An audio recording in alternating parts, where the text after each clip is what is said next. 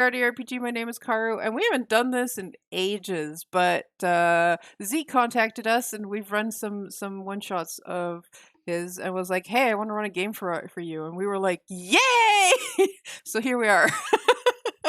um, yeah. So this is gonna be a one shot. It's gonna be a level 20 one shot, and I'm sure no one has built any kind of weird game breaking level 20 characters. Gaz. And Called out. I mean, Oh, I think I pointed. Be the wrong way. insulted, but There it's we go. reasonable. you're the one that always comes to me when I go, "Hey, high level one shot," and you're like, "So I have this idea." How can I tear this to a million pieces? already. Yeah. So in this case, we usually when we do one shots, we mix a one shot with some kind of third party content for character creation. But this time we're going back to basics. So at the very least, Zeke doesn't have to deal with some kind of, I don't know, deep magic bullshit. So there's that. We're just testing the limits of what can be done with the basic books. And well, we're not showing off that today. We are still sponsored by Roll20, who thanks to Roll20, we made our level 20 characters in record time because it takes a while to make a level 20 character from scratch. But if you have the character mancer, it is so much easier, especially when you can drag and drop spells from the compendium. It is so nice. So totally recommend that. You do need to buy the books, of course, again, because that's just how Wizards of the Coast works. But, once you have them, everyone in your party can use them. So there's that. And they're doing, if you subscribe at the pro level, you also get some free shit every month. This month's offering, or at least this current offering, which might change because we're in a new month and every month they change. They have an Ember Hill bundle from Crossland, which is this like huge map of a city in the mountains with interiors and everything. It's really cool. So you get that for free. It's got like 3 levels worth of interior content plus the roofs. And I tested it out. It's really detailed, and I'm looking at where to put it in my own campaign just to get to use the map. And they have a collection now of cozy games. So if you like cozy games, go check that out on the marketplace. Or you can check out our stuff. I have a bunch of our stuff on there that you can buy. But yeah, that's enough for Roll20. Introductions, I guess, starting with Zeke. Hi, I am Zeke Gonzalez. I am a scientist and a game designer that has mostly specialized in 5th edition material, and I am currently crowdfunding the level 20 adventure that we are going to play today, which is called Curse of the Extinguished Sun. You can find me on socials at Fantasy Ecology. And Hi, I will pass it to Garm, yeah. Hi, I'm Garbreak1. You may know me from the cool crowdfunding series, which I should probably have Zeke on to talk about this module that we're about to run. We'll get to that, don't worry. I am playing Yaris Soulsun. I am a Sun Soul Monk. It's Soul like S-O-L, like the sun. And then, anyway, I punch things incredibly hard and from a distance. Guess? Hi, I'm Gaz. I'm here to be pained by Garm's puns. I mean, I'm here to play Galatash, a wizard with a single troubled level of warlock history in there somewhere. Karu. Hi, I'm Karu again. I'm playing Amaris Durothil, a level 20 war domain cleric who in his youth, well, he grew up in Barovia and then managed to break free and was like, "Yay, the sun!" because he follows the Lathander. And now the sun's gone again, so he's kind of ticked off. It's like, not this shit again. Here Matt. we go again. I'm Matt. I'm playing Stinging Nettles, or Nettles for short, a College of Swords / see what I did there, bard / swashbuckler rogue, tabaxi, and certified pest. Hi, I'm Sho. I'm playing Stray, the thief rogue, who had spent most of his life trying to run away from vampires and instead wound up running into vampires on multiple occasions. Sorry, not sorry, Amaris. You're gonna have to deal with me again. Good luck. Wait, I do steal Amaris and Stray know each other? From I ran Barovia from my land, yeah. hometown. Ran from my Oh. hometown, accidentally fell into Barovia. I didn't know the Belmonts had a cat. I mean, Well, Garm, they I don't. did.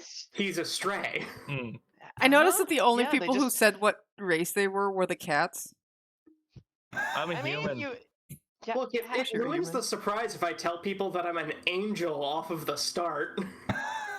A divine messenger of the deities. Oh, It's what? okay, Gaz. Or at least a wizard pretending to be one.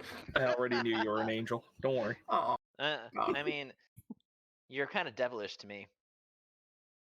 Yeah, no, that's fair. Okay, so are we ready to get started? I just want to Hooray. double Yeah, check, sure. because Theo said I was a bit loud, so I lowered my volume. Is that better? I don't know. Oh.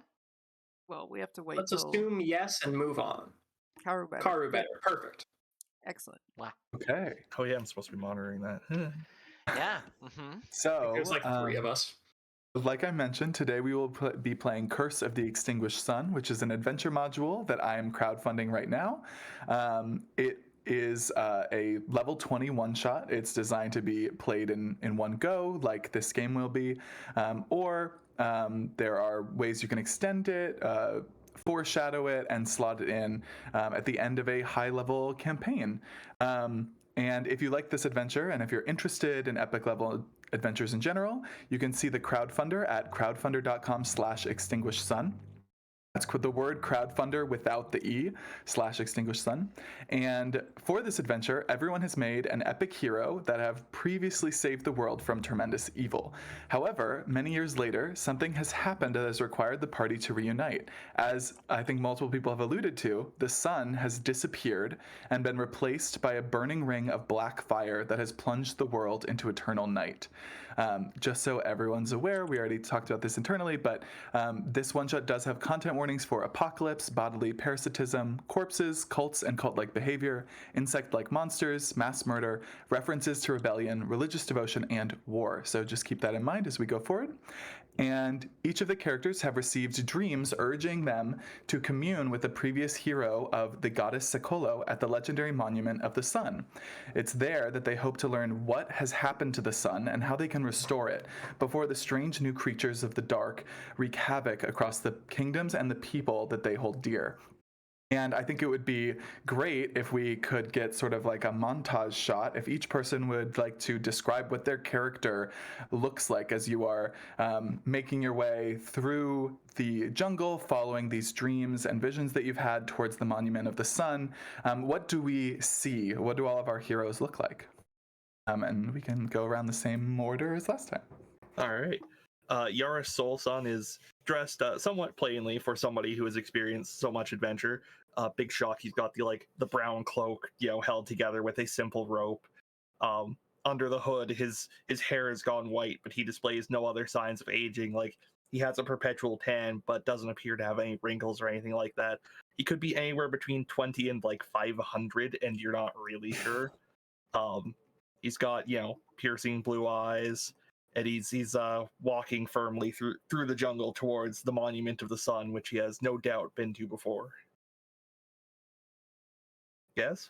I need to ask first how big this monument of the sun is. Like, does it tower over the jungle, or is it like hidden inside all the trees? It is underground. Oh, okay. So Galatash is an angel. He stands 8.5 feet tall. He has 4 magnificent white wings just kind of trailing behind him as he walks through the jungle. With every step he plants his staff down next to him. He's got like opalescent, almost shimmering skin. His eyes glow blue from the pure magic inside of him. Dear Lord, I feel like a chuny. And he's wearing white leather armor studded with little rivets of silver. Okay. Amaris is wearing well, he's got like white short hair. Can't remember. I think he has gold eyes. Yeah, he has like orangey gold eyes, kind of like, fiery eyes. Very pale skin, cuz he's a high elf. One of and he's got a rather shiny looking custom made plate armor, and a kind of like a coat underneath it, that is white with like gold and red at trim, and has this design of like a gold dragon on it, like on the like front sides, and then like a little like red capelet thing like underneath the pauldrons, but on top of the breastplate kind of thing. Yeah, a tabard. Yeah, but like a short, like a capelet kind of thing instead of a Mm. proper tabard. And he only has like a hilt on his belt of his weapon, because it's it's got a blade that comes out. And he's not very happy. He's probably sweating profusely and refusing to take off any bit of the armor. Despite that. Wait. Carter, so you have a character with a hilt that projects a blade who harnesses a force greater than himself to save the world. Are we sure you aren't a Jedi? Oh, I thought Garm was the Jedi. Anyways. No, Garm is sending me horrific things in DMs. Garm, would you like to share with the class? Okay. Garm, you want to tell people why I had to mute myself? I said Gaz at the DM saying, I guarantee you, Yaris's butthole is tanned. Why? Oh, Lord. Because it Oh broke my me, and God. Garm will do that to me. Of course. Yeah, you made me get unfocused. Your camera Laughed was so just hard you trying to broke the delete that. camera. Your camera was just trying to delete that from your mind. Oh dear. I'm Matt, sorry, Why? Car, you're NSFW now. It's like this is where it's focusing for some freaking reason. how did Nettle The get to the camera needs temple? glasses. Oh, Oh, there we we go. go. Okay. I don't know what. How did Nettle get to the temple, Matt? He would have been walking. This, unlike some of the rest of y'all, desert is kind of a natural environment for him. He is a caracal-like tobacco, so he's got the big ears with the big wisp tufts at the end that are flopping around all over the place. Several earrings and one large hoop earring in each one. Kind of dressed, very lightweight, kind of teal and purple, kind of loose pants, almost like a crop top. Kind of red sash around his waist.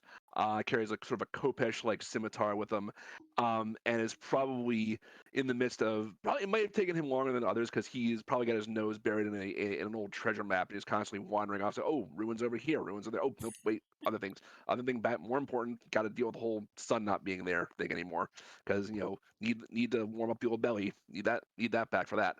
But he is very much very just loses focus on things very quickly. Bit of the zoomies going on as well. Oh man. Uh-oh. Oh no.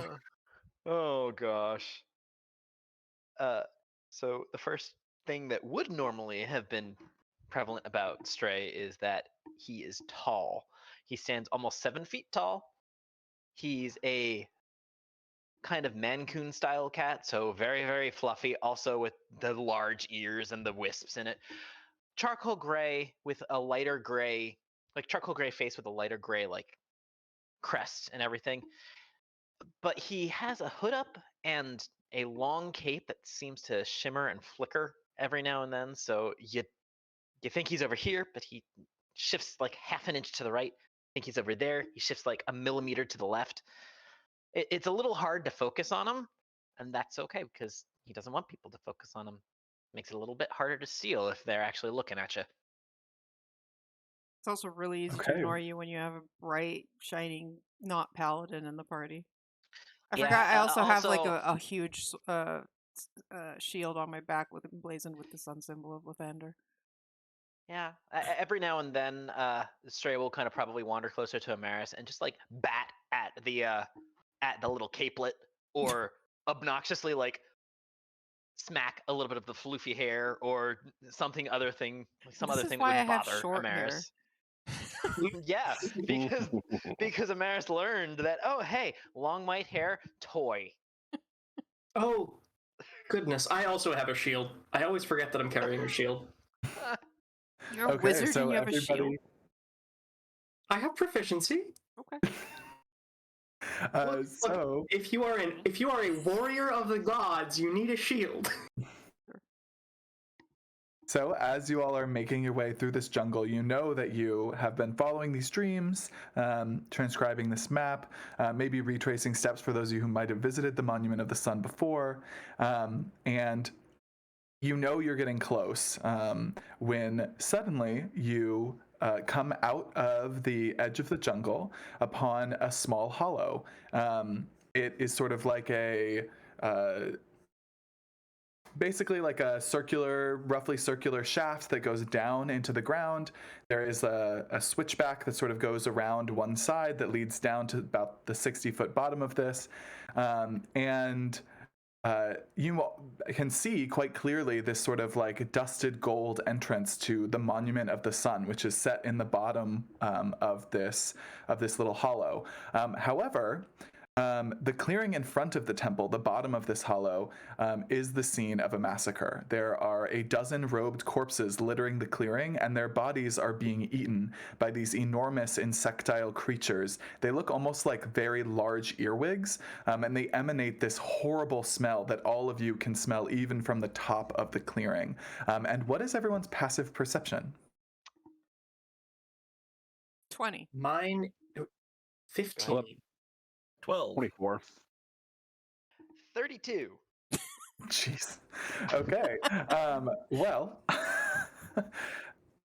those of you who have a passive perception or of 25 or higher also notice that near the center of the clearing, there is a very thin seam in reality that is sort of, it looks like it has been torn from above the pit to the bottom and maybe through the ground of the pit, but it is almost like this very thin seam that occasionally you can see flicker the dark edges of something, as if it's like a closed or partially closed portal of some kind.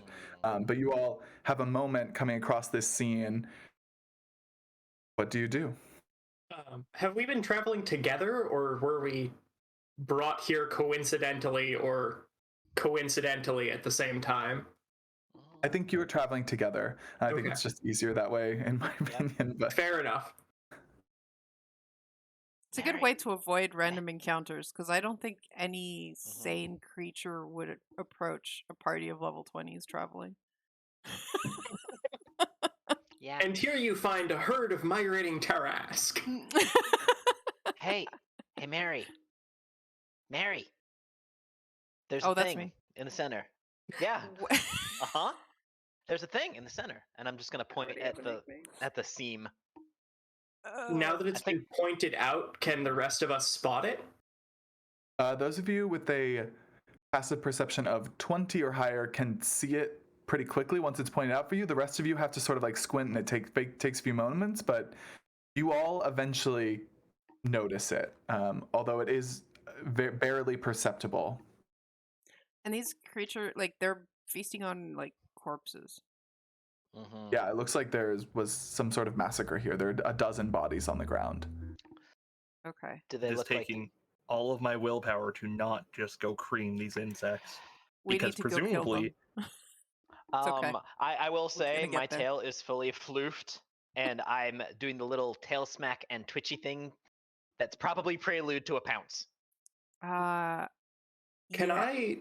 Can I roll Arcana to see if I have any experience with this presumably closed portal? Sure, absolutely. Go ahead and make me an Arcana check. 18. I rolled a 2. 18. Oh, I have no wow, idea your what this bonus. is. Okay, an 18.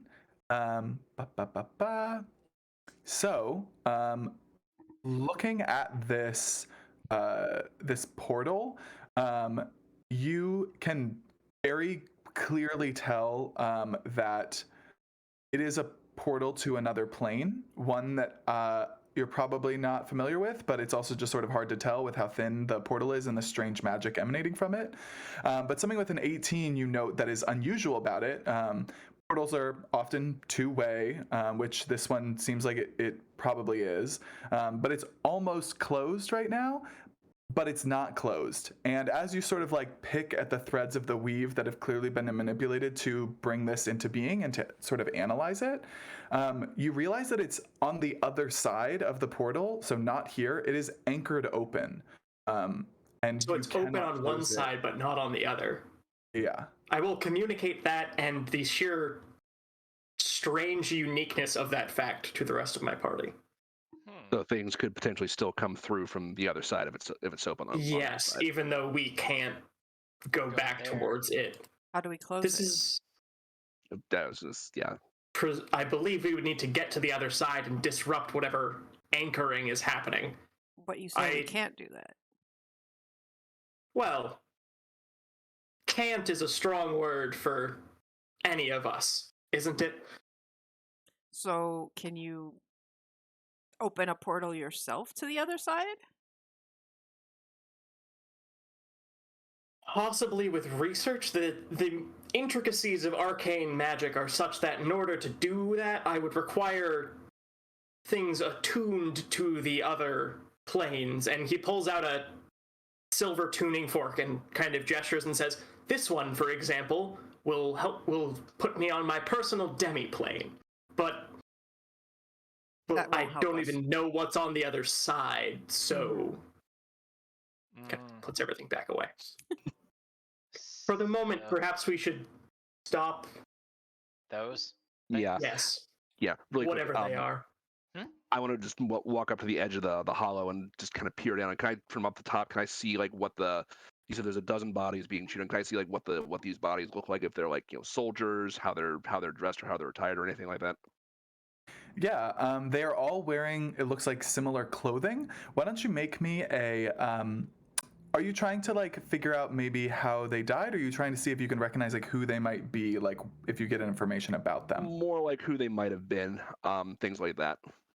I would take a history or a religion check, whichever you prefer. I'll do history. 14. 14, you said? Yes.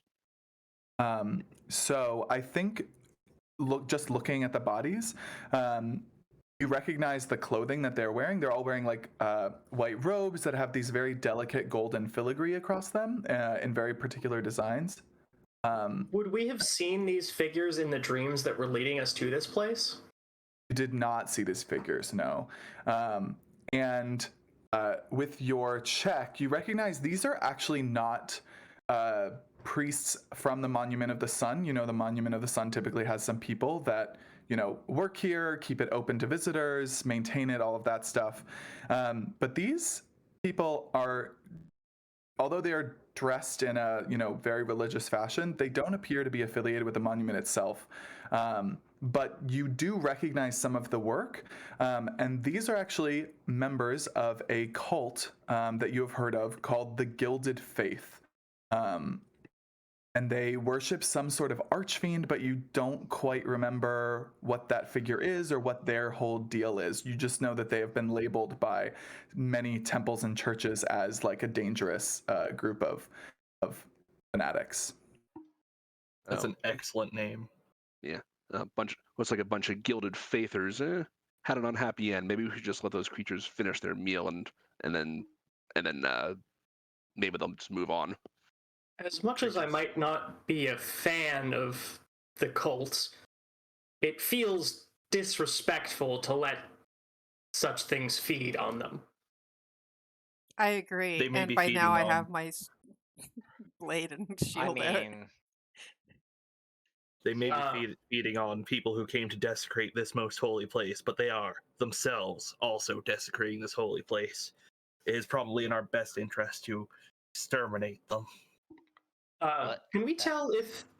Does it look like the Gilded Faith died with a fight, or peacefully? Oh, that's Was this like a ritual to open the portal?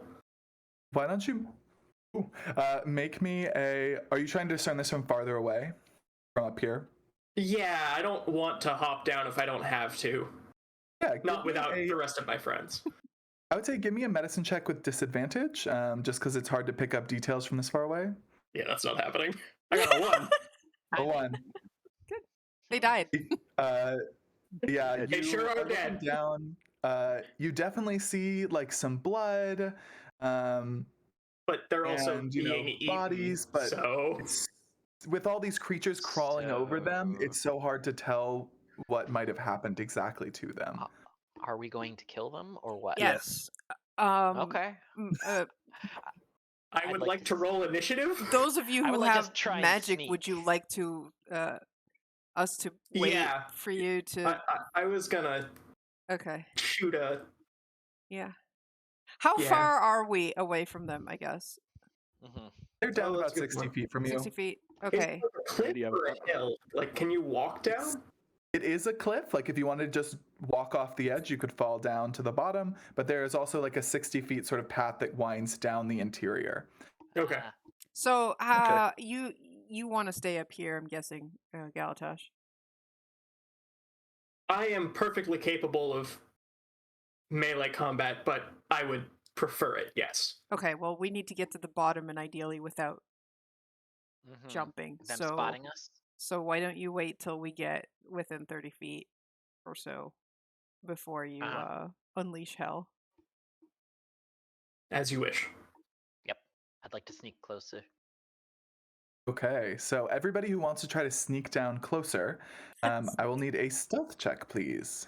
How quickly are we going? Rest of the group. yeah. Ideally, yeah, we're trying not to make a ruckus, but I'm in full plate armor, so I make no problem. I'm Yeah, waiting up. I know. I'm waiting up top with Galatash. Okay. Oh, okay. I'm Do a you guys monk, I can have pass without trace? You know, What? little, I qu- so much little don't. quick. No. No, I'm a cleric. That's fine. As long as we don't go full speed, I can sneak real well. I mean, I can sneak well already, but You're not the problem here. I am. yeah, I know. The full plate cleric is the problem. Oh my god, how did I you? rolled a 10. All right. It's not bad for full plate armor going down a steep cliff. Okay. As opposed to my 32. Okay. So the group of you make it to, you just move slowly and quietly to the edge where that path starts going down. And then as you begin making your way down, right away, Karu, what sound does Amaris make, or what do they do that sort of catches the attention of these creatures?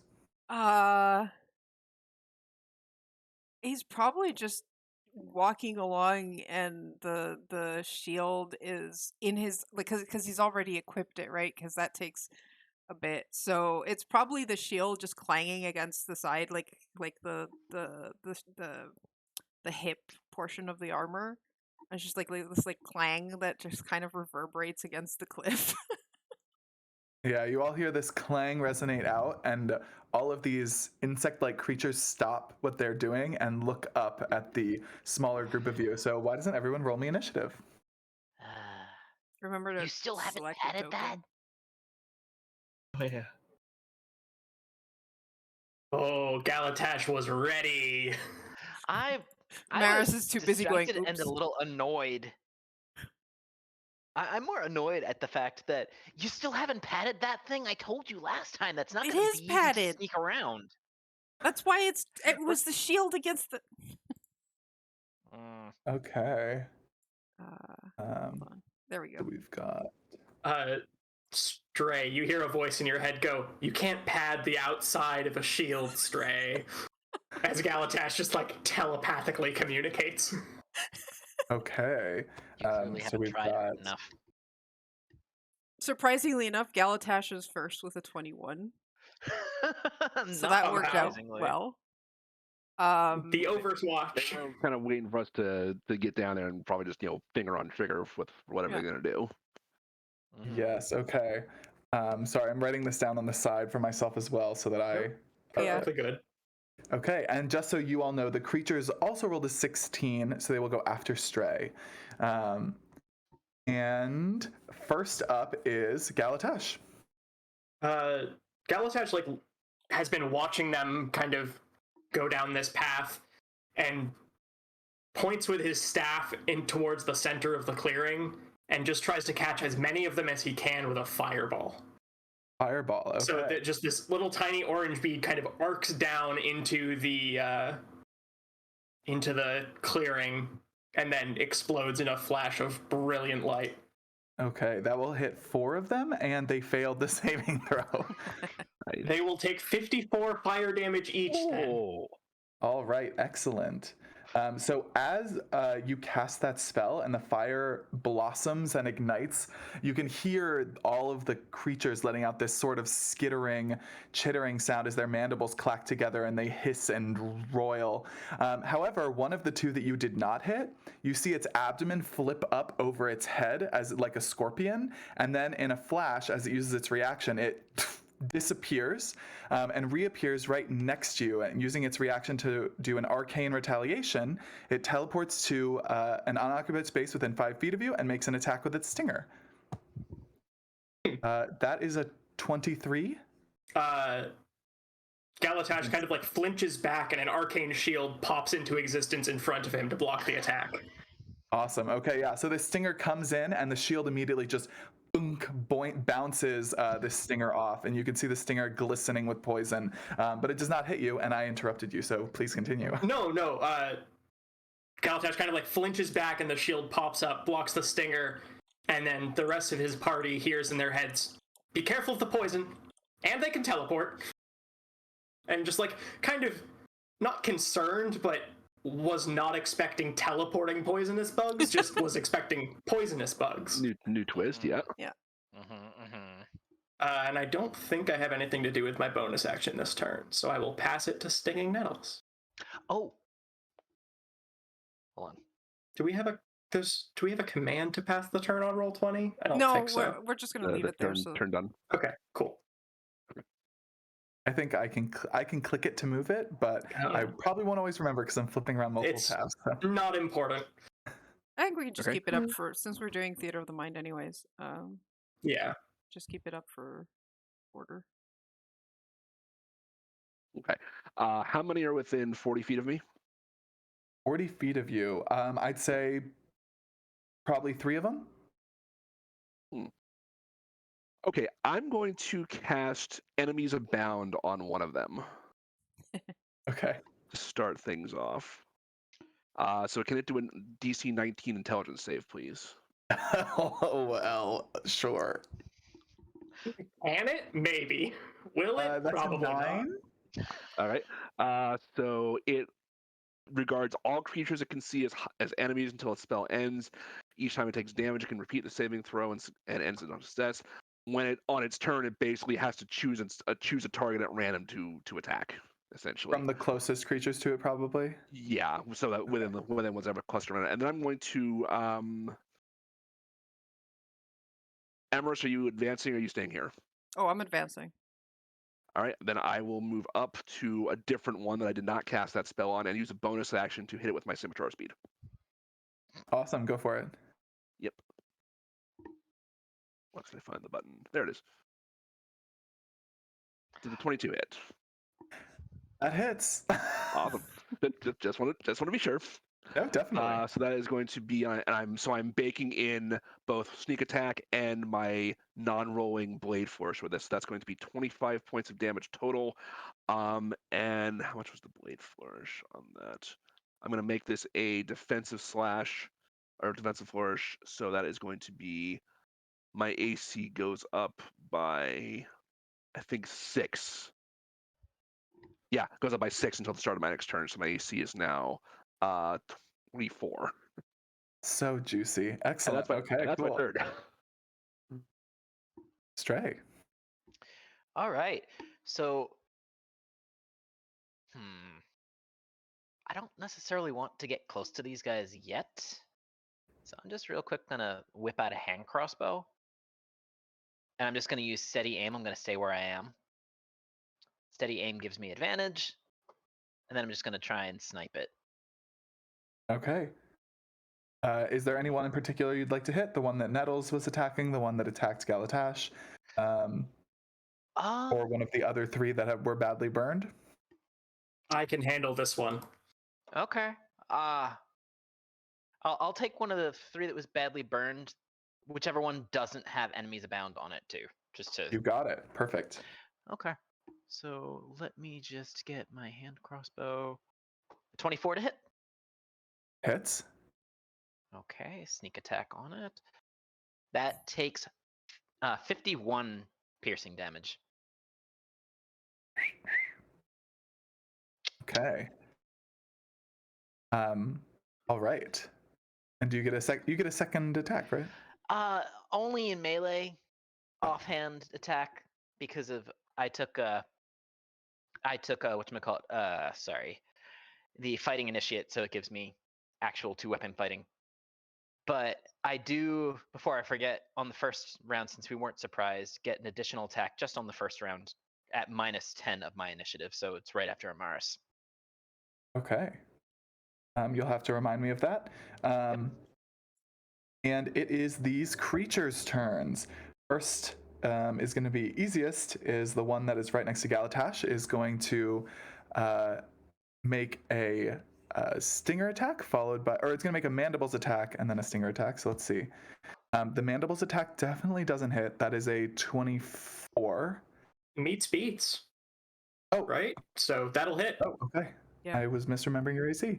Okay, so the mandibles slash in, sort of cutting through one area of the shield and hitting you for 24 slashing damage. And then it is going to make an attack with the stinger. Oh, that's a 25. Wow, okay. Sure Maybe you I can can't handle this one. It's okay. I'm still up there right beside you. Oh, that's true. Yeah. I've got. And do you take poison damage in your form? I do take poison damage. Okay, so then you are going to take a total of 25 points of piercing and poison damage. Okay. And I need you to make me a Constitution saving throw, as it is implanting you with eggs. A 21? A 21 is sufficient. So you are not implanted with eggs. Hooray! Yeah, I'm a fan of that. Good cause to celebrate. And that is that one. Let's see. The one that has been enemies abounded goes up to one of its fellows and makes 2 attacks, both of which hit, one of which is a crit. So Nice. I will 1, 2, 3, 4, 5, 6. That is 54 points of damage to its friend. And let's see if it implants its friend with eggs. It does not, thankfully. Well, thankfully for that guy, but not for you. Unfortunate. And the other one sort of like turns at it and like hisses. It like clicks its mandibles together, and you get the like "What's up, man" vibes from that one as it sort of scuttles away, and the first one takes an attack of opportunity and hits it again. Oh my god! For another 30 points of damage. Jesus, that was almost max. And you all see as your new buddy kills one of its fellows that had been burned in the fireball, just pouncing on it, biting it, stinging it, and it sort of like collapses and just sort of twitches out, leaving only 2 more. And I think one of them, Stray, you're at a distance, right? Yes, correct. But you have magic items on your person? I do. Okay, so you see one of them sort of turns and looks up at you, and its eyes sort of like glitter, that multifaceted compound eye, and it teleports, reappearing behind you, and is going to make an attack with its mandibles. That's a natural 1, does not hit. Oh, good. Oh. It would have been disadvantage anyway. Oh, that's right, disadvantage. Thank you for the reminder. The second one is better, but I still probably not good enough. That is a dirty 20. Oh yeah, that'll hit. A dirty 20 I'm will not. hit? Okay. I don't have heavy armor on me. I just have an 18. Ooh, I mean, that is that's the good same to as know. full plate, show. I think you're good. Oops, I rolled the wrong dice. Okay. Oh, That was a dirty 20 with disadvantage, too. Yeah, that's Yes. brutal. Yeah. It's Oh. yeah, tier 4. Yeah. Really bad Hold on. insects from another dimension, you know. Zeke. Never mind. Continue. Oh, sorry. That is a total of 20 points of piercing and poison damage. All right, I'm going to use Uncanny Dodge to half that. Excellent. And I'd also like a con saving throw from you, please. Okay. Is this technically considered a magical effect? Just out of curiosity. I don't think so. I would call Okay. it a biological effect. Well, shit. Uh-oh. You know what? Uh-oh. No, I'm gonna use Stroke of Luck. Okay. Because if I fail, oh, it's an ability check. Never mind. Damn it. Okay. All right. So I'm not going to get into the details, but you are implanted, and I will keep track of that for you. Oh, this one's gonna die. All right. And that was all of the mage stingers. It is Yaris's turn. All right. I'm gonna punch the one attacking our wonderful wizard friend. Well, Absolutely. our wizard friend. I'm gonna punch it hard. It's gonna be a 30. Oh, yeah. Just 11. 11. Oof. Those were not good rolls, my friend. No, they weren't. I'm gonna go ahead and assume it's still standing. Yep. All right. I'm gonna flurry of blows this, so I spend 1 key and I can attack it 2 more times. Die or whatever. 25, Also hits. 13 radiant, Nice. and 26, 12 radiant. Hey, Garm. Yeah. How many? You have the extra attack feature, right? Oh yeah, you're right. Yeah, I was gonna I got say, one more it's attack. Surely you can attack more than once. Oh, Well, a 13, which is an at 1, so that fails. A 13 does just miss, yes. I punched through the part that I punched before, unfortunately.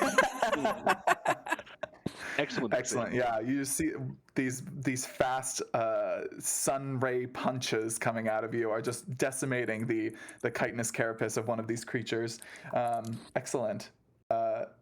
Anything else on your turn? Galatar, do you require my assistance further? Galatash, sorry. no. Great. I'm ready. I'm going to jump down the hole Okay. and use my reaction to use slow fall. Okay, awesome. What does that look like? I jump down the hole and about halfway down, I explode into like light, which is an actual thing I can do. Oh, it's a bonus action, I think. Yeah, okay. I can't restore the light in the cool way as the bonus action, but like, Flavor is light free. up. Yeah, the stylish light is free. I'd like slowly float down to the bottom and land, relatively gracefully, and get ready to punch many a thing next turn. Excellent. And it is Amaris. I'm gonna go feed my cats. Okay. Okaru, I can't hear you.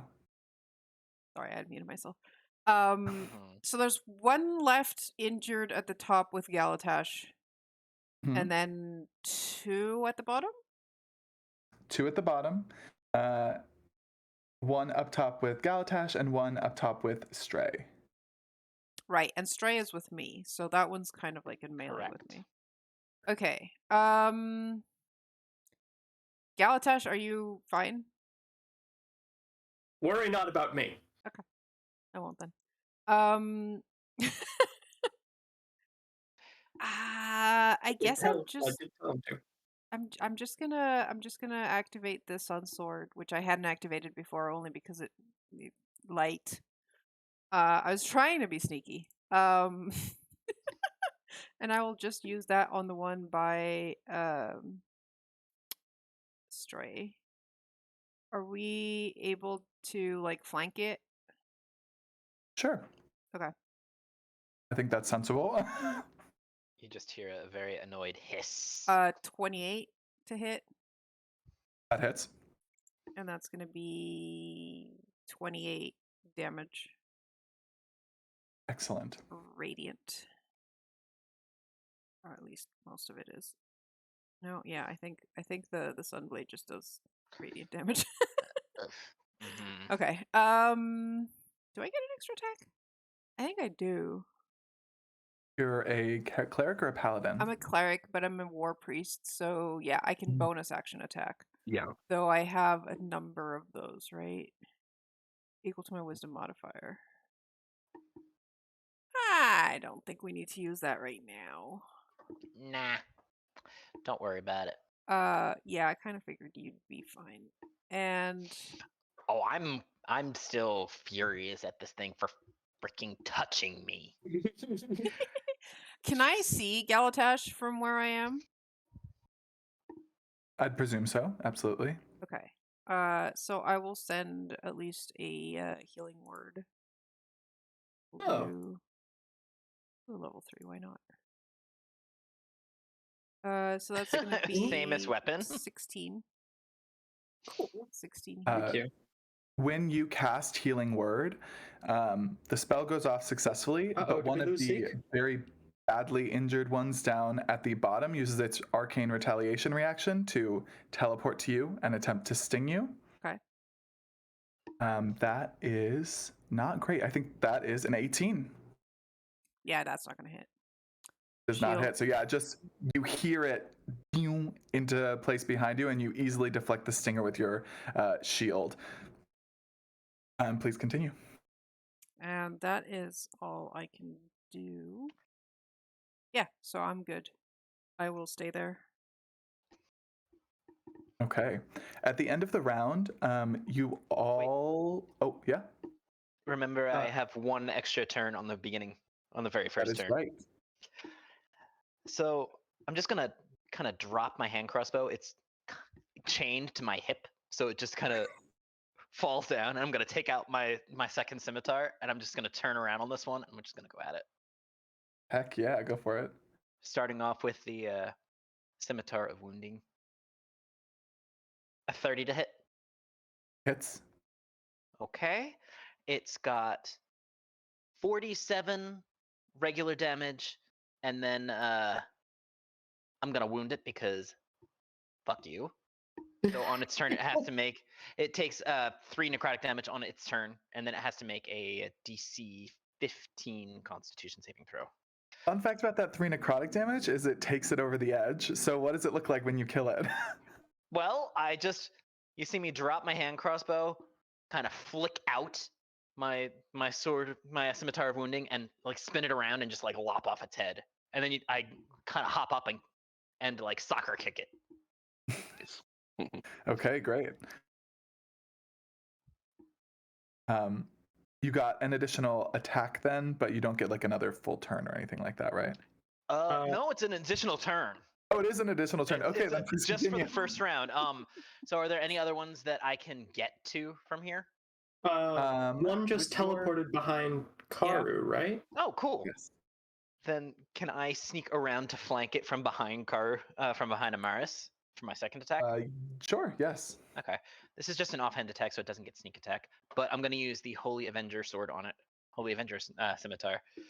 So there's this. A 31 to hit it. That hits. So 10 slashing, and if it is an undead or a fiend, I think it is. Undead or apparition. Hold on, let me double check what it says exactly on this sword. You think I would have memorized this. Radiant against undead or fiend. Radiant or undead, yeah, against undead or fiend, it takes an additional 18 radiant. So yeah. Okay. It does not seem to take that damage, so you figure it is not one of those types of things, but Cool. You did get a good slash on it. Mm-hmm. Cool. And I am done. Okay, awesome. At the end of the round, those of you with a passive perception of 20 or higher see that sort of like faint, thin seam of the portal ripple, and very faintly you hear this beautiful, almost like crystalline sounding song that begins to very, very faintly, like an undertone, emanate from that rift, as if something on the other side is coming closer and singing. But nothing happens there yet. Oh, I don't And like it is this. Galatash's turn. Um,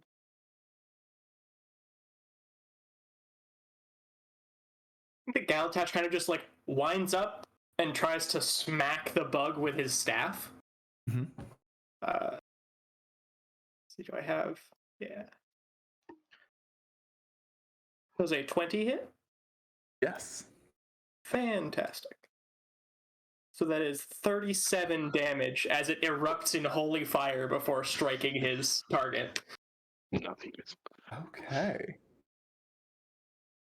What does it look like as you destroy the bug that was right on top of you?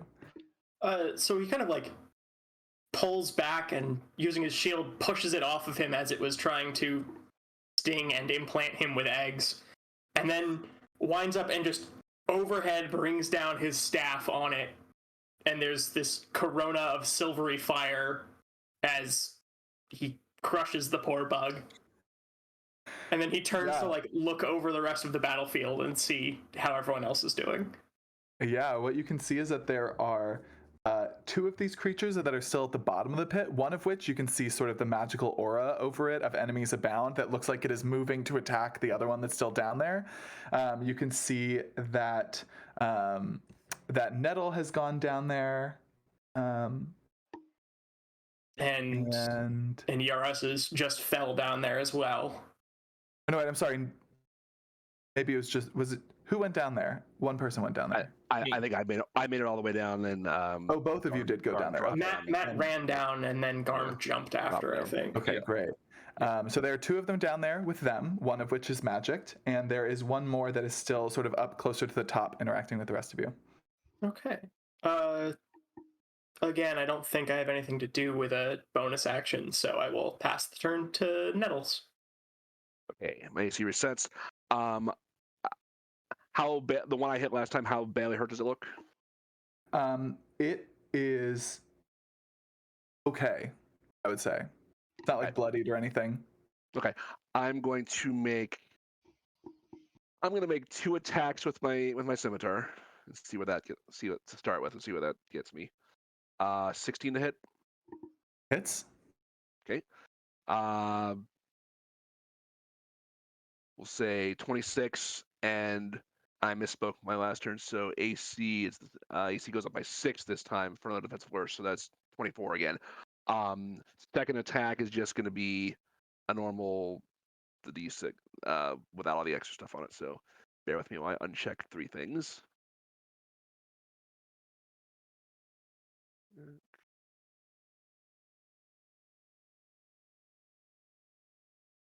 $29. Woo.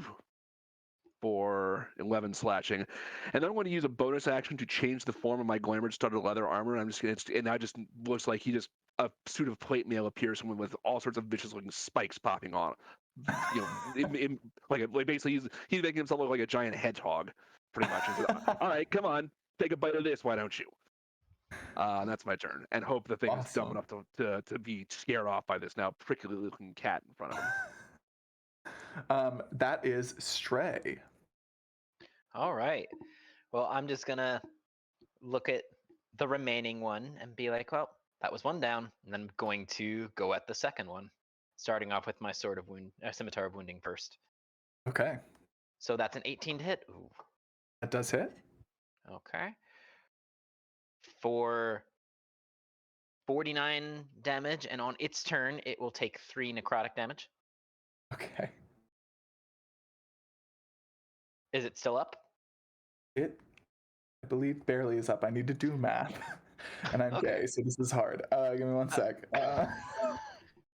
Okay, yes, it is still up. Okay, that's cool. I'll just bring my Holy Avenger sword to bear against it then. For a 28 to hit. That does hit. And it takes 14 slashing. Ignore the radiant. Okay, that one is clinging to it. Really? You little bastard. Is that the end of your turn? Yep. Okay. It is the Mage Singer's turn. The one that is still up is going to start with a mandible attack against Stray. Mm-hmm. Ooh, that is a 29. Disadvantage? Oh, you're right. Thank you. That's a 27. Okay, that's fine.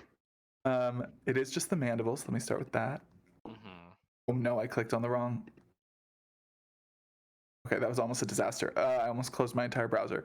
That is. Oh, I rolled the wrong dice. That is 17 slashing damage. Okay. And then it is going to turn on Amaris, and it is going to try to hit Amaris with its stinger. That is a 16. So again, you just are able to deflect it easily. Like that, you see this thing. It is, it is advertising its blows long before they come to bear on you, and you're just clanging it away. And the one that is tangled up with nettles down below is going to make a mandible attack first. That is a 24. Oh. Hits. Okay. And that mandible attack will deal 17 points of slashing damage. Okay. And then it will make a stinger attack. Oh, that's a natural 20. Oh dear. Rank. I don't have disadvantage against you, do I? I don't believe so. I'm using Uncanny Dodge on this for sure. All right, cool. Just want to make sure I'm not cheating. Okay, so that's. Do I need to separate piercing and poison damage for you, or should I roll it all together? Good question. Does Uncanny Dodge remind me, does Uncanny Dodge, does it do everything or just only physical or? Everything, I think it should be. Everything. Yeah, just so that you can use your reaction to have the attack's damage. It doesn't differentiate between types. Okay. Okay, Yeah, so. Brilliant. So it would be 55 points of damage, piercing and poison damage. Yeah. But you're going to have that down to 23? 22? What do you, are you running up or down? 22. Okay. You take 22 points of damage as that stinger hits, and I need you to make me a con saving throw as it tries to implant you with eggs. Okay, yeah. Oh, 9. no. Okay. You are also implanted, and I will just make a note of that. Immediately starts making hairball noises. Yeah. Sucks, don't it? A little bit. And the last one that has been hit with enemies abound, I am going to roll a die to see if it goes for Yaris or if it goes for the other bug that is also nearby. So we'll say odds for Yaris, evens for their bug. Well. Okay, so it goes to Yaris. And actually, Yaris, that is a... I was just saying, I'm just checking the spell. I may have needed to. That's a concentration, so I need to roll a con save for that, don't I? So let me. Not that it might matter, but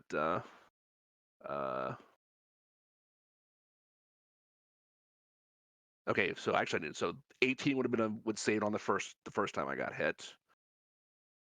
20 would save on the second time, I think. Okay. Yeah. So it's still spelled, but it goes after Yaris. Okay. Sorry about that. Okay. So it does attack Yaris. Okay. So that is a 17 on the mandible attack. That misses. And the stinger attack is going to be a 27. That hits. Okay. How long will it take for me to remember? Do I separate poison and piercing damage for you? I do not take poison damage. Okay, then I won't roll it at all because you're not worried about it. So that is going to be, wow, this makes it so measly. That's 9 points of piercing damage. And I need you to make me a Constitution saving throw, please. All right. 27. 27. So you are not implanted. And I also don't think, I'm not sure if I can be because of my various weird immunities being a monk. I guess it would count as probably a disease. So yeah. Okay, so it wouldn't have mattered. I was looking this up while we were waiting. It is that was the end of the mage stingers, and it is Yaris's turn. All right, I am going to get Holy Solar Vengeance on this thing, and I'm gonna punch it. Actually, first off, I'm gonna use my bonus action to ignite the inner light within me. So it's bright light within 30 feet, dim light for 30 feet beyond that, and anything that hits me with a melee attack, takes radiant. I can make them take radiant damage. So, that's cool. Excellent. And now I'm gonna punch it. 30. I'm gonna go ahead and assume that hits. Yes. 14 radiant, and my extra attack 14. Does that hit? Do you want to attack the one that has been enemies abounded, or are you the one that just attacked you, or are you The one that just attacking attacked the me. one that that Nettles was also attacking?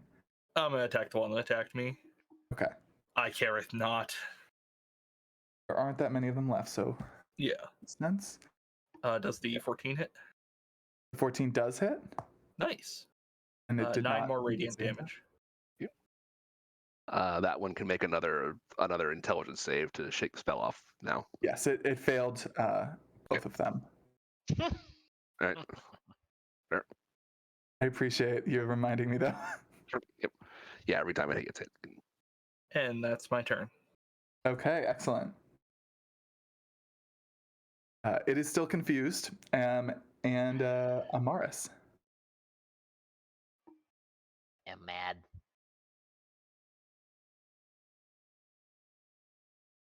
Karu, you appear to be muted.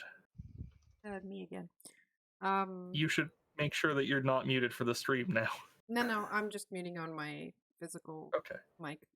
I Gotcha. also had the cat at one point step on the up volume of my dongle.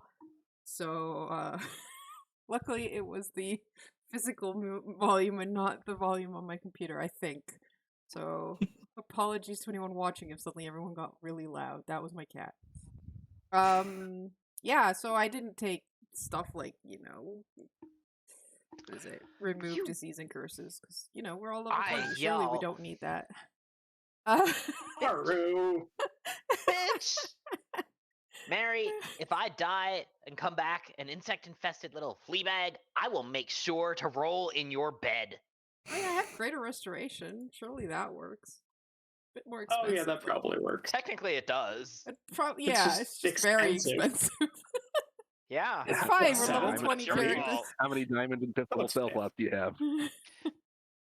I mean, you're all of level them 20 right now. adventure. I'm sure you have a bunch. I do want to point out greater restoration does not do anything for diseases or curses. Just don't get Oh, it cursed. does curses. It doesn't do No, it diseases. does. Oh. I thought it did. I Nope. did. Okay. Exhaustion, charmed, petrified, curse, reduction to ability scores, or reduce hit points. Oh, okay. Do you Nope. have lesser restoration then? Yeah, I do. That does it. I think that deals with disease. Yeah, Yeah, I it took lesser does. restoration too. Then you'll be fine. Weird. Yeah, one disease or one condition afflicting it. Yeah, there you go. See, lesser restoration. I don't even have to Okay, spend gold you're on it. you're forgiven. I don't have to shit in your boots. I might still Excuse anyway, me. though. Yeah, I was just commenting on how monks and paladins get that like purity of body thing where they can get poisoned by high levels, but clerics don't. I do because I'm war domain get resistance to bludgeoning, piercing, and slashing damage from non-magical weapons. So we'll see how that comes into play at some point. Look, I don't even get immunity to poison, and I'm an angel. For all those non-magical weapons that you're likely to encounter at 17th level. 20. Yeah. Yeah, I forgot that I have that as well, and I'm like, do I worry about it? No, it's like 10 hit points. Whatever. Sorry, whose turn is it? Mine. That's why I tangented. So what's alive? The one beside us is like really, really wounded, right? And then there's one at the bottom. Yes, there's one up top with several of you, and there are two below, which are being tangled by Amaris and not Amaris, by Nettles and Yaris, respectively. Okay. So I will try dispatching the one by us. Not Sunbeam, Sunblade. Quite the same thing. So that's gonna be a 31. Definitely hits. Wow, that was a shitty damage roll. Wow, That's 20 to hit. Radiant. Sorry, 20 damage. What does it look like when you destroy it? I'm just gonna dissect it with the blade, just top to bottom. Steaming, falls apart, Yeah. squirming. You get the picture. So are the two down there like wounded, or are they like still doing okay? Been cutting up one of them. Garm's punched a couple. One of them. I think the other one's just about hasn't had much done to it yet. Okay. Because if enemy is bound, nobody's Right. touched it aside from Right. Garm. All right. Well, in that case, I'm just gonna They got fireballed earlier, so- move 30 Yeah. feet to get closer to them. I think they're at 40 feet away, so I don't quite make it to them, but I make my way to the bottom basically of the cliff. Okay. You make your way down towards the bottom, and at the end of the round, time to scroll back up to my read aloud text. You can all see that that previously barely imperceptible rift in reality tears wide open, revealing a strange and darkened landscape. An enormous snail-like monster with a shimmering shell and a long, fleshy body covered with spines and teeth emerges from the portal. It is releasing a discordant and unearthly song that makes your head swim. And as it emerges, I need everybody to make a intelligence saving throw as you feel that song make your head swim and your body feel numb and weak. Is Oh, this no. a magical effect? Oh, This is a magical effect, and it is DC 20. thank you so much, show. Success. Nope. Woof. We have some Oh. issues. I'm gonna spend 1 key point to re-roll my saving throw. Oh yeah. I'm just Oh gonna. no. I'm glad that I took that Holy Avenger sword because Is this a charm or frighten effect out of curiosity? It is not. Oh. Okay. oh. Oh, it is a magical effect, but it is not a spell particularly. It's spell like. Well, is it a spell? Is it a spell?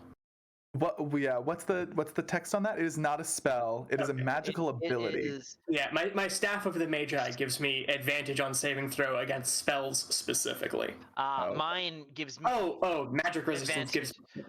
I was gonna say, and mine gives me advantage on saving throws against spells and other magical effects.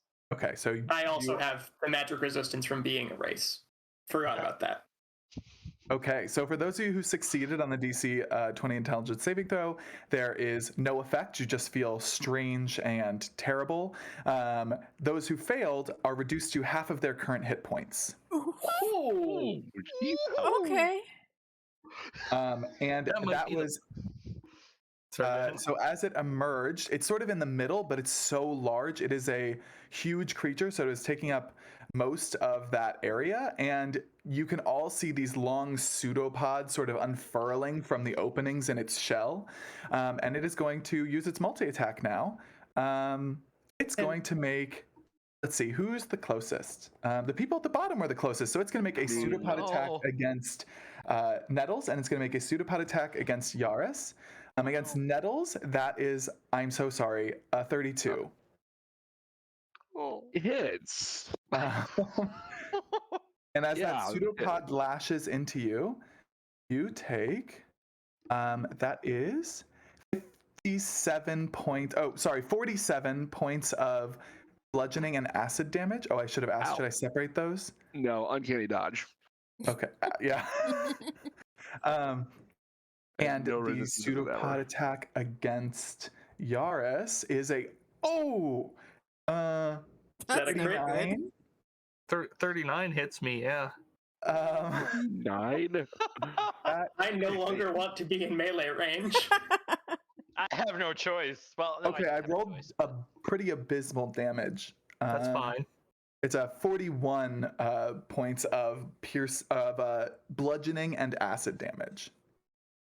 All right. I don't get nothing against those. I am, however, going to use my reaction to spend a charge from my Blood Fury tattoo and use my Inner Rage to give it a melee attack with advantage. Oh, So, yeah. Get punched. 21.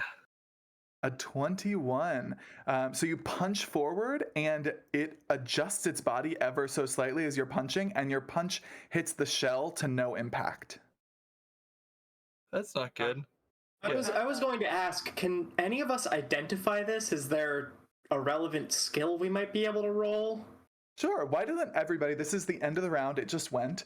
So why doesn't everybody roll me an Arcana check? Ooh. I'm supposedly good at that. Garm, you took I'm not. you took half your damage, half your HP in 5. damage, didn't you? No, I didn't. I Oh. I did. passed that. Garm, yeah. Re-rolled with key Face. stuff. Rerolled. Oh, okay. Yep. 35 to be Oh. smart about it. 20 natural? A With your natural plus 20 and a 0, 35 Stray? will both definitely be smart about it. Yeah, so It's a bug. I hunt bugs. Apparently. That's true. Cat do hunt bug. both Stray and Galatash, you have seen or heard of this creature before. This is an opal lasher, which is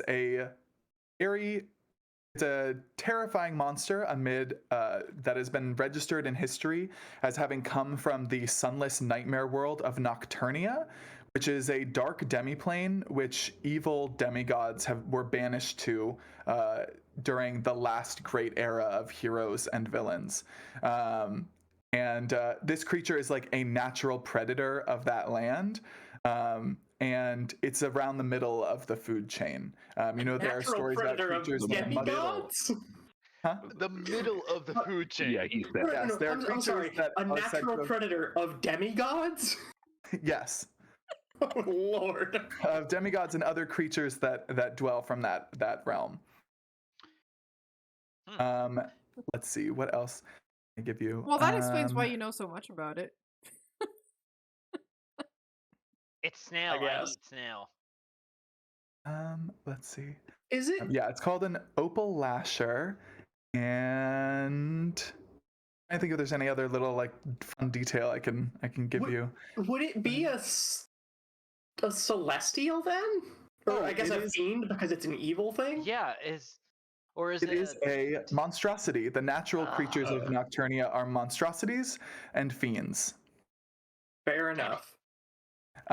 So there you go. That's a little. You recognize it when it comes in, and you go, "Oh, dear," possibly. Not to speak for your character. And it's Galatash's turn. I think it's a little more vulgar than that, but yeah.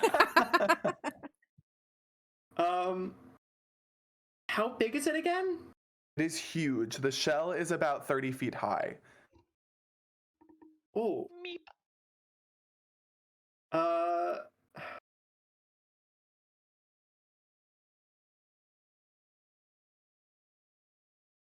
Sorry, I need to look something up real quick. You're fine.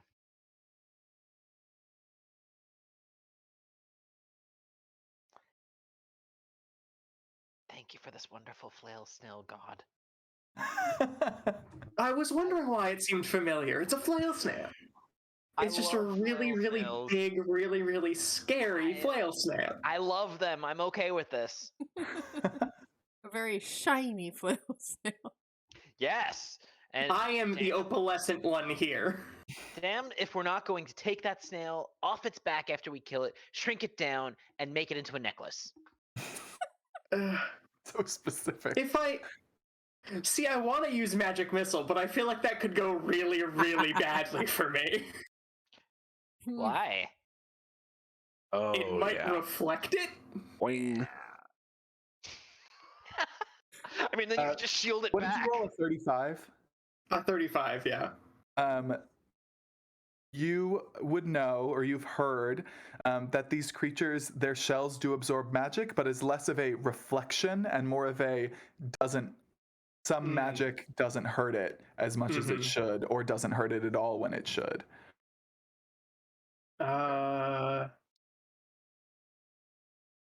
Goodness. This is so cool. I'm digging this. Yeah, I'm sorry. I'm having a bit of decision paralysis here. I don't. Not a problem. It's not like It's we're okay, it going gives me anywhere time until it's to- done. Gives me time to think if I want to do the horrible fancy monk stuff. 90 feet. Okay, so I think Galatash kind of like flaps his wings and kind of like gracefully drifts over the creature, but not. He's like probably, it's 30 feet tall, so he's probably like 40 feet above it, like 60 or 70 feet off the ground. And then just kind of using the hand that's got his staff, but instead of pointing with the staff, he extends one finger and points down at it, and a wall of blades encircles it. A blade barrier. Nice. Spinny blade wall. Oh well. Only So I need a dexterity save from it. Excellent. Yes, that is suitably epic. Dexterity saving throw. That is a 17, which I don't that think makes it. succeeds. it makes it. Yeah. 17? Yeah. Okay. My planetar stuff does not have a very high Oh, DC. duh, you are not full wizard right now. You are in angel mode. No. Okay. Yes. Yep. So, that succeeds. So, But it will remain for the next 10 minutes. And because I am an evocation wizard, I can actually say that it does not affect up to 7 of my allies. So the blades will not cut my friends, only it. that is awesome. Okay, very cool. But it will cut the other bugs that were down there. Yeah. Yeah. If any of them are still alive? They are. Yes, 2 of Yeah, them are there's still 2. alive. Oh, does that mean that they also have to make that save? Or Yes, on I their just turn? Are you repeated it. including If they are in the area, yeah. I kind of just made a ring around the opal lasher to Ring try to stop it from, murdering my friends. Yeah, it takes up so much of the space and down there that I think it's totally fair to say they were also hit. One of them succeeded and the other failed. Okay, so on a fail, they take half, which is 38 over 2, 19? Mm-hmm. Yeah. Nice. Yep. So Yaris, the one in front of you, gets pretty messed up by these blades that suddenly descend from everywhere, but they just dance around you. And the one that is fighting Nettles takes a little less. Okay, awesome. Anything else from you? Nope, that's it. Okay, we are on to Nettles. Oh, there are so many things I want to do, and I can only do so many of them. Okay, I'm going to cast Irresistible Dance on the giant doom snail. So it's not going anywhere anytime soon. Have fun dancing in a spinny blade wall. As much as a giant doom snail can dance, I suppose. It also has a disadvantage on dex saves and attack rolls, so it's going to hopefully have a harder time getting out of this thing now. Oh, that's wonderful. Oh, and it doesn't get a It's so chance. great. It has to use an Nope. action to try to Yeah. stop itself. Yep. So at least No saving throw on that one. for at least one turn, it's screwed. It's almost as screwed as I am at the moment. Bonus action. I will make one more swat at the one nearest me that I've been chopping up. Everything's on.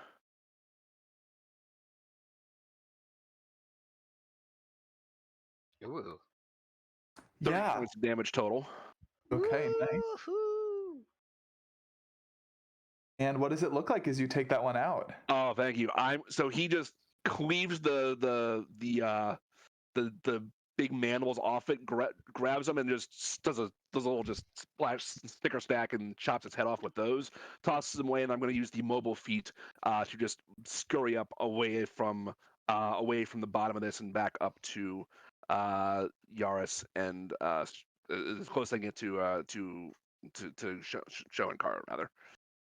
Nice. I was only 10 That feet is behind great. you. Yeah. Oh, you got closer. Okay, sorry. I want to get. Well, point is, I want to get as far away from Doom Snail as possible. So you're going Okay. up Fair. to Stray. Oh, yeah, I suppose. Okay. As you cast that spell and begin to Yeah. move, Yeah. no detail, no. but the eggs that are inside of you Yeah. are Starts churning. doing stuff. Yeah. And I will let me look really quick. What level spell was boy. that? This is a 6th level Okay. spell. You can tell as you cast magic that something about these like sort of magic feeding creatures reacts to it. And let me see, that was a level 6 spell. So go ahead and roll me 66, please. Oh dear. Amaris, can you stop those for 21. them, please? I don't even know what's Okay. happening. So as those eggs sort of absorb some of that magic and react inside of you, you take 21 points of slashing and piercing damage but Mm. we're not going into detail about that. Sure, yeah. And anything else on your turn? Or was that the end? Cry is a free action. Always. Yeah. Always. I've done everything I can, I think. Okay, and it is Stray's turn. Okay, so how far is the one that's attacking Yaris from me right now? I want to see if The I can one get that to is that. attacking Yaris. I would say you can see it. It's probably within. I think it's at the bottom and you're at the top, right? So 60 feet. We were Damn. halfway down. You were like 40 feet away. Yeah. Okay. Because we had All made right. it a bit down. This is gonna suck. Let me see something real quick. Because I don't want to get close enough to that fucking Doom Snail, but I don't want to switch my weapons again. Sorry. Also, do I need to make a concentration save once the egg damage? Oh yes, please do. So that'll be a DC 10 Okay. Constitution saving throw. All right. Oof. Stays up. Good. Okay, Alright. you're good to go. The snail is still slopping from side to side, thrashing its pseudopods up in a joyous display. Oh my god, I'm like looking at it weirdly as I kind of skitter closer. I am going to use my cunning action to get closer to close enough to actually kind of sneak around. Can I try and do it to flank the other creature that Yaris is attacking, since that'll double my speed? Absolutely. Okay, so I'm just gonna bonus action to skitter around and kind of swing around with my sword of my scimitar of wounding. Okay, awesome. 27 to hit it. That hits. Okay, it takes 52 damage slashing, and then it'll take 3 necrotic on its turn. Okay, sounds good. And it will repeat its saving throw against enemies abound, and failed again. Cool. No one's surprised. Sorry, enemies abound is off because I cast the Okay. Irresistible Dance. Sorry. Right. No, it's fair. Okay. It is free to And- destroy us at your leisure, DM. Oh shoot! I forgot that this thing could stack every time I hit it. Okay. All right. That's it for me, because I'm not going to try disengaging from this thing, because I don't trust it not to try and take a bite out of me. Okay, it is the Mage Stinger's turn. There is one left. However, the two closest creatures to it are Yaris and Stray. So it is gonna, let's see, it is going to attack Yaris first with its bite, or with its mandibles, and that is a dirty 30. I say as if it's possible to roll a natural 30. I mean, it is obviously. I've got a D30. In other games, it is. And Yaris, you take. Oh no, this is the. I keep looking at the wrong thing. Okay, you take 18 points of slashing damage, and then it turns with its stinger to attack Stray. Ooh. Disadvantage. Disadvantage. Oh yeah, that's what we want to see on the disadvantage. That takes it down to a 15. Yeah, no, I just kind of smack it aside with my scimitar and spin around. Who the heck is the College of Blades bard and who's not? So that was the Mage Stinger, and it is Yaris' turn. All right. Yaris, this Mage Stinger in front of you looks badly hurt, and the snail is very close by. All right. Let's try and take out the Mage Singer first, I think. Mm-hmm. So I'm going to punch it. 22. Hits. 27 anyway, but it's 15 radiant. And what does it look like when you destroy it? I do a swinging hook punch straight through its jaw and use the momentum to turn me to face the snail. Okay, yeah. So it just erupts apart behind you as you turn to look at the snail. Yeah. Steaming a little bit. All right. I don't like the snail very much, and I'm going to dump a lot of things into it to make it die here. So, I have a tattoo, the tattoo of Blood Fury, mentioned earlier. When I hit a creature with a weapon attack, I can expend a charge of it to deal an extra 46 necrotic damage to the target and regain HP equal to the necrotic damage dealt. Ooh. So that's so going cool. on all of these next punches. Oh, definitely. And I have advantage against it because it's dancing. Yeah. So here we go. Here's my necrotic or my extra attack punch. 22. That hits. 6. 22 does not hit the snail. Oh, 26. It's Sorry. Yeah, because 26. advantage. You just said that. Yeah, I did. Sorry. You said the total. Oh, it's a 26. Yes, the 26 hits. Okay. Good. So that does 14 radiant, 18 necrotic. Okay. Hey, I healed up the damage from that last hit. And I'm going to spend 1 key point for Flurry of Blows, which gives me 2 more attacks on it. Nice. There we go. That's that 20. Oh yeah. Oh, 21 radiant and 36 necrotic. I will Oh my gladly God, okay, take wait. that. I'm just using Roll20 for math. Oh, it doesn't even do it. It Okay. does. Hold on, it just- does. You just have to put it in brackets. Yeah, Yeah. put it in double seven. brackets. The square brackets. It's 6, 7. Sorry, you can continue while I figure this out. Okay, I got 1 more punch. And swing. That's another oh nat 20. God. Oh God. Wow. 11 radiant and 31 necrotic. So I did the brackety thing. I if that saw it. helps. Thank you so much. Uh-huh. Oh my God. Wow. Okay. So yeah, you just race up to this snail and start hammering into it, siphoning its ichor to restore some of your own health, and just wailing into it in these soft places that you find, getting these huge crits.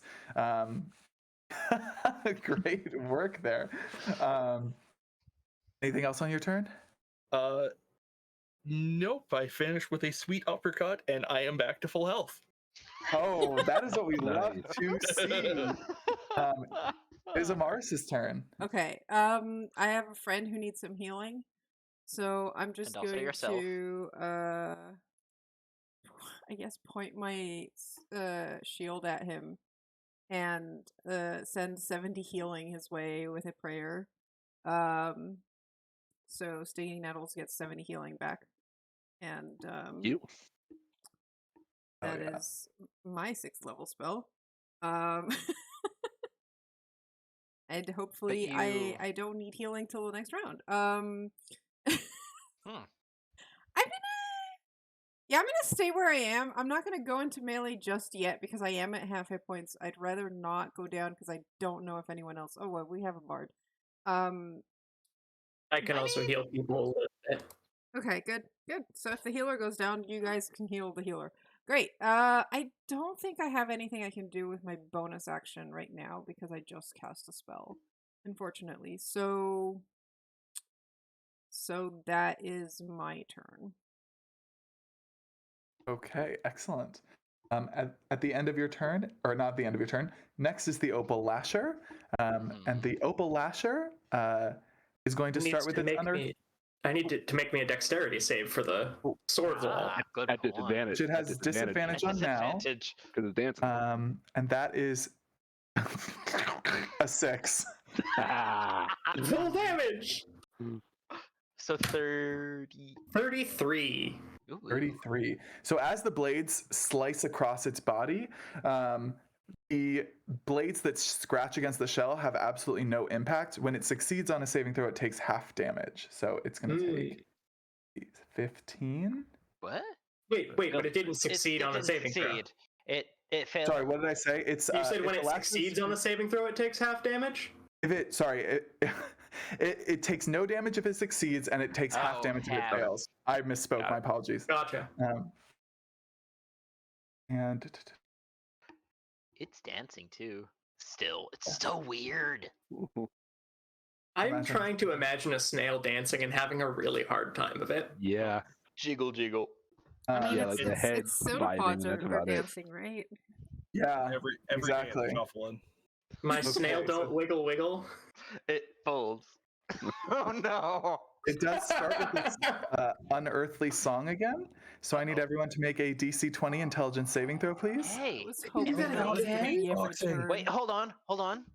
Who is it within 10 feet of me? Not me.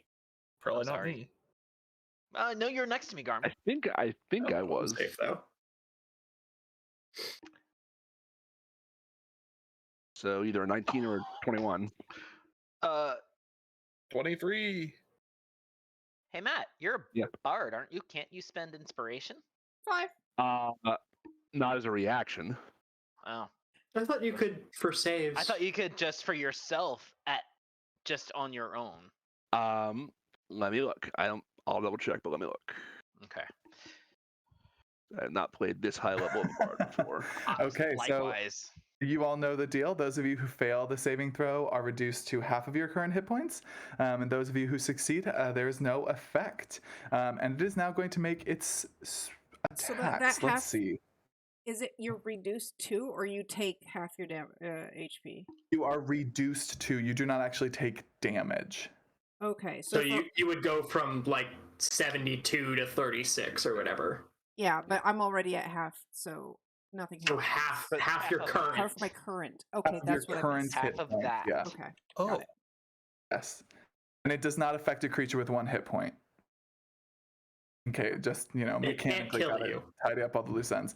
And now it makes its attacks with disadvantage. So let's see. The first pseudopod attack is going to be against Yaris, who is just punching it really good in all its soft little spots. So that's with disadvantage. I didn't crit. So that is instead a 26. all right, that hits. But also, I'm gonna use my reaction to make it take 7 radiant damage. So enjoy that, jerk. Excellent. Surprised? Okay, cool. Never mind. Okay. And that is, let's roll this damage really quick. I could have punched it instead, but I may as well go for the sure thing.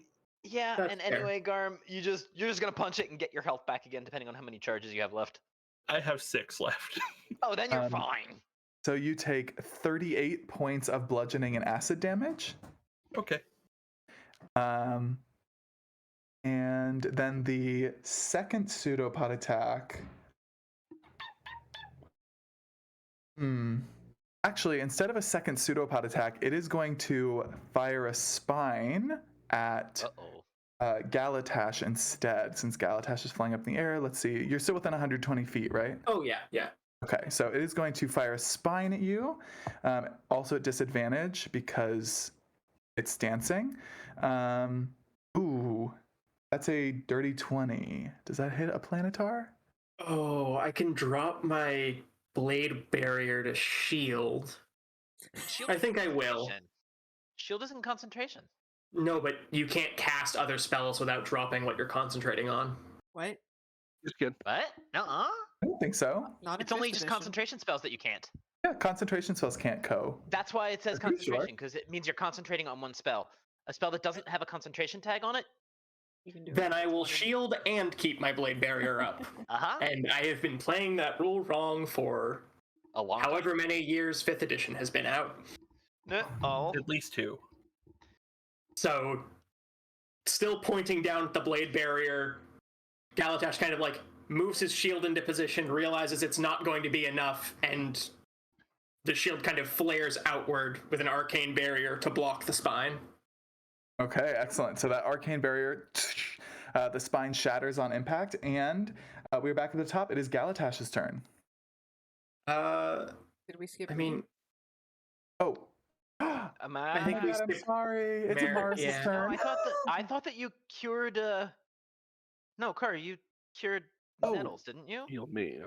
Oh, you healed, Cured yeah. Nettles, okay. Yeah, you're and right. you did a Oh, you did. Yeah, Okay, I was okay. like, no, we didn't. Never mind. Otherwise, Nettles would not be as good as they are. That's fair. Okay, cool. So we are on Galatash. All right, then I'll try shooting it with a magic missile. Okay. We'll see how badly this goes for me. The So- magic missile hits. Go ahead and roll damage. 39. If you please. Oh, that's casual. Very small, just Just your average magic Evocation missile. Wizard. Pew! And I think that's flavored as some of the swords from the blade barrier just lancing back inward towards it. Oh yeah, that's so cool. Yeah. All right, and then Galatash will just kind of like check to make sure no one else is having trouble, and then pass the turn to Nettles. Okay. I'm going to use my cat dash ability to double my speed for this turn.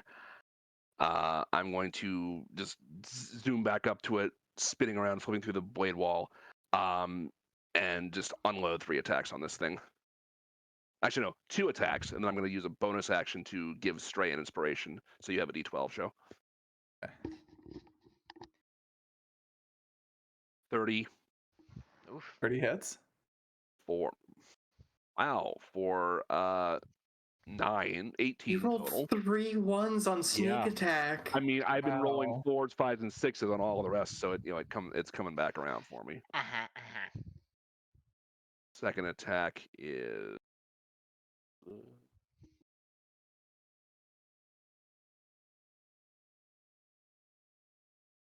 26, which we know hits 26 does hit. for 10 total. Yeah. Okay. And then I'm going to use whatever speed I have left to just pull back from it because I have got mobile Okay. feet, and I've got the mobile feet, so I don't provoke opportunity attacks. Okay, awesome. So you lash in, taking your attacks, and then dancing back out of range as this thing sort of like slops lazily from side to side, dancing with its pseudopods in the air. Awesome. That is getting my chip shots normally. in. Huh? Getting my chip shots in. Exactly. And we are on to Yaris. What? Great. Oh, sorry, Stray. I was gonna say, huh? No, I looked down at the mage stingers and I Yeah. was like, oh, there's no more of those, and I crossed them out. Okay. Okay, Stray. All right. So we still had advantage on this thing, right? So I don't have to do anything to get it because Yes. it's dancing. Yes. Okay. Cool. I'm just gonna start off with my sword, scimitar of wounding, and I have that D12. So 26 to hit 26 hits. for 41, and on its turn it takes an additional 1 necrotic. Okay. And then I'm just going to use my 2-weapon fighting to swing back around with my Holy Avenger sword or scimitar for a 32. That also hits. Ignore the sneak, so it's another 14 slashing. Okay. And only radiant if it's undead or fiend. Never mind. Bleh. So 14. Okay. All right. And That is me. now we are on Yaris. We're on the enemy. Shouldn't the Lasher go? Oh, there's one. Lasher's No, mean- the Lash is dead. Oh, Oh, I, yeah, The Lasher's Lash is killed the there. Lasher? No, we didn't kill the Lasher. It's the So other the enemies that at are dead. 16 were the mage stingers, and Yep. they're all gone now. gotcha. Yeah. So the opal Alright. lasher goes at the end of the round. Gotcha. Right. Okay. All right. Just making sure. Totally. Okay.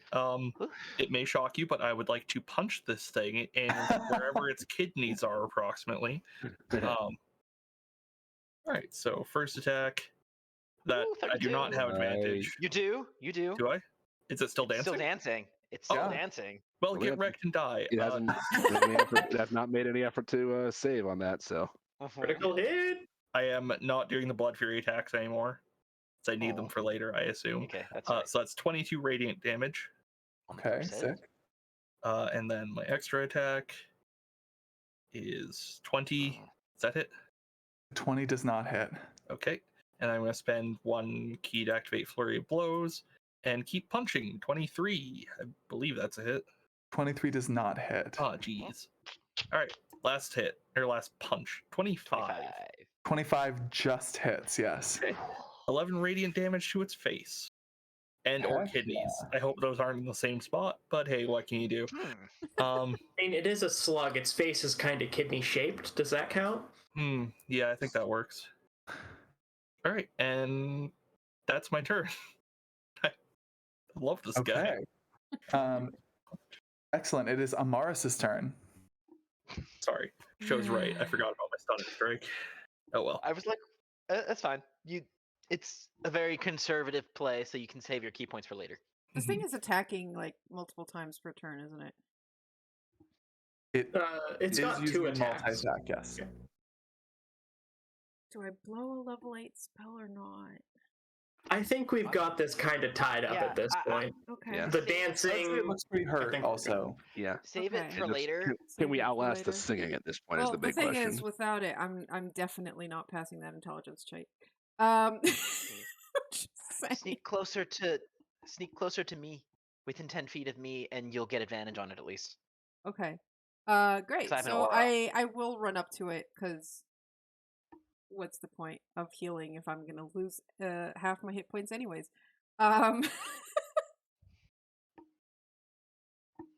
Yeah, I'm just gonna slash at it with my Sunblade. Okay, go for it. 20. Is that with I advantage, want Kara? this thing dead. I'm Oh, gonna. yeah. Oof. Can I? Hold on. Do Make an it, attack roll. do Make it. this choice after you see roll. Okay, I'm gonna channel divinity to give it +10 to my attack with guided strike. Yep. Yeah. So that's gonna be a 33 instead. 33 hits, absolutely. All right, so that's gonna be 31 radiant damage. 31.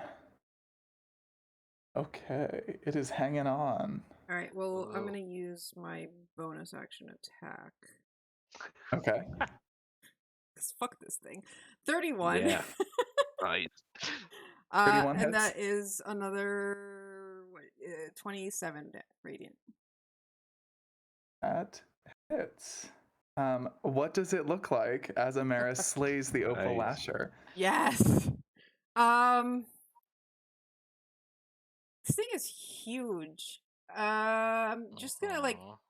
with the Sunblade, like the first slash, just slash it open, and then I'm gonna presume there's some kind of like nuclei that I can now see, and just gonna like Mhm. stab the Sunblade into it. Yeah, absolutely. And as the Sunblade lights the interior of this creature that has never seen the sun, you feel it quaver inside of its shell and then go limp. Just all of these pseudopods come slopping down to hit against the walls of this little hollow, and it comes to rest. Ooh. That was not fun. No. And then whatever's would left of it probably gets torn up by the blade wall. Oh. Galatash like floats down and then looks around, and after making sure nothing else is moving, drops the blade wall. I would like to slash off a couple of pseudopods for later. Okay, sure. Eat it out of Trail spite. rations. Yeah. Eat it out of spite. Hey, all you have to do is salt it, and it will. Damn, we should have used salt. Please don't eat the evil monstrosity. From another dimension. Yes. Oh, don't worry. I'm making sure to fillet it with my Avenger's Holy Sword. My Holy Avenger That's Sword. not going to help. Curious, and this could be an after the break question. Is there anything left of the cultist bodies that we could search through and see what they're about? Yeah. Yes. So why don't you? What are you actually doing? Going through whatever's left of their robes and or other garments to see if I can find anything of interest, like correspondence, letters, things like that explains why they're here. Hey, Okay. Yeah, Listen, I will sounds also try to help search the bodies, I suppose. I'll actually put a hand out for Galatash. Hey, is that portal open? You think you can do something about that now that it's actually open to the other side? Oh, that's a good point. Sorry, I'll let Zeke answer the question about the bodies first, and then I will continue. Well, I was actually going to say there's been some interest in taking a short break. Oh, yes. So maybe this would be a good place to put a Uh-huh. brief pin in it, if possible. Sounds good. And yeah, so what do we say? Like take 5 or 10? Yeah, that sounds I'm good. down for 5. Meet back at X20, whatever your Sounds good. hour is. Sounds perfect. Okay, and then we will see what these cultists are about. Good. Good. And where we had just left off was our level 20 heroes defeated 6 mage stingers and 1 gigantic singing snail. And there was some interest in investigating both the portal that the singing snail came in through, the opal lasher came through, as well as investigating the corpses that were sort of strewn about the clearing, the food for the mage stingers. So I think, Yaris, were you looking to investigate the cultists? I mean, I certainly wouldn't turn it down, but I was not. Somebody else was asking. Oh, it was somebody I else? was. I think it was Nettles, yeah. It was Yeah. Nettles, okay. Yeah, so what are you looking for? What are you trying to discern? Anything that they may be carrying that either explains what they're doing here, what their purpose here is, whether they are doing any kind of weird rituals here or things like that. Because I'm assuming they weren't just randomly here to be food for whatever those things were. Definitely. So why don't you make me a... Do you think you'd be like looking over the bodies for like things on their persons, like an investigation check, or more looking at the state of their bodies, like a medicine check? Physically searching, like seeing what they got on them, basically checking pockets and whatnot. Yeah, why don't you make me an investigation check? And I think somebody mentioned maybe helping with that, in which case anybody else who'd like to help can either grant advantage or roll their own investigation. I'll roll Sure. some investigation. Okay. Likewise. Or yes. Come on, Rogue, fight me in the skills department. I I've been mean, hitting the books. yeah, that's fine. I'm not very great at investigation itself. I'm more great at noticing things than actually That's fair. searching. Oof. Ooh. Okay. So looking around and sort of like piecing through the things on their body, you can tell that they were following the instructions of the cultists were following the instruction of their leader, who you are able to discern. Their leader was Ornstaw, a gold dragonborn, who is a higher up in this cult. And specifically, it seems from a lot of the communication they have them about where to meet and the objectives of their mission, why they've been selected for it, is twofold. First, they came to the Monument of the Sun to steal a holy relic that was here, some sort of magical sword. And secondly, then to commit ritually sacrifice themselves in order to open this portal so that their leader could pass through it, bringing through that relic and bringing it to somebody they call the Mistress of Loathing on the other side. Oh. So we can't just shut the portal. We have to go in, get the thing back. I mean, it's going in to steal something. I can do that. That's your whole bailiwick. I mean, and it's a sword. It's not a holy. Oh, it's a holy sword, probably. Ugh. I mean, it was being We already got held one of in a those. temple of I mean, yeah, sun god. yeah. I really hope that my luck with holy swords isn't going to continue. Every time I encounter one, there's a vampire. I'm okay with fighting a vampire. I think all of us are exceptionally well positioned to fight a vampire. Yes, but also vampires are annoying.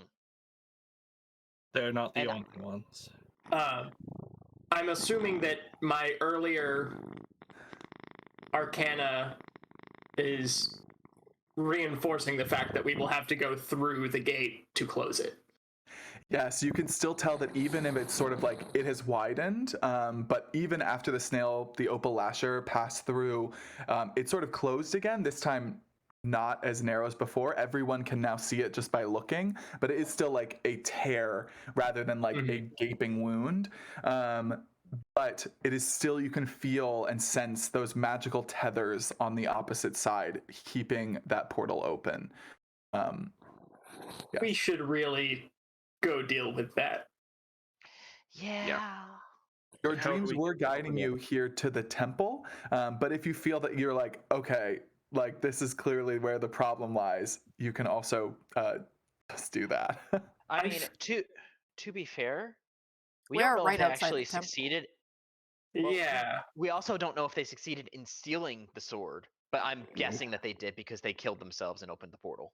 Yeah, that's kind of where I'm at with this.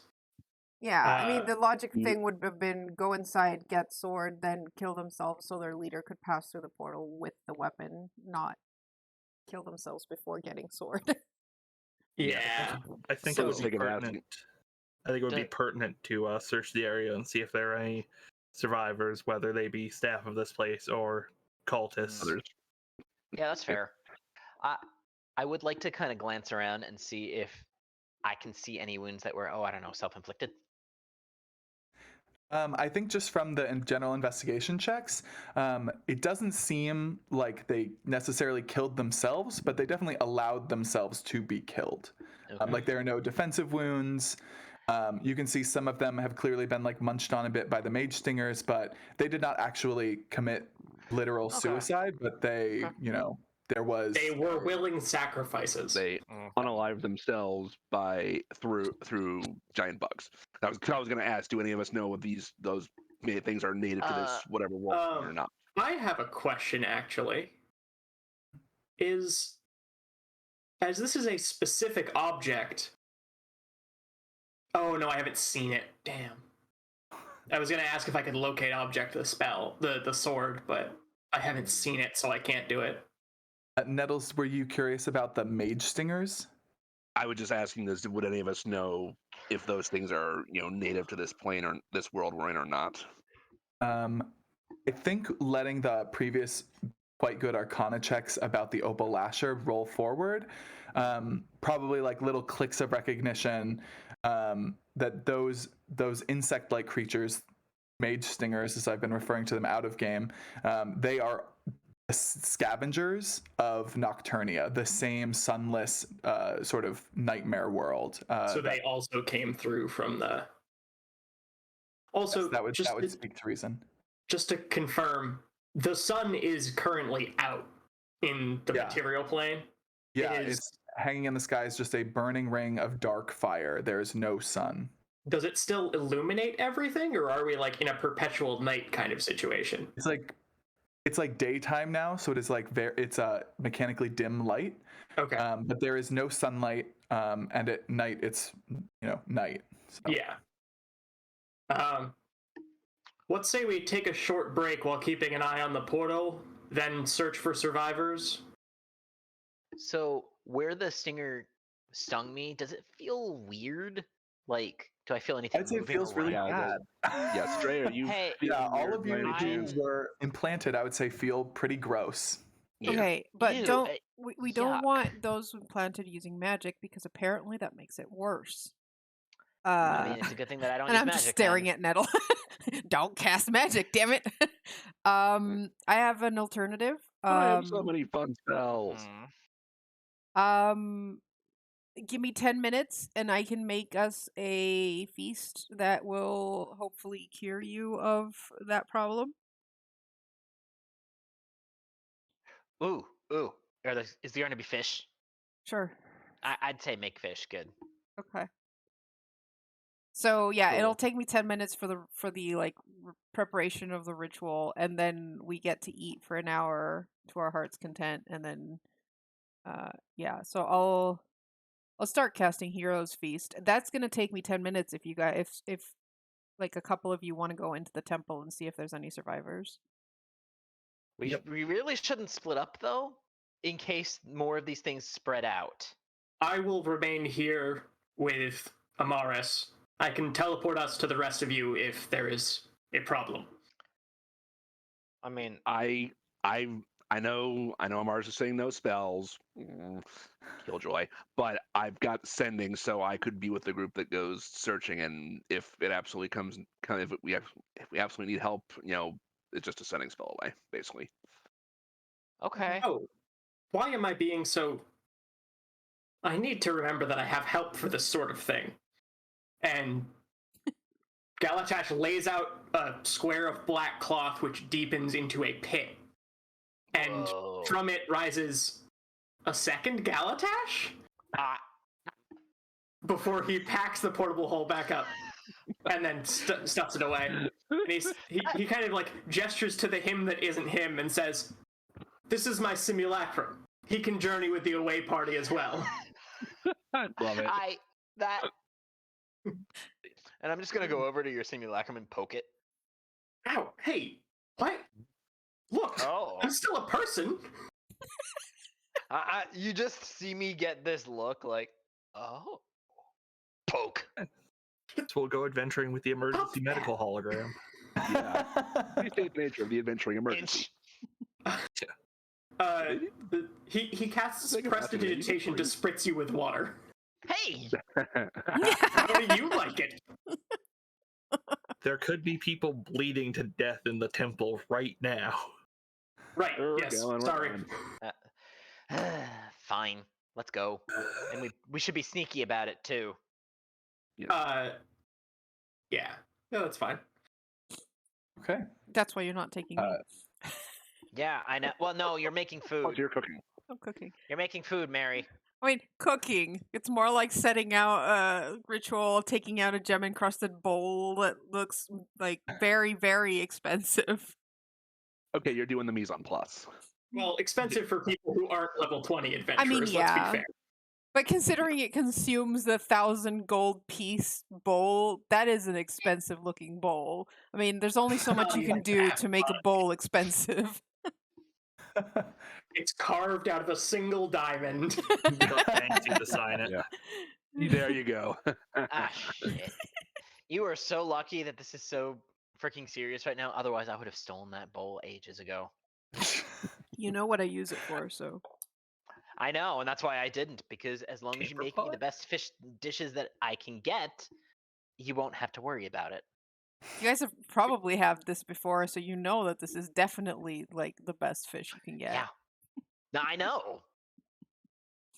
Yeah, I'd love to have an 8th level fish stick for sure. Yeah. Hey. Sushi at the least. Oh yeah. The freshest It is the sushi. finest sashimi grade. Chilean right. sea bass. Oh, no. And ceviche on the side. You just want all the fish because you're a cat. Yeah. Grilled octopus. Uh-huh. Oh, who cares about grilling? Give it to me raw. Cook it in a little bit of citrus and lemon juice. Hello, That's what Earl. ceviche- Are you that's playing what D&D ceviche now? The chef assistant has joined the party. So who is going down into the Monument of the Sun? Yaris. That'll. And the simulacrum as Yaris, well? Nettles, Stray, and the Simulacrum, I believe. Okay, So, wonderful. What should we call you? Simmy? Lacquer? Lacquer. I dislike all of these appendations, but Okay. I will come. also accept Galatash. There we go. I am, after all, a copy of my more fleshy self. Laddie. Curiosity, how are you breathing in that thing? I'm made of ice. I do not need to breathe. Oh, okay. I am, in every way except physical, also myself. Except that physically, I'm just a snowman. And at this point, you reach the bottom of the stairs in the temple. And what you see is that this stone hall is warmly lit by floating globes of golden light. There are half-formed statues of multi-winged and multi-eyed angels emerging from the walls and the pillars. At the head of the room is an altar where the statue of a muscular dwarf woman holds one empty hand aloft, while her other nestles a plain hempen bag. And you know that statue depicts the previous hero of this sun deity, who you all have been seeing in your dreams, who's been encouraging you to come and speak with her. And her statue is right there. You do also see, sort of splayed out in the corner, there is the body of a half-elf man who is in sort of like half plate, who bears the insignia of this sun deity, which is a rising sun inscribed with an eye. How dead does he look? He looks dead. Would you like to look at the body or do something over there? Sure, I'll go take a look-see doodle, check for a pulse, you know. Okay. You'll definitely be able to tell some basic information, but why don't you make me a medicine check to see if you can learn something else, anything else. 11. An 11. Okay. He is definitely dead. He has definitely not been dead for too long. Like he's not cold or anything like that. He was probably and- murdered by the cultists. And the cause of death, he doesn't have any like obvious external wounds. You can't see like his armor hasn't been like torn through in any places, but there are trickles of blood coming out of like his eyes and his mouth. And up close, you can see there are traces of gold in that blood. I cast Raise Dead. Okay. Would you like to resurrect this? I would like to resurrect this man. Okay. What does that look like?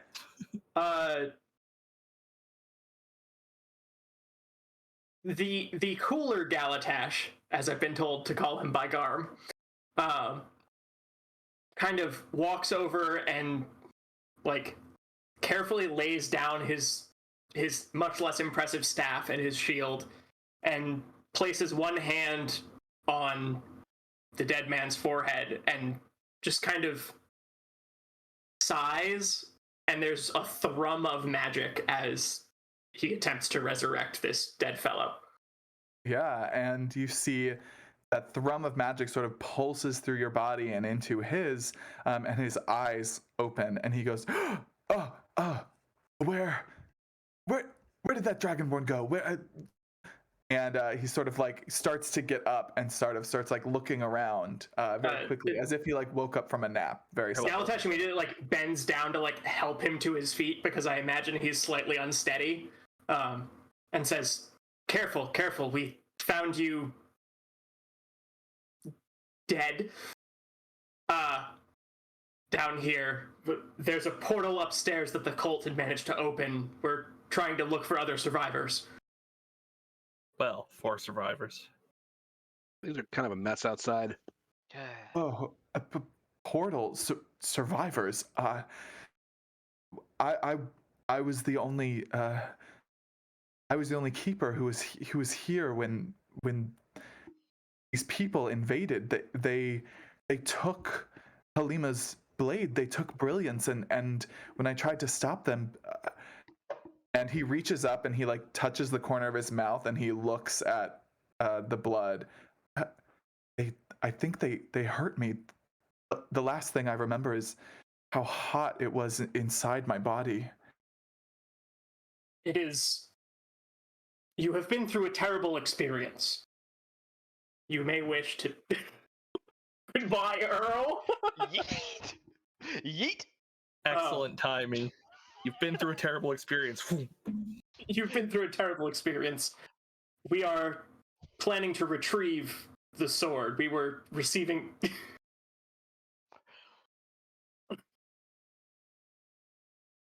We all had received visions leading us to this place to speak with, and then kind of turns and looks at the statue and says, "Her."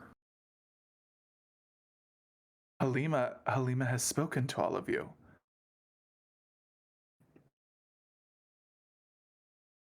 Well, possibly her or one of the deities that she served. I'm not familiar with these things. My tradition is more arcane, despite like gestures at the angel wings.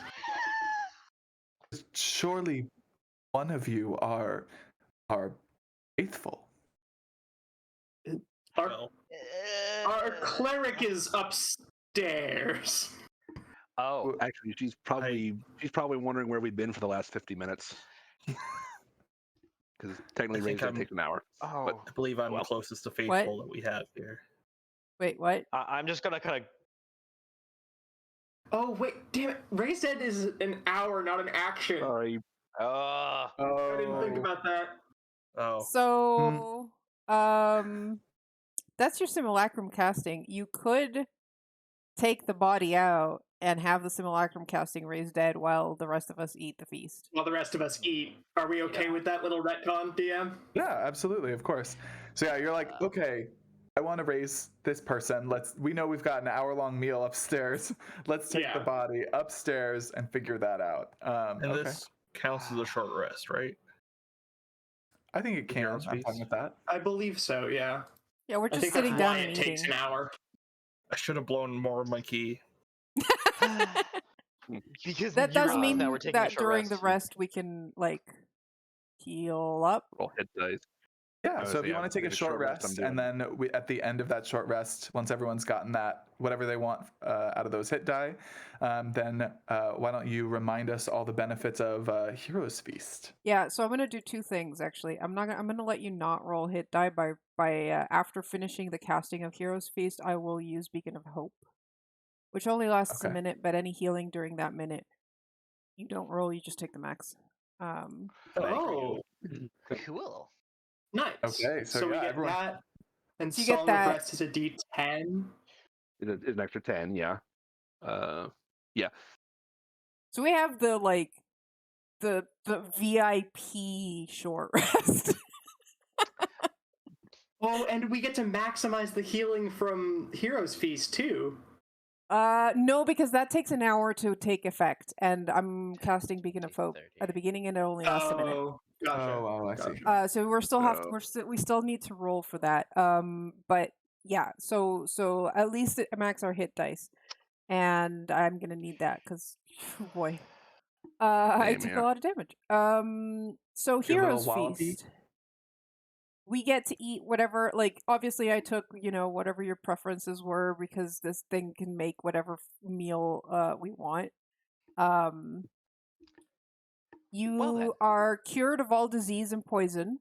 So those of you who have, I don't know if it counts as a disease, but if the implanting of eggs counts as a disease, then that gets burned away by the holy does. essence of this. So And all those bad eggs are gone. we become immune to poison and being frightened. So no more poison Essential. damage to anyone. And we have advantage on wisdom saving throws. And then everyone gets to roll 2d10, and you gain that in max HP and current HP. And Oh, heck yeah. Plus 7. and that's 24 hours with me, that lasts. Cool. Bear with me, I'm still doing math. Boom. You notice? You can get Roll20 to do math for you, Matt, if you just do roll and then the math equation. Okay. Hmm. Yeah, I'm strangely I can do it faster on my fingers, and I can't even. I'm just trying to figure out how many hit dice I need to use to get back to the max. I think 7 will get me. Perfectly Yeah, fair. 7. Actually, no, 6 plus the D10 should get me back there. Might up maybe like a few points short. So I'll say I'll do 6 hit dice. That gets me 60 back plus the 10. Plus 6 times your Constitution modifier. Yeah. Yep. So I think it puts me at like I'm at one under max hit points before the Hero's Feast kicks in. Nice. So I was you will just checking. notice that when of the Heroes Feast things, I'm Oh. eating particularly escargot, crawfish, and lobster. Nice. Out of Shellfish. spite. Yes. Mhm. out of Oh, spite. because it was a Yeah. Perfect, Well, yep. the escargot because of the opal lasher, Yep. and Mhm. the crawfish and lobster because of the things over there that I'm not allowed to eat. Is there a way to duplicate a character sheet? Yes. Oh no, simulacrum. DM could, Yeah, could I just get a DM copy do of it. Galatash? Just to track Oh, spell slots that I use. Oh man, you Oh, because he has a doubled your amount of double effective spell slots now. Yeah, I have to sign into the DM side, so it'll take me a sec. No rush. I just don't want to accidentally use too many spell slots, you know? Yeah. That's fair. Yeah, I guess. I just want to double check. Jesus. Long For rest. flavor, can I say that? For flavor, I'm going to say that his song of rest. He turns off his spiky armor and kind of goes back to what it was wearing, and it's basically when you look close, it basically has this like tapestry pastiche of just all sorts of little scenes of famous past battles and adventures and things like that, and they all start basically dancing and animating as if they're reenacting the combats that he's been in with his. You are getting so much value out of that glamored armor, and I love it. Yeah. And on like the right arm where there was an empty patch, there's a new scene starts stitching itself of a bunch of people fighting a big ass snail. That is so cool. That is awesome. I love that. Like, it looks like everyone's all got... of you have freaking god weapons. I'm having the most fun with this piddly little. Hey, if that works for you. Yeah. I do not have any weapons, thank you. I just have my fists. It looks like everybody's got the benefit of their short rest. Did everybody also add their Hero's Feast hit points? Yes. Yep. Yes. Okay. Thank you for the cooler, Galatash. So it sounds like you all have finished your Hero's Feast and your short rest. And it is around this time that Galatash's simulacrum finishes casting Raise Dead, which is when this man sort of comes back and introduces himself, and he says,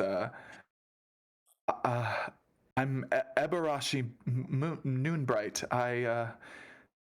I was the keeper of this temple of the Monument of the Sun until I was knocked out earlier by this strange jewelry bedecked group of people. One of them, my body grew so miserably hot. It was the last thing I remember before I fell, before you found me. Do you know what's happened here? What is going on? From what we can gather, the cultists managed to take the sword and open this portal.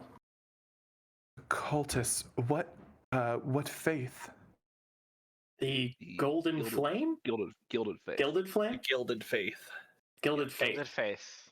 They were supposedly here to take the sword, and their leader wanted to bring it to another realm and give it to someone they called the Mistress of Loathing, I believe. What's the name we got? And you can all see his face pale and fall when you say the Gilded Faith. And he says, the Gilded Faith and their liege are an ancient adversary of our goddess, of Halima, our hero. This is extremely dire news indeed. And he looks up at the sky where you can see the sun is gone. And I can't feel Sokolo at all. Yeah, it's not good. That's why we're very here. bad, yes. That's why we're here. We've been receiving visions leading us to the temple. We're going to bring that sword back. Halima has communed with heroes before. If we are cut off from the gods, then perhaps she can offer some guidance. An echo of her spirit still resides in the temple below. If you commune with the statue, she should be able to speak with you for a short time. Perhaps impart some great wisdom or offer knowledge of your adversary. Yeah, let's do that then. Thank you for your help. And he's like looking around at all the bodies in the clearing. You're welcome. Did you do this? We arrived to see the cultists dead, and the insects and snail were what we dealt with. Oh dear. And he is like going, and he's sort of one by one pulling the cultists aside and like sort of like sitting them up against the wall of the hollow. It looks like he's going to try to perform some sort of like last rite on their bodies. leaving you all Galatash to kind of do- like nods agreeably and starts also pulling some of the bodies to the side. Yeah, I'll give him a hand. Okay, yeah, you help Ebereshi and the group of you pull these bodies aside and sort of perform like a final rite. And he says, "They did not do right by me, but I hope they find the gods nonetheless." And sort of closes all their eyes and performs a final rite. After helping him with that, what would you all like to do? I'm gonna pay real close attention as he performs that final rite, because I'm gonna have to do that in like 10 minutes to him. Wait, what? Why? Oh wait, Raised Dead is Raised Dead is not. Raised Dead is permanent. He is alive. He's not dead. He's alive. Oh, okay. Cool. This was way less Oh, are you tragic. going to animate that or? Yeah, no, I did not bring this man back from the dead just to show him his desecrated temple. No, I gave him another lease on life. Oh, cool. I will not pay any attention then. Cool. I was like, oh, that's grim. Okay, yeah. Yeah, Oh, no, like, that's you fine. didn't kill him in 10 minutes? Murder this guy. Yeah. I was like, wow, that's stone cold. Cut stuff I'm on that not edge sure. there. I'm sorry. I thought this was the one where he's back Do for we like have an 15 minutes. Do we have And an I was like- imposter among us? I was like, damn, that's really poignant that he's spending that like he ends up spending this time performing the last rites for others. We also have a cleric in the party. I am perfectly capable of giving last rites. Yeah, but From you a don't. monastery of the sun, he worships the sun god. It's you know, A different I worship sun god, but Lathander! that- different sun god, but still sun god. Although Yeah. you are not very good at the last right thing. Shut up. You're better at the putting people to rest with a sword. I it's mean, all that's the fair. sun. But I'm Okay, also level anyway. 20, so I am definitely ordained, so... Now that we've cleared up that mishap, that confusion, we should go hang out with the dead lady. I'm just imagining Yaris being like, man, it's gonna be so sad when this guy dies. Just Amaris looking over like, what do you mean dies? Do you? Well, Wow. Yeah. Anyway. Okay, do you all head down to commune with Halima together? yeah, I think so. Okay. Do you all make your way back The down? cooler Galatash stays up to give help to our friend in case we need anything. Perfect. I keep an eye on the portal. Up there. yeah. Yeah, pretty Um, much. Comes out of that. And If another Opal Lasher comes through, I want to know about it. I wonder. Polymorph could be a fun thing. So, some people leave their familiar behind. Oh, Other yeah. people just leave Hey, their cooler selves. Hey Zeke, what challenge rating is an Opal Lasher? that's a great question. Opal Lashers are challenge rating 16. 17, sorry. But they're a monstrosity. They are a monstrosity, but I think True Polymorph. True Polymorph does Right. not care. What about the mage stingers? Oh, also a good question. I assume also monstrosities, but probably like 14, 15? Yeah. So you all make your way back down into the temple. You can see these like large motes of light that are illuminating the space. And I think probably pretty notable to all of you, you realize that those motes of light are emitting like sunlight, which is the first sunlight you have seen other than your own magical weapons in quite some time. Pardon me. And the statue of Halima at the end of the hallway is standing atop an altar. It's a dwarven statue, and she's holding one hand aloft, but it's empty. And the other hand is sort of nestled at her side, holding this very plain hempen sack that is not part of the statue. It's like an actual physical sack. And as you all stand up, you can see there is like a plaque underneath that, proclaims it to be a statue of Halima the Bold, champion of Sikolo, goddess of light. Well, I think we're gonna sit in a little kumbaya circle around it, and can I say that? Is that inappropriate to say? We're gonna sit in a little circle around it. What? That might be a better way to say it. I think Galatash goes, we have ventured here by your visions. And like looks at the statue expecting it to respond. When you say that and look up at the statues, you're all sort of sitting in a semicircle around it. there's like a pause, and then all of the motes of light in the room zoom towards the statue and enter it. And you can see the eyes and the mouth of the statue glow with this light and open. And the statue faint. Huh? Galatash, before it says anything, says, "I did not think that was going to work." And the statue of Halima bends its neck slightly to look at you, at the group of you, and then goes, "Oh, rad, you came. That's sick." Oh my god, is she a bra? Oh, she's a bra. A server, dude. Perfect. It's so I good love to it. see you guys. Like, you would not believe. I'm talking to all these people. People just don't come when they're called anymore, you know? We didn't manage to save the sword, though, so I think a little bit too late. I mean, dude, the sword's gone. Like, I was calling you after that. I respect the effort, though. Like, that would have been cool if you could have like foreseen this happening. But like, even I didn't see this happening, and I'm like an echo of a spirit of like an ancient hero and stuff. So I don't know how you would have. You know what I'm talking about? God, I love this. Love this Yeah. character. So the sword's been taken by a cult into some sort of plane of everlasting night. Yeah, the Gilded Faith just came and snatched it out of my hand. Come to think of it, I really should like have, maybe protected it better, but it makes people feel good when they see it and come visit me. So like, we thought it was cool, but do you want a seed? A what? A seed? See? Seeds, yeah, like sunflower or wheat or something. They're in this bag if you want to chew on them, just like hanging out. Ooh. I'm already Sure. reaching forward for one. And Take a sunflower seed. Thank Sure. reaching into the bag, it feels bottomless, but when you put your hand in and think about the seeds, you find that a palmful of sunflower seeds like is conjured into your hand. And she goes, "I can't enjoy them anymore, so like I hope you do,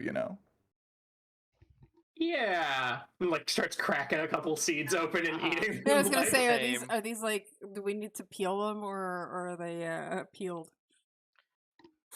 Depends what you Well- think when you conjure them. Half Mine are I'm just gonna definitely look at peeled. Amaris and mine are definitely not. You just see my claws come out, and I'm just like, and I look at Amaris and deliberately.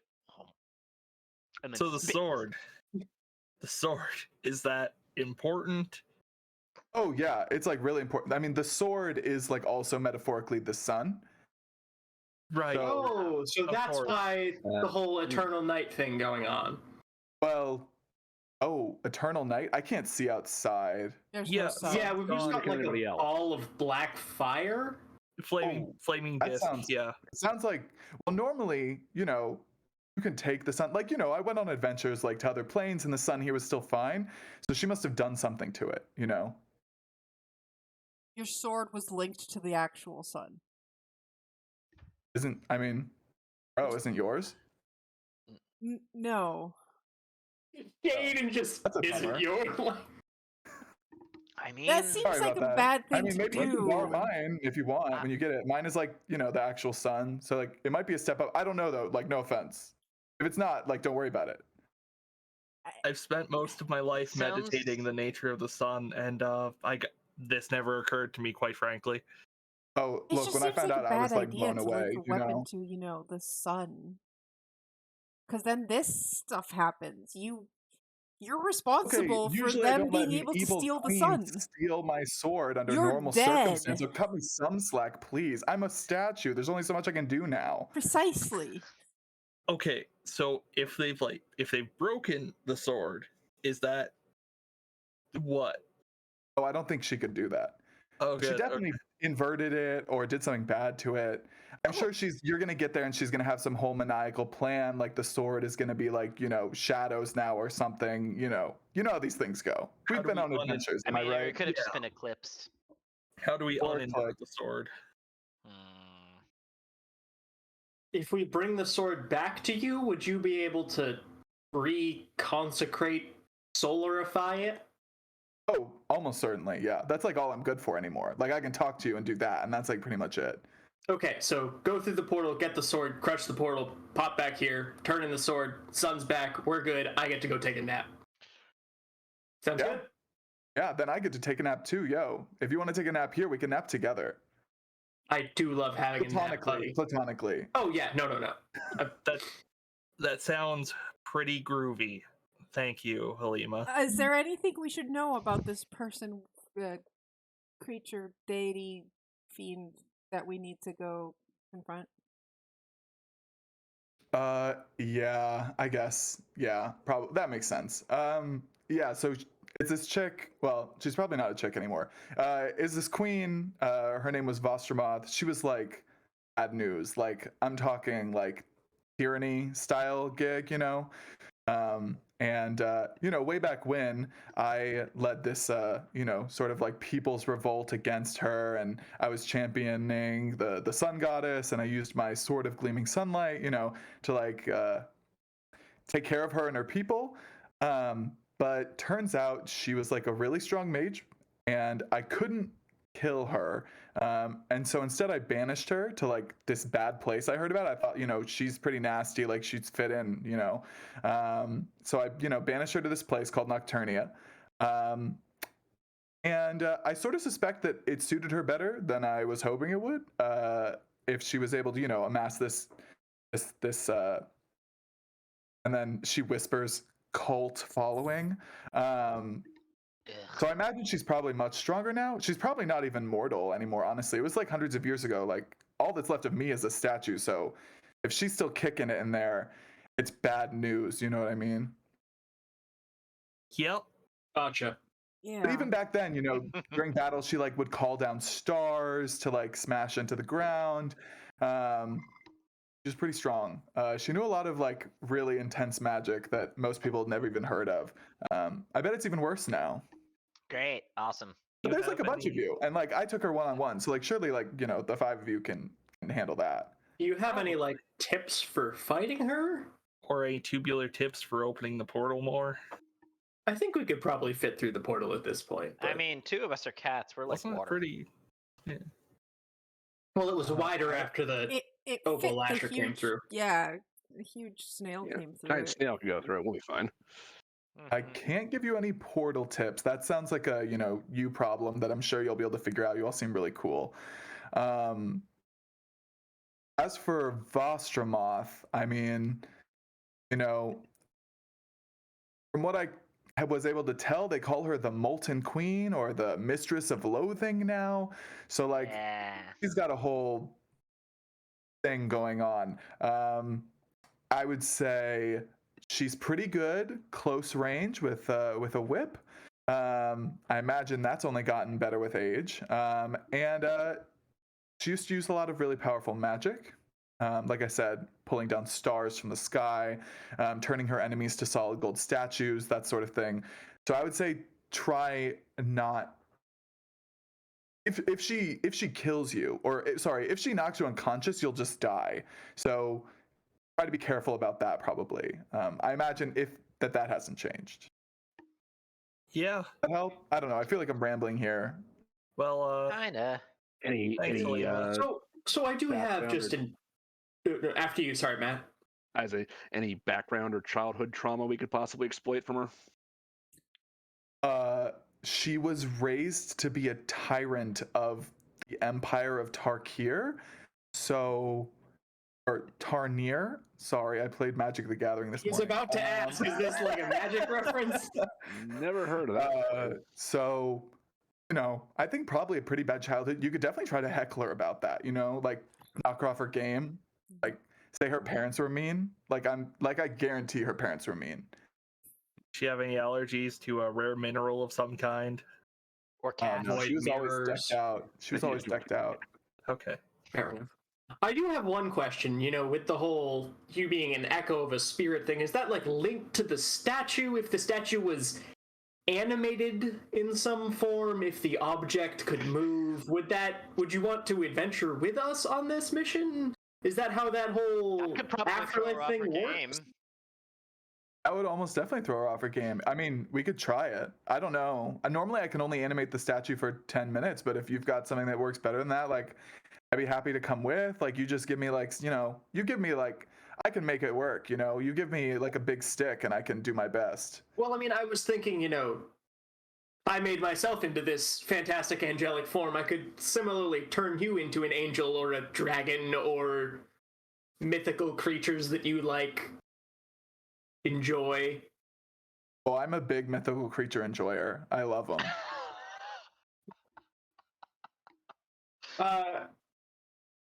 And I guess you just see Galatash like look up at the sky, and then a few seconds later, the cooler Galatash comes in and says, "Yeah, boss." Galatash points at the statue and says, "You polymorph that for us. Turn. You have a preference on form here, or are we just going for the works?" Maybe carry me upstairs. This room isn't that big, and I'd hate to wreck the temple. But like, if you want to snap me off and like carry me upstairs, I could go for a dragon. That sounds pretty sick. All right, yeah, we could do that. And so I guess the two of them like I have bend one. down and like very carefully like lever the statue up and start carrying it up the Are you thinking stairs. of polymorphing the statue? Yes. Into a dragon. But it's not a creature; it's a statue. But it says non-magical object. Isn't the statue magical? Well, I assumed the statue was a creature. Statue's not a creature. Sorry, what did you say, Zeke? I said the statue's not a creature. It's sort of inhabited right now, but if you want to do it, I'm willing to give it a go. I mean, I'll burn a spell slot on it. It's only a 9th level spell. We'll see what happens. I've got two of them. It's a one shot. You know, like you gotta give the juice. I could animate it and just make it physically be able to move, and then we can put it in your portable hole and take it with us that way if you want to do that. But maybe. then, well, my thought if you got was smacked enough, then it might not, right? I don't know how magic works. Well, my thought was animate object like makes the statue do stuff, whereas polymorph turns the statue and thus the spirit into a creature that can continue fighting, rather than I think she said it's normally like 10 minutes a day kind of thing. Yeah. Okay. I mean, I'm thinking more of just being able to transport the thing somewhere else. So, but we can carry the damn thing. I've got the strength score for it. Yeah, I was gonna say If you I try don't to have put enough the- strength for- by all means, knock yourself out. If you try to put the statue in the portable hole, you gotta move the infinite seed sack first, or it'll explode. Oh, that's actually a really good call. I gotta keep an eye out for that. Let's not put portable hole in. Yeah. I mean, okay. we could carry always- the statue out. We have enough strength in the party to do that. Yeah, so all of you like tip and then carry the statue carefully up the stairs. It's like a really big, really heavy sofa. You go around all the corners very carefully, and then you bring it out into the sun, and the priest Barashi turns and sees you've carried the statue of Alima out, and he turns and looks. He does a double take, and then he looks down at the dirt and then goes back to performing final rites on these bodies. He's like, I'm not getting involved. Now Zeke, I must ask you the terrible question. This ancient hero of lore who fought the founding goddess of the Plane of Eternal Night, what challenge rating is she? She doesn't have one, because typically people wouldn't fight her. Why? What are you wondering? For true polymorph, the target's CR matters for what I can turn her into. So I need to know what I'm turning this level was statue she into. before she died? I mean, like the spirit. Oh right? yeah. I guess that's. She was a level 20 hero, so whatever that equivalent is in that. All right, so level 20. And she said she wanted to be a dragon, right? Yeah. I'll turn to her and I'll say, brass dragon, gold dragon, white dragon. How are you feeling? I'm a champion of the sun. Gold all the way, baby. Let's do it.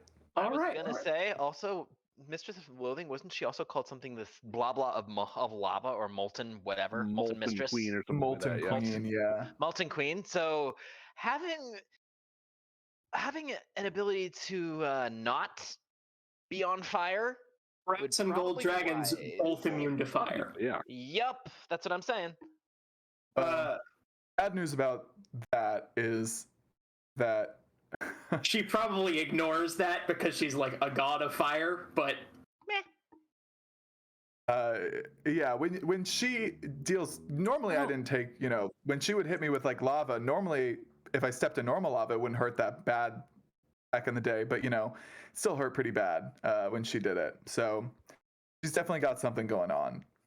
I mean, yeah, at the very least, you wouldn't be hurt That's as a good call. much by it if you were That's a a good gold call. dragon. Yeah, so I will, or the cooler Galatash will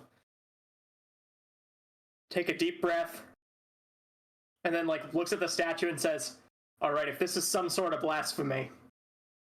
Oops. He looks over his shoulder at the resurrected priest and says, this wasn't my idea, okay? It was his idea, and points at the original Galatash. And then casts True Polymorph on the statue to turn her into an adult gold dragon. Yeah, and you can see as she sort of, her form expands, as the pale marble gives way to golden burnished scales. She, plants her new, much larger form on the ground, sort of coiled up in the hollow. And she looks down at her claws, then looks at all of you, and then snorts a little flame. Wow, this is pretty sick. No, Feels right? good. Right? It's so cool to be a dragon. I'm just peripherally glancing at the priest to see how, or not the priest, the keeper, to see how they're taking all of this shit. I think he heard the magic and then sort of turned to look, and as the statue of Halima turned into a dragon, he his eyes went really wide and he covered his mouth both hands, and then probably sat down and then planted one hand against the wall to steady himself, and he's just staring up at this massive dragon now standing with the rest of you. Do you want to say anything to the keeper, by the way? Oh, He did yeah. die. Yeah, we brought him back, but Hey, bro. And the keeper sort of looks up and looks at her, and she goes, don't let the cult get you down, man. You've been doing great. I've been watching your work. You're keeping the place clean.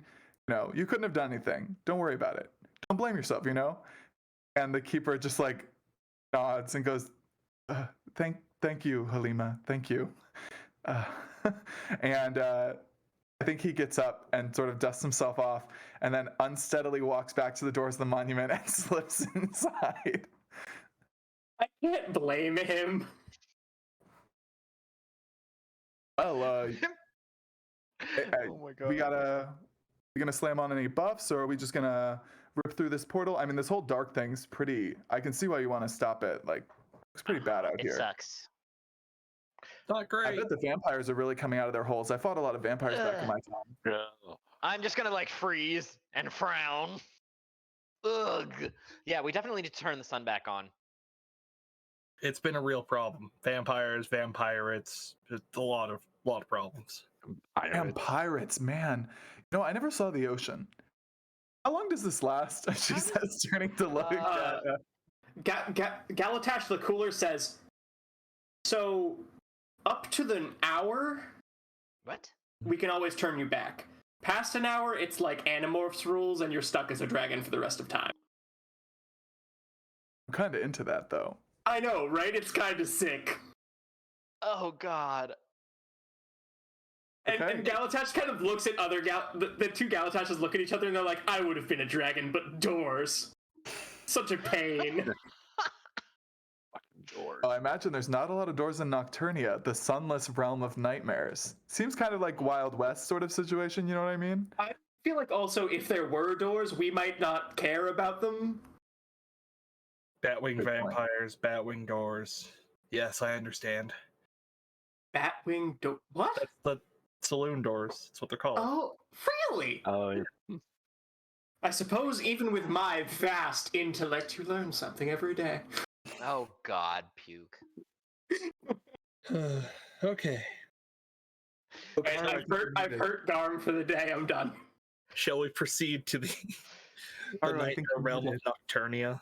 I think Cooler Galatash stores himself back in the portable hole. What's up, Zeke? Haru, you're still muted, I think. Or at least I can't hear you. Motherfucker. There we go. Hey, that's the car we know. I was busy telling Earl off because he's trying to get to the treats. That's why he's been all over my desk. Because I did not get to put those away in the What a normal good hiding boy. spot. Before we leave, I am gonna quick cast a spell. Quick was it prayer? And I'm gonna cast Death Ward on myself. Because I heard that Oh, like going to smart. 0 kills you and all that shit, and I'd rather the cleric have a bit of a chance at not dying immediately. Oh yeah, that's good. Good That's call. good. I don't think I can cast it on you guys, unfortunately, because that would consume a lot of spell slots. But That's fair. It's okay. You're the saved cleric. one. You can resurrect us. Yeah. I did take Revivify, don't worry. And I probably what were had you saying? each of you guys bring your own diamonds. I was just saying, I won't die. Easy. Ah, It's that easy. Okay, are we ready to pass through? Yeah. I I guess. suppose. Yep. Yep. All right. And so, as you all pass through the portal into Nocturnia, the first thing that you notice when you come through is the difference in the sky.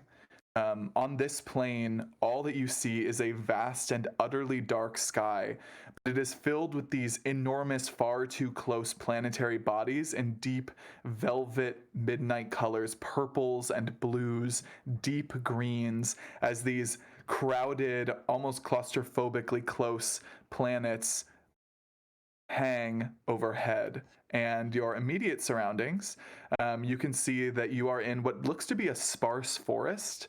It is filled with vast carapaces and huge unnatural bones protruding from the ground, from patches of mud, from small marshes. And the trees themselves are thin and spindly, and it looks like the bark and trees are completely gilded. Whenever light from your weapons or your magic are shed upon them, it reflects, and you can see the trees look to be made of gold. And you can see there are these small motes of light, tiny, tiny motes of light that seem to hang in the air, almost forming like a trail. In front of you, and you can also see in the very, very far distance, if you think, the night sky is dark and the area around you, there's no sun, it's very dark, but there is in the distance a pillar of absolute nothing that is just shooting into the sky, and you can all feel this draw towards that plume of sheer darkness. Old Piece says that Shadow Anti-Sun Sword is down over there. Yep, that's what I'm betting. Ugh. Nettles is probably sharpening his claws on one of the trees when he hears that. Like, yeah, probably. Yeah, hey, And I've probably stolen a couple of the here's a gold leaves. piece. Yeah, Oh, the leaves are like off the tree. hard and metal, like gold. Yeah, no, Just drop them in your I'm pack. probably stealing a bunch of those leaves. Oh boy, cursed other dimensional tree gold. My It'll be favorite. fine. Gold be doesn't grow fine. on trees.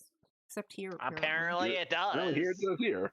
I have Well, a number does of it questions. grow here or was it converted? Is Yeah. this a Midas situation? Could How are be. there even trees if there's no sun, That's true. Because they're gold and they don't actually grow. Maybe they're... Anyways, Anyway. shall we venture forth? Yes. Okay. And as you, do you want to follow these motes of light, or do you want to try to find a different path? I've played enough Elden Ring. I'll follow the motes of light. I'll follow the motes of light for different reasons. Yeah. I suppose there's not much we can do except follow the motes of light if everybody else wants to. Okay. I mean, if you want to convince us to not follow the motes of light. Is there any? Generally, can we make out any other? Can we make out any other path that leads to this void pillar? Yes. You are at a relatively high elevation, and you can see the path that of these like tiny motes of light that are spread out seem to be like almost a direct path that seem to be going in the direction of that plume of darkness. You don't know why these motes of light are here, but it seems almost like a trail.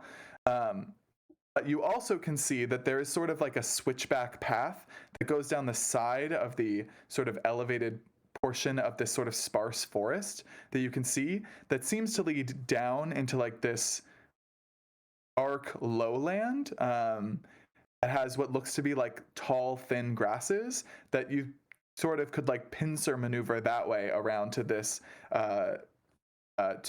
pillar of darkness. Basically, whether you want to continue on this higher area, this higher elevation, or go down and around.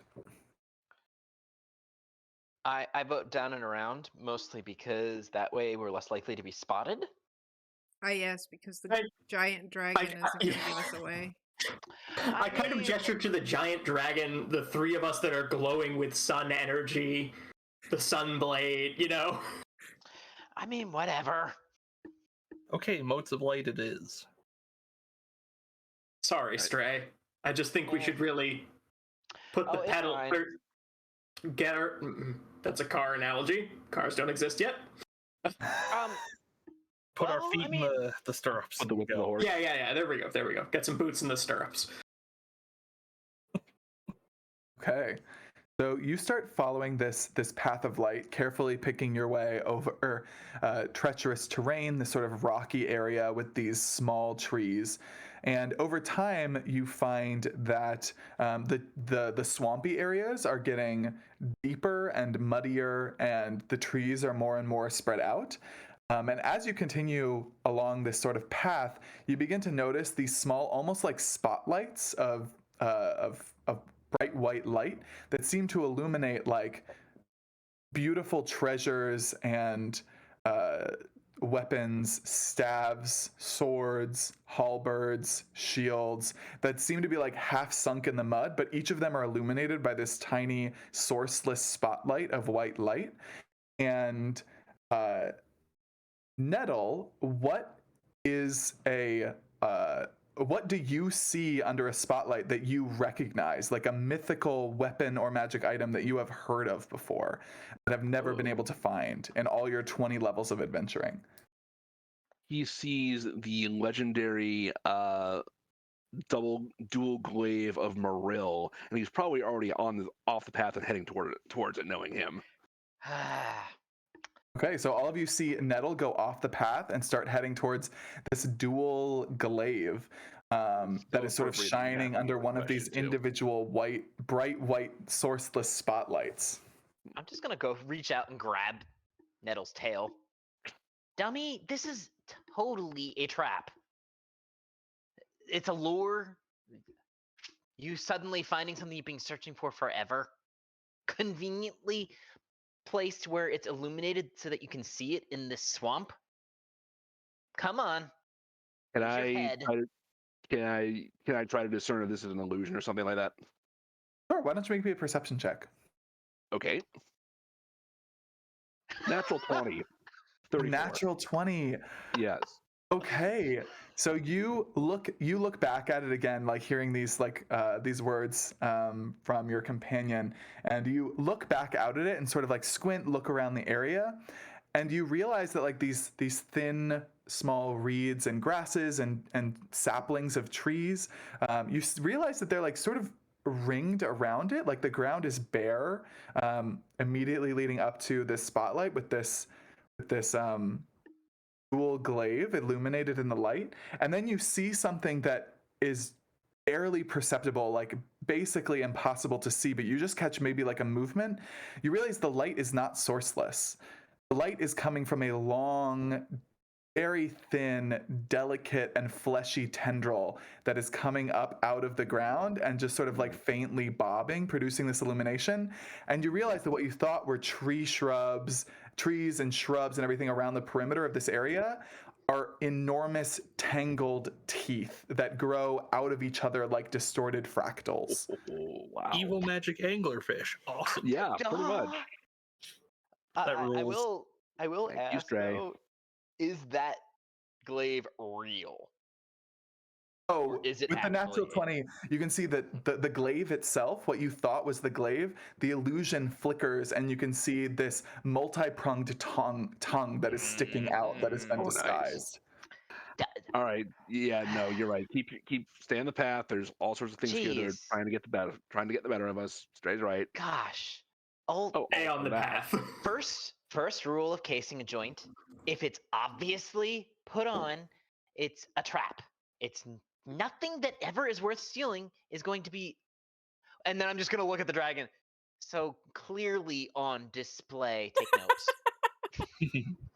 Look, man, I was dead when they built that temple, okay? I had nothing to do with the positioning of the sword. And I'm just gonna kind of sneak into my cloak and pull out the other scimitar. Yeah, well, it's not the first time that one of your people has put one of those kind of swords in a place that's easy to snatch it from. Have you considered not taking swords that don't belong to you? Psst, belongs to me now. That seems like a character flaw. It's not stealing if I need it more than someone else. So, can you lend me a kidney, or? No, you could just make yourself a new body. Okay. And I'm just gonna tilt my head and be like, "Have you ever considered going to the black market trade?" Wow. I don't think there's an organ market. I think there's a cleric spell slot market. Yeah, I probably. mean, Why do you think Realize diamonds you're are so having a expensive? conversation as you carefully navigate this marsh, avoiding all of these spotlights in the immediate area around them. I think Galatash, because he has true sight and doesn't fall for these illusions, he just occasionally reaches out and grabs someone's shoulder, like, nope, wrong way. Going back this way. 4 out of 5 times, it's probably still me. Yeah, no, whenever The fifth is straight. Galatash doesn't, I absolutely will reach out and snag a tail. And over the course of the next hour, you all make your way slowly through this temptation mire across this huge, dark landscape. And after a little ways, sort of making your way down the incline, these spotlights become less and less prevalent until finally you are on rockier terrain. And as you get closer and closer to this literal plume of shadows that is just sort of erupting high up into the sky, seeming to disappear into the sky, space above, whatever exists above the ground of this sunless plain, you realize that it is not only sort of just shooting up, but it is also a literal wall. It is a completely opaque wall of shadow encircling something very large within. And you come up, you get, as close to it as you want. It's just on this sort of bare, rocky area where you can see these thick, almost like somebody took a huge paintbrush and just gilded at random with gold across these rocks and mountains. And you can see gold coins and gemstones scattered everywhere like gravel as you get closer and closer to this obfuscating barrier that is standing between you and the source of whatever is here. I hate to do this to you, Zeke, but I can see through magical darkness. You can see through magical darkness. That's a good... For 120 feet. So I don't know how deep it is, but I can see at least a little bit into it. What does that trait come from? True sight, being a planetar. Okay, it is true sight. Okay. So you looking at it, you can see beyond the darkness, and inside there is this almost like large chessboard-like platform. And you can see the 4 corners of that platform have these tall monoliths that look like they are some sort of rocky construction, and there are bones protruding from them. Bones that are draped in jewelry are sort of just like pressed out against the walls of these almost like granite monoliths, very rough outer structures. And in the center, there is a enormous throne. It's just like this swirling, dark, viscous throne.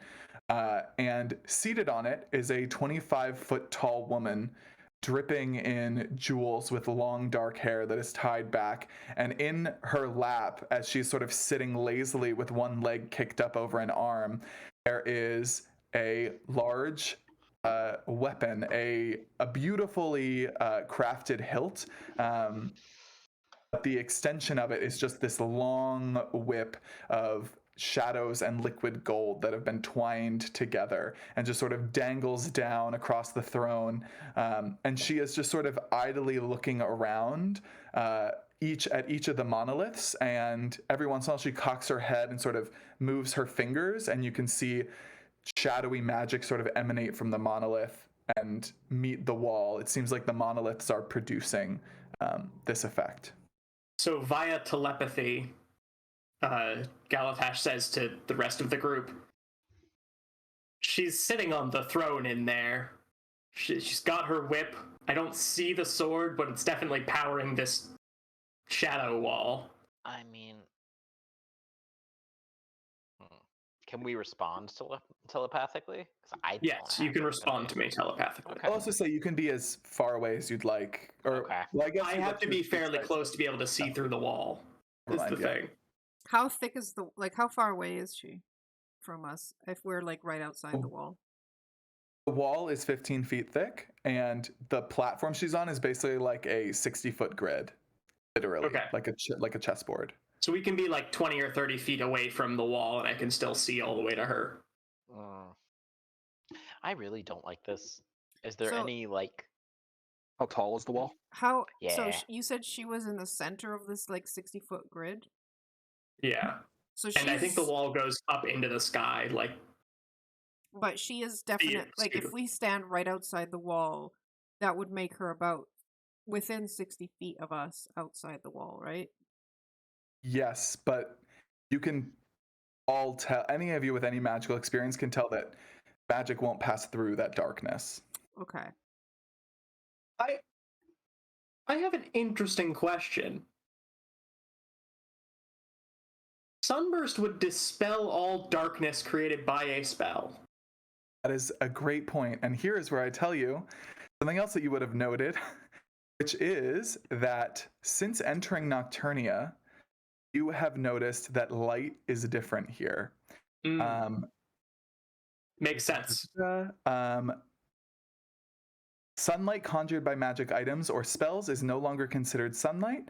All bright light is considered dim light, and dim light, anything that would produce dim light, does not produce any light at all.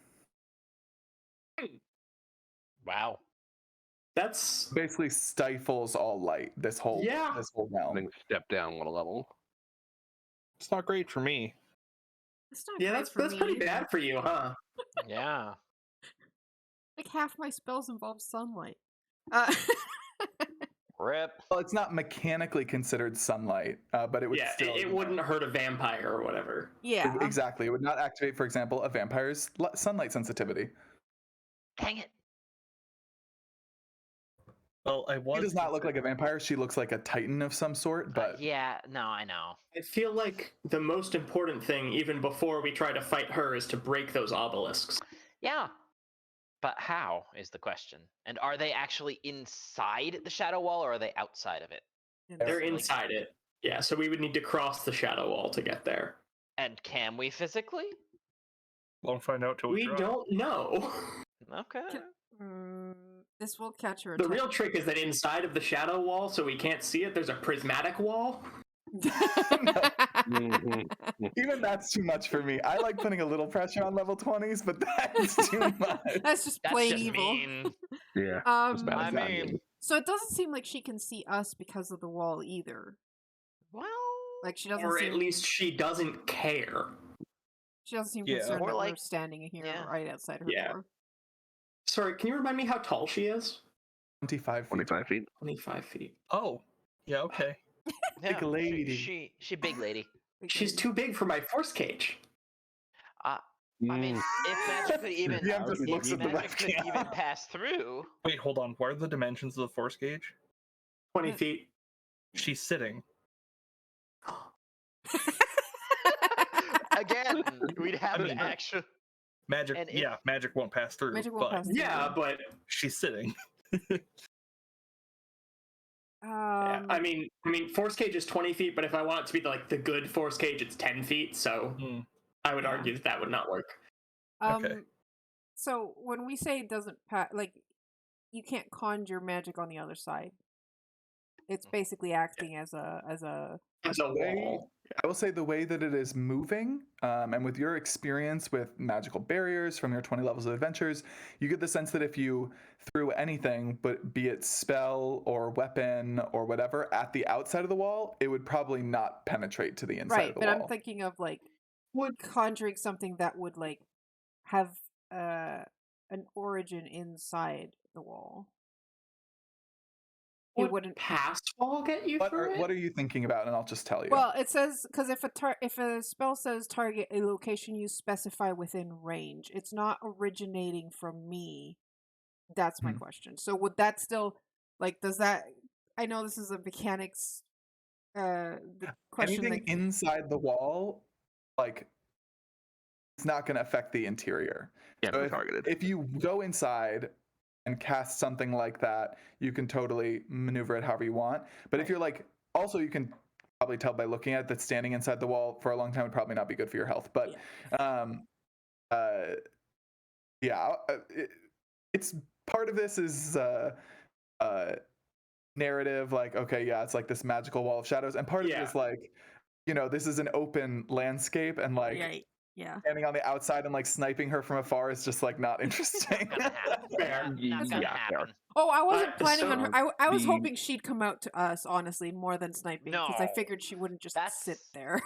Oh, Car- that would probably take some next level razzing to get her out. Yeah. Yeah. It's, All right. No, well, I think I'm. my initial plan was like Mom was a Razzing dick. sick.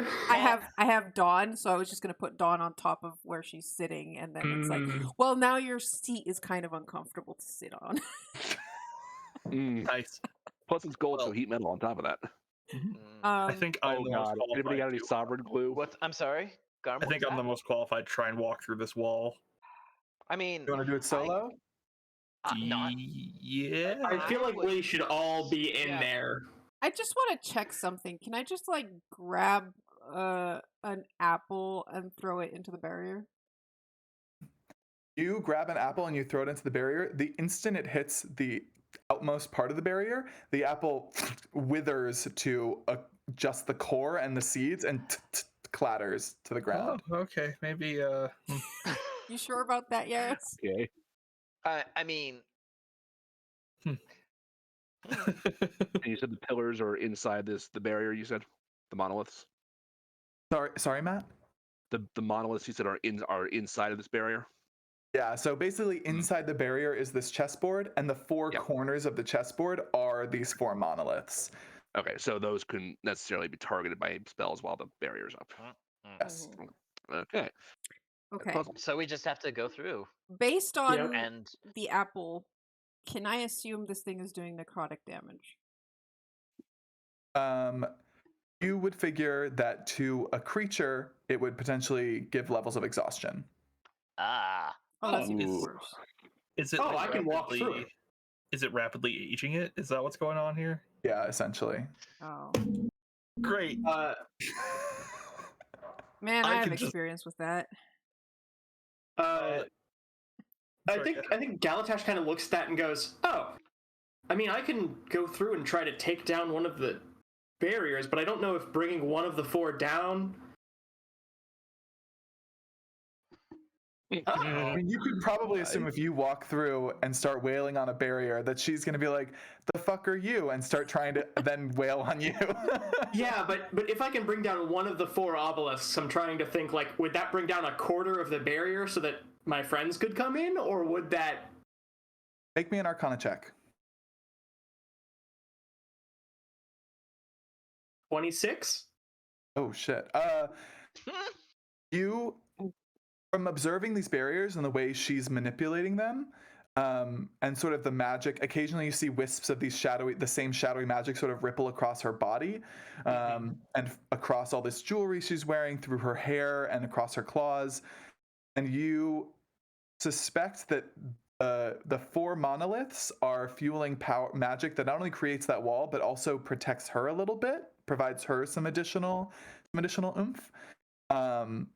And that you would have to destroy all four to completely end that effect in a short period of time. If you were able to destroy one, and then like over the course of maybe a day, it would probably like lessen, but destroying all four will actually like dispel the effect. That answer your question? Yeah. How? And you said Extinguished, there's and they 60 have to spell magic. grid, so it's how far is that radius from the center? So it's 30. 30. If you were to drop something in the middle, it would be 30 feet to each side. Yeah, so that's equal. Oh, I can't do square roots and let me I need to know the radius from the center to the corner to see if I can hit all 4 of them at once. I'll Which say is- it's 30 feet. I'll just say it's 30 feet. It's fine. I know that technically geometry doesn't work like that, but like I'm really not impressed. I believe a fireball right in the middle would hit all 4. It is It 42 would also feet hit from the everything. center to the corner. So you need a 40-foot radius to hit everything, which is a fireball. Isn't it? Or is fireball 20? Fireball is 20. Fireball's 20. radius. 20 radius. So I do have meteor swarm. That would do it. Yes. Well, Yeah. You don't know. Oh, no, meteor swarm only hits creatures. I I mean, hate that. I hate that. There's so many spells that Yeah, are I like hate creature takes creatures. this much damage. Mhm. Okay, but what about objects? also it's hilarious because like you know that a villain with a 9th level spell isn't going to use a meteor swarm on like a creature. It's going to use it to level a town, right? Yeah, it makes no Mhm. sense. It's a Like I was siege checking spell. Dawn It's does a siege Dawn spell. says the same thing. Dawn says creatures take and it's like Yeah, okay, that's why I regret not having shatter, right? Like, Yeah. And this also I'm reminds still us that entertained. Tier 4 of D&D was like not play tested the same as the rest of it just because it's like all these little things. well, even okay, I do have a really weird question. Sure. Is this a mundane or magical means of preventing access? And if so, would the spell knock open the barrier? No, definitely not. Maybe knock at 9th level would. I would say knock at 9th level would open a passageway through this for sure, but That's fair. not at 2nd level or whatever it usually is. Sorry. Yeah, Carter, you're were you like gonna say big something? magical barrier. I just walk up, cast a 2nd level spell. no biggie. No, I was just railing on the whole like creature damage because it's not just at the 4th tier of play. Like you can Oh go yeah, down no, as it's like all through it. Eldritch Blast Mhm. says creatures take this much damage. Like Sacred Flame, another cantrip, basically apparently does nothing to as written does nothing to objects. And it's like, why are there so many spells that apparently do nothing to objects? I know part of it is so that when you do all these damaging spells, you don't break the dungeon so that it falls on your head. But also, what if I want to bring down the dungeon? Targeted area. So Sleep targeted Storm point. would do it. All right, I'm gonna try sticking my hand through the wall. Fair? Um, I'm gonna turn on the sun shield first, and then. are try you sticking my hand. sure? He does have timeless body. Oh, that's Cannot be magically aged, so I'm Okay. gonna lose my left hand here. Yeah. I'll say you can tell, like, as your hand gets closer to it, you can feel like energy rippling off this thing, and you're like, that'd be pretty bad. I mean, obviously I'm not in control of it. You can if you want, but like it would only hurt, right? Yeah. All right. I won't. Hey, As much as I other love the idea. idea of you being just like, let's see what happens when I put my hand in the blender. Like, Other idea. Do we think that we could tunnel underneath the barrier and up into her area? Or does the what barrier means of extend tunneling do you think would below? not get her attention at all? Mirage Arcane. I mean, I'd have to cast a spell, but then from a mile away, I could make a tunnel that opens up underneath her. You could polymorph us all into badgers. And then couldn't throw do us that through. because I don't know polymorph. You could try. Well, I I mean, wonder. he's I wonder Earth what Elemental, would happen Purple if. Worm. The issue is we can't teleport in. Nope. Mhm. We can't break it from the outside, Mm-mm. and I don't want to walk through a blender. Understandable. I was using the word blender broadly, like I said, exhaustion. I mean, see, okay, I'm just gonna pop in and deal with it then. We're gonna meet. Can I assume that Meteor Swarm will deal damage to objects? Yes. Then I'm going to walk through the barrier. Is everybody okay with that plan? Good luck. Mm-hmm. Galatash Inspiration. nods to everyone and says, "All right." Why If you don't hear back from me, because he used his 9th level spell slot to turn our good deific friend into a dragon. Oh, that's a Yeah. good point. I don't know how much this is gonna help because it's exhaustion, but I guess I will. I'm immune to exhaustion. That's why I'm doing it. Oh. Mm-hmm. Angel form. Yeah. Angel form. Yeah. Are you? How do you take? How about radiant damage? I mean, necrotic damage. Resistant to radiant. Nothing against necrotic. Okay. So I'm probably gonna eat a shitload of necrotic damage to do this. That's why I was asking. I'm gonna cast Aura of Life. It's self? Nice.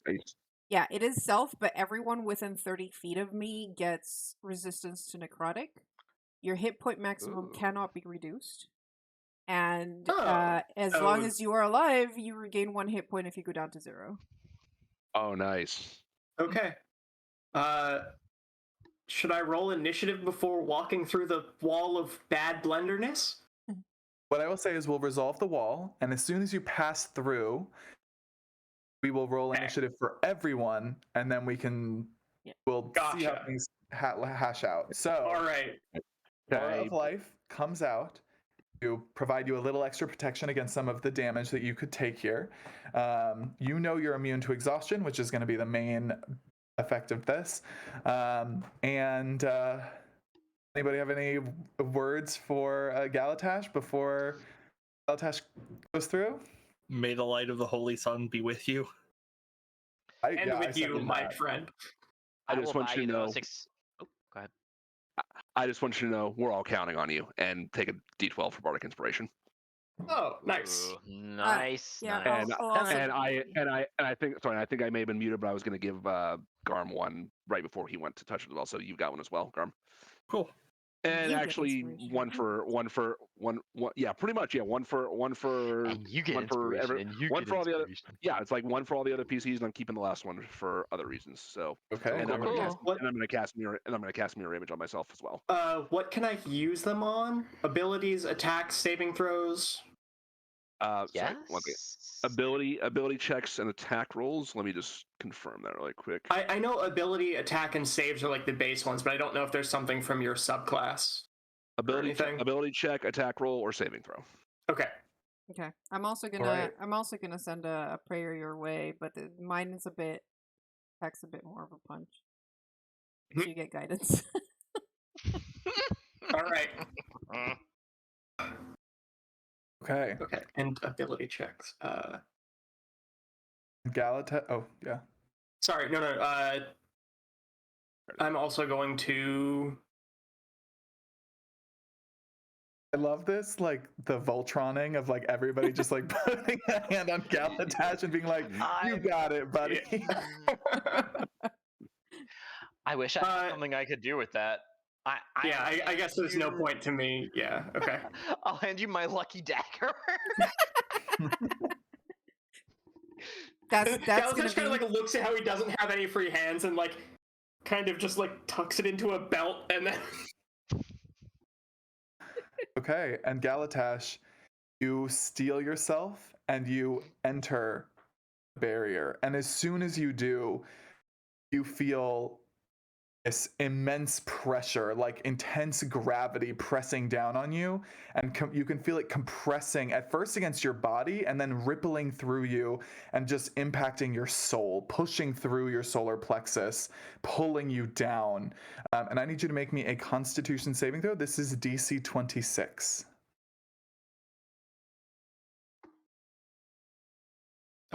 This is a magical effect, I'm assuming?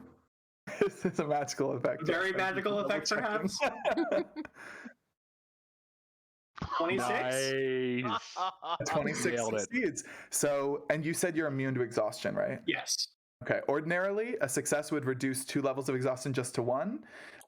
But you saved, so you don't take any, so you don't take any of that. And that also reduces your damage in half. So you take, instead of 64 points of necrotic damage, 32. And I'm resistant to necrotic from Karu? But that reduces you again down to 16. 16, so 191. Okay. And as soon as you sort of like push through, your face breaches the other side of this shadowy wall, and you emerge onto this chessboard. And Vostromoth looks up at you, and you can see this flash of gold in her eyes. And she says, "Oh, look at that. You finally came through." And I need everyone to roll initiative. She's been just waiting God. for us, Yeah, bored. watching Yeah. us You dither on the presume that side. she couldn't see like us looking at the clock, because like, we what's couldn't. taking them so long? Is initiative an ability There. check? Yes. Oh, Oh my god! Why are we rolling high? I'm acting that way. No, I can't act now because the barrier's still up. Frick. Yeah, I'm going to add. Okay, you said I don't get guidance, but I still do have my D12 of Bardic Inspiration. Yes. So I'm going to add You that to my can. initiative. I would say yes. You can absolutely add that to initiative. Ah, Oh. no, I'm not. This goes for anybody else too. Yeah, I'm not gonna waste that right now. Lair noted. 14.2. Oh no. Yeah, so Well- I'm going after the big bad. Yep. That's. If only I hadn't rolled a 3. Was there Ooh. anything else? Sometimes, you were able to shrug off most of the damage, but it just slowed you down for a second, coming through that wall. She like saw my hand come through the wall, and she was just like, "All right, we're waiting for this. We got the one-liner prepped. We're ready." Okay, let's see. So who is first? I think that it's Nettle. Oh yeah, definitely.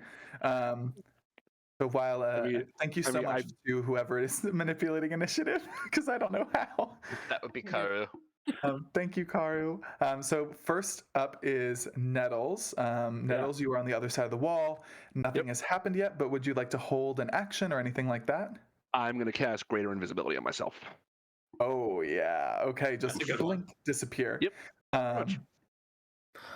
Could have cast invisibility on myself. That would have been so much smarter.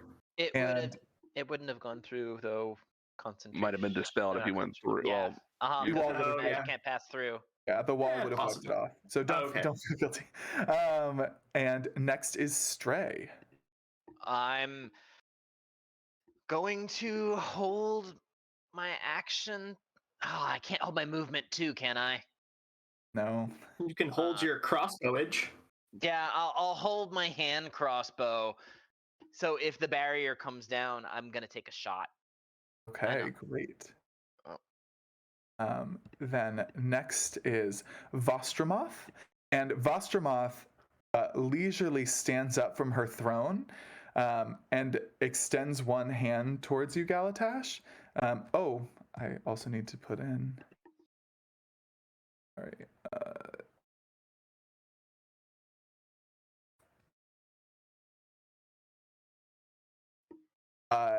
She leisurely extends one hand, and she says, I don't know what you and your friends have planned, but what I do know is you're not moving any farther.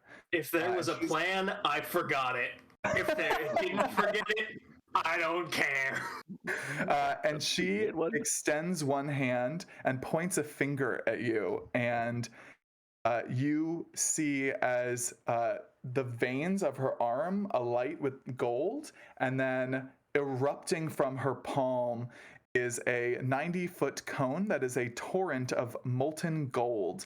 I need you to make me this is her halcyon end, and I need you to make me a DC 26 dexterity saving throw.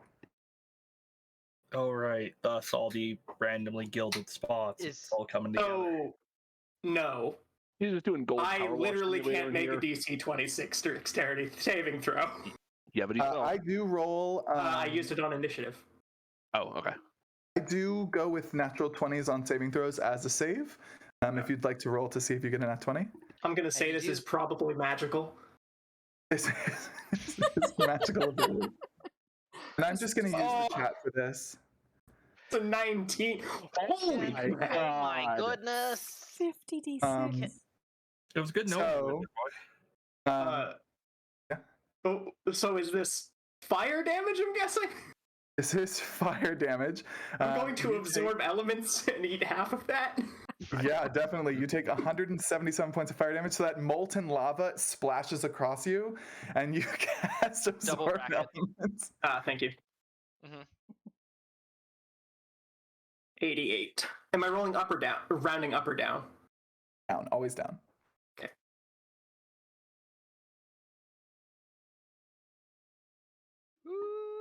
Half health, baby! But another one of those will kill me. So when the gold clears and she sees you're still standing, she cocks her head. Huh, not bad. And she strides very quickly the 30 feet across this platform to stand right within range of you. And she sort of flexes her fingers and cracks the whip. I'm not going to let you do whatever you've planned. And that is the end of her turn. So it is Yara's turn. All right. Wow, that's not good. I'm going to. I just want to be glad that it only hit me and she didn't get all of us with it. Mm-hmm. Yeah. That would have taken me down from full health. I would like to ready an action. What action would you like to ready? I have a class feature called Searing Sunburst. So I'm going to hold my hands above my head and begin creating a spirit bomb to throw at Monster Moth as soon as I see her. Excellent. It might kill our boy. That's fine. But, If you need to kill me, kill me. And I'm doing the full, Galatash gets knocked out of the angel form. I'm pretty sure they just go back to being a wizard. So I'm gonna do that with 4 key, so that'll be 8. I don't know. You'll tell us if it happens. You'll figure out what happens. There are some other contingencies in place, but yeah. Okay. Many others. Okay, excellent. So you are beginning to charge up your spirit bomb, and it is the lair action. Okay. Yeah. The shadow wall try to eat us. Is that the lair action?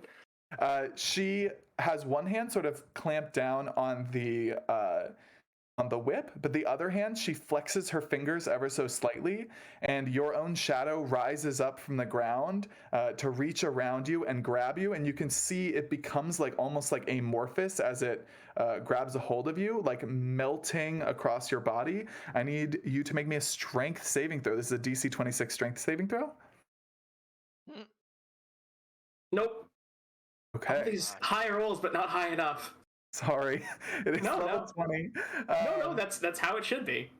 And you are grappled by your shadow, and you are restrained. My contingency activates, and I dimension door away. Nice. Oh, okay. What is that? What?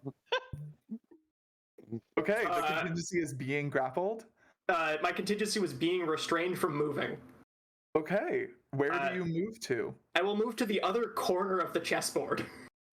Okay, do you want to? So, wait, how far is? This is like a massive cylinder of shadow, right? Around you, yes, but not inside. Sorry, Zeke, could you say that again? Oh yeah. It's the shadow wall is 15 feet thick around you, but it does not also cover the chessboard. Yeah, it just goes like straight up, right? Like if I look up, I can sort of probably can't see the sky because it's dark as hell, but yeah, exactly.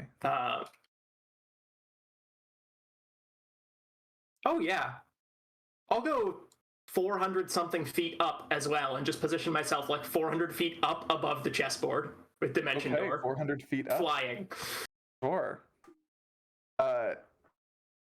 You go, and she sort of like, you can see her all the way down there, sort of like a look and crane to look up at you, and she raises that hand as if like, where are you going? Can't touch this. Okay, excellent. That was the lair action. It is Amaris's turn.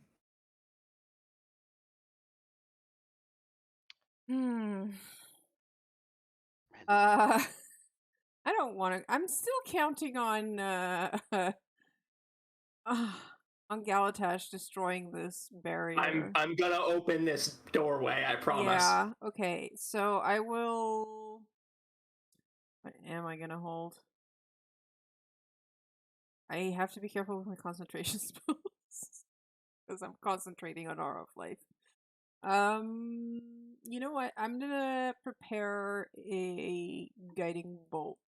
Oh, okay.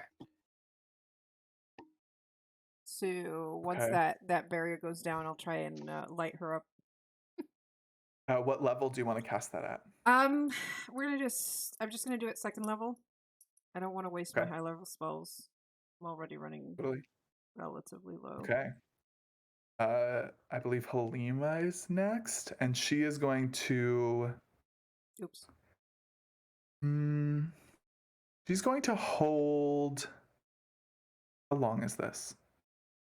60-foot cone. I think she will hold. I think she'll hold a dash just to make sure she can get close enough to do her breath weapon when she gets a chance. And She does have a fly speed of 80 feet, so she's probably good without a dash. without a dash, the cone's only. I guess the cone is 60 feet and the chessboard is 60 feet. So yeah, she'll hold her fire breath then. Actually, that's a good point. And it is Galatash's turn. Galatash kind of like shakes off the last drips of molten gold and yells down, "Silver is really more my color," and then casts Meteor Swarm. Okay. And what is the radius effect, etc.? So Meteor Swarm has a range of 1 mile, so I can hit the ground. Yes, definitely. It has it targets 4 separate 40-foot radiuses. So I'm assuming that I can cover the area.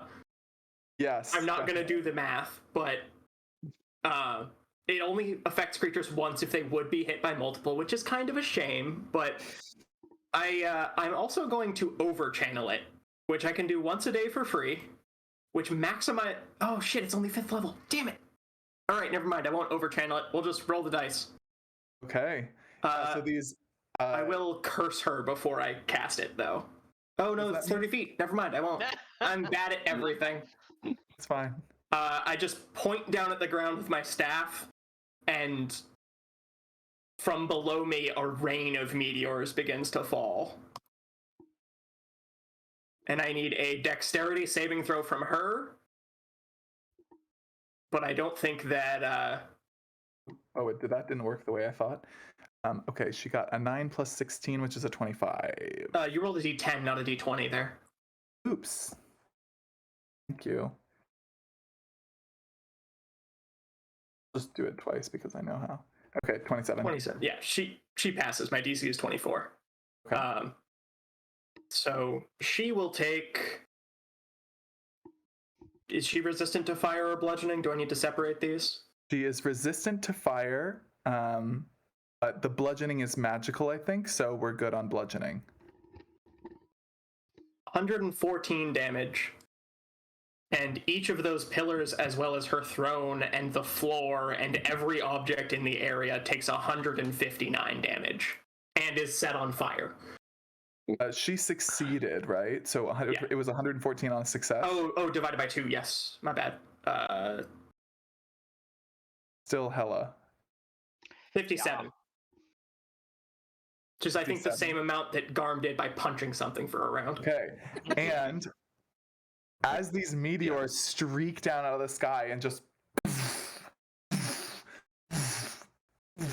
hitting the corners of the chessboard, as the smoke clears, you all realize that you can see through this shadowy barrier, which is gone. The 4 monuments have been completely obliterated. They all had 100 hit points, so that did the trick. However, it released the creatures that were inside each of the monument, and you see there are these 4 tall, extremely gangly, winged bat-like creatures that have this completely draped in gold and other jewelry, and their eyes flash red, leaving these like trails in the air as they sniff and look around. These are her Nox Furias. Okay, well that's not good. Do those look like fiends? Also, in addition to removing the barrier, her AC goes from 30 to 25. So Hey, that's good. That's good. And So I now- can't interact with an object as a bonus action. Yeah, so I'm just gonna... What? I thought you could. I thought interacting with an object was a full action, but I could be wrong. Interact with objects Depends. is Magic items are normally an action, but interacting with an object that like is just an object is normally a free action. uh-huh. I think you get one free interact with object. No, Classic I'm example is floating super high in the air anyways, so that doesn't work. Never mind. Carry on. I will fly 100 feet further down, I guess. Put me like 300 feet above. Puts you, 300 feet above her. Yeah. I got scared. I can come back and join the fight now that the shield is down. Needed to make sure if the shield didn't go down, I wasn't going to get murdered. And yeah, that was, I honestly was not 100% sure that a meteor storm would take out all 4 monuments. So like that was a slick maneuver. However, let's go back down through the initiative for everyone's held action. So first is Nettles. Nettles, remind me what you held and what you do. I wasn't holding any. I had cast greater invisibility on myself. Oh, that's right. You cast greater invisibility. Okay, so you'll be invisible for your next turn. Stray, what was your held action? Was it crossbow? Yeah, hand crossbow. Because I wasn't close enough to do anything. It does not get sneak, so it's whatever. I don't have advantage either. 29 to hit. Hey, that's not bad without advantage. That hits. I would have almost hit if the monuments were still up. For 6, but it's non-magical, so it probably doesn't do anything. Oh. Or Yeah. That's fine. Sorry, it doesn't. Doesn't matter. Doesn't matter. I just wanted to get something off and not be useful, or not be useless. So there you go. Yaris, I believe you had been charging something up. Yeah. I'm He's gonna at the Hame part at this point. No, this is the spirit bomb. I'm gonna whip down the sunburst. That's a DC 19 Constitution save from Yargamoth. Whatever her name was. Yes. Bostromoth, sorry. Fun. I think Yaldabaoth is the persona boss. And it's not gonna do a ton of damage, but she rolled actually the same thing both times. Yeah, so it does nothing unless there's anything else within like 20 feet, a 20-foot radius of her. Oh yeah, I would say you could hit one of the Noxfurians. Do you want to hit bottom left or bottom right? Let's go with bottom left. Okay, I will also make its saving throw. Oh, I should probably pull up statistics, huh? Gamers go left. And also yes. You're right, gamers go left. It doesn't have half damage? That's bullshit. Nope, it's all or It's nothing. kind of lame. But, I had to do something. Mm-hmm. That is a 19. Oh, it met. Okay. I should have spent those 4 points to make myself invisible instead, but hey, here we are. All right. And Amaris, did you hold something? Yeah, I had a guiding bolt for Vostromal. That's right. Okay, go for it.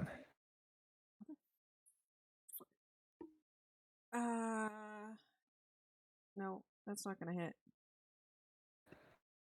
Okay, that guiding bolt goes flying towards her, and she whips her whip up, sort of cutting it in half in the air. And she looks down at you, and she said, "With your gods gone, did you really think you could hurt me?" And Ew, really? and at the end of Galatesh's turn, she's going to take 2 legendary actions. And she is going to, let's see, who does she want to hit this with? She is going to use Eliminate on, I'll just roll. I'll do it randomly. I don't like this. Okay, that is going to be on Amaris. Sorry. She looks at you and she winks and then closes that open fist, and you feel the full force of an archfiend's will come pummeling down on you, crushing your soul. And I need you to make me a DC 26 charisma saving throw or be reduced to 0 hit points. Oh, hey. not charisma. Amaris. You have a D12 and Death Ward. Amaris, do you actually... Are you within 10 feet of me? I assume so. I don't... Then you had advantage on magical effects. Okay. Saving throws. So there you go. There's that. Not 20. Let's go. Okay, what does it look like as Amaris shrugs off the spirit-crushing will of an archfiend? I just like hold up the shield that has like the symbol of my god. It's like, you may be covering the sun, but the sun still lives within me. And Sorry. she just like hisses as she realizes you're not going down. That was her legendary action. It was Galatesh's, and now it is the monsters. So these four Oxfurians leap into battle. And let's see. Are these fiends? These are fiends. Okay. Oh yeah. Great. Yeah, very great. The one in the bottom left and the bottom right are going to zoom in on the party, moving 40 feet so they reach sort of like the loose group of you. And one of them clutches its chest, and these scintillating waves of shimmering dark light come out of it, like Vanta black light that absorbs all color. And as that impacts each of you, I need, let's see, it's a 30-foot radius. So I need a wisdom saving throw from the folks on the ground. Wasn't This this their held area action effect, though? or- No, we're going down through initiative. We're at the we went Galatesh and then held actions and then monsters. Okay. Did I Okay. skip Because something? Halima had a held action as well. Halima had a held action. action, so that's right. Thank you. She is going to breathe fire across first Vostromov, and then two of the let's say the top left and the bottom left creatures. So this is going to be Vostromov's natural 20. And then Nostromoth is fine. we do not have a dex bonus.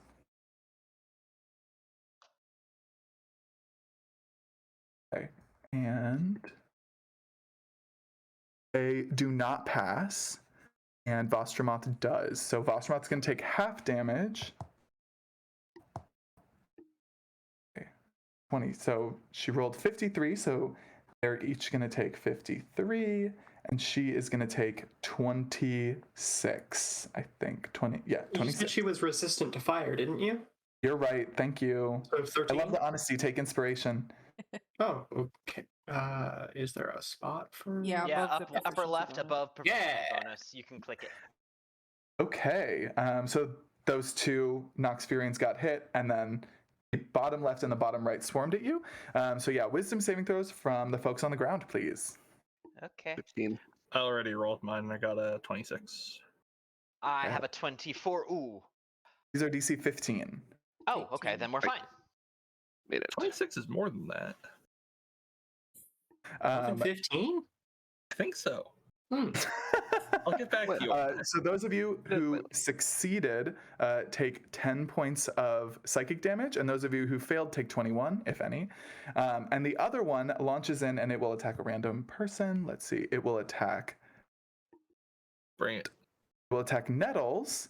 I'm invisible. Oh, never mind. That is a great point. I'll just shift it down one. So who's the next person after that? It'll attack Stray. That is first going to be a bite attack. With disadvantage, which is an 18. Ugh, neat. Sorry. Wait, Just barely. I know. I'm looking. Yeah, and inspiration doesn't do anything to that. Never mind. Okay. You take from the bite attack as this huge gangly bat fiend bites into you. You take 34 points of piercing damage. And then it makes a claw attack, which is a dirty 20.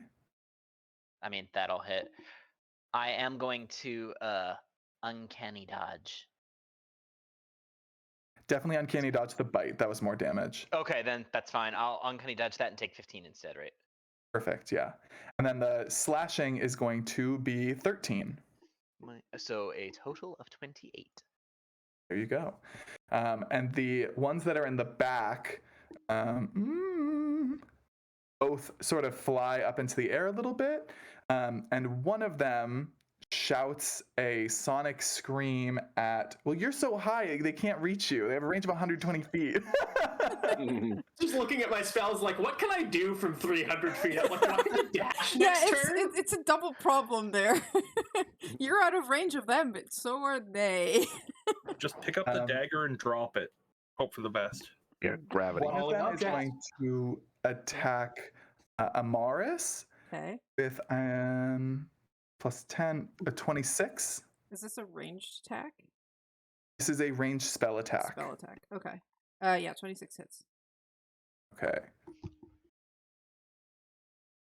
That is 38 points of thunder damage. Oof. And then another one, the other one is going to fire at Halima, the 13, which I don't believe breaches her scales. No. So she just sort of like roars and coils her tail around the group protectively, just for flavor, because she can't do anything about that. And that is the end of their turn. It is back into the top. We are at Stinging Nettles. Okay.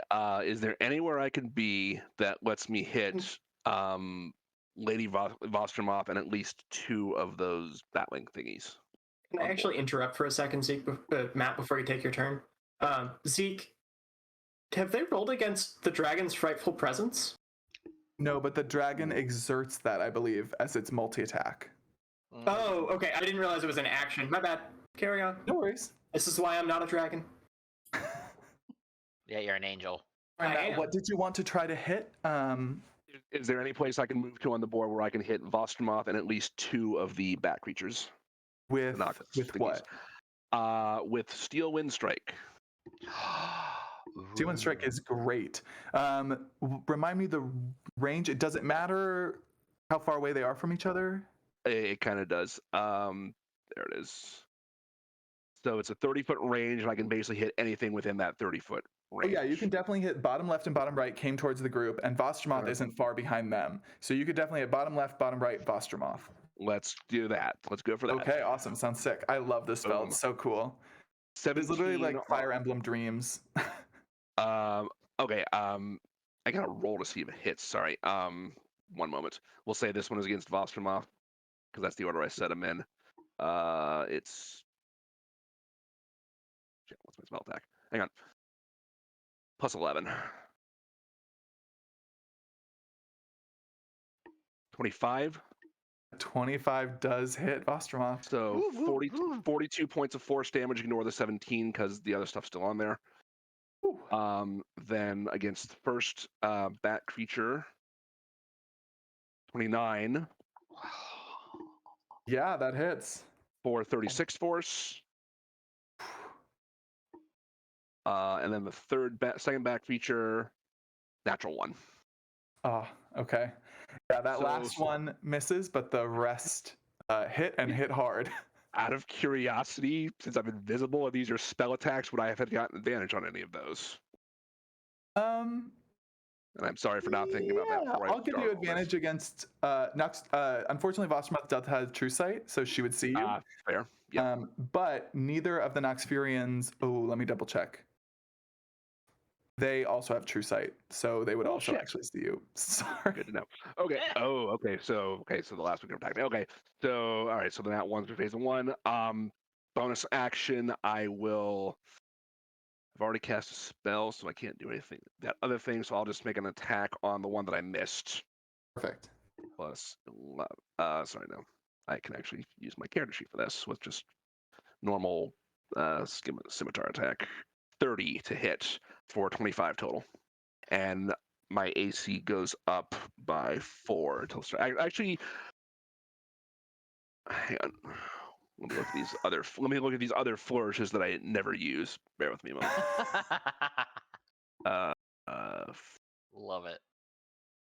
Yeah, we'll just keep it the defensive at this point. That's fair. Because they can fly, so pushing them isn't going to really do much. So I'll just say my AC is now a 22 until the start of my next turn. Okay, awesome.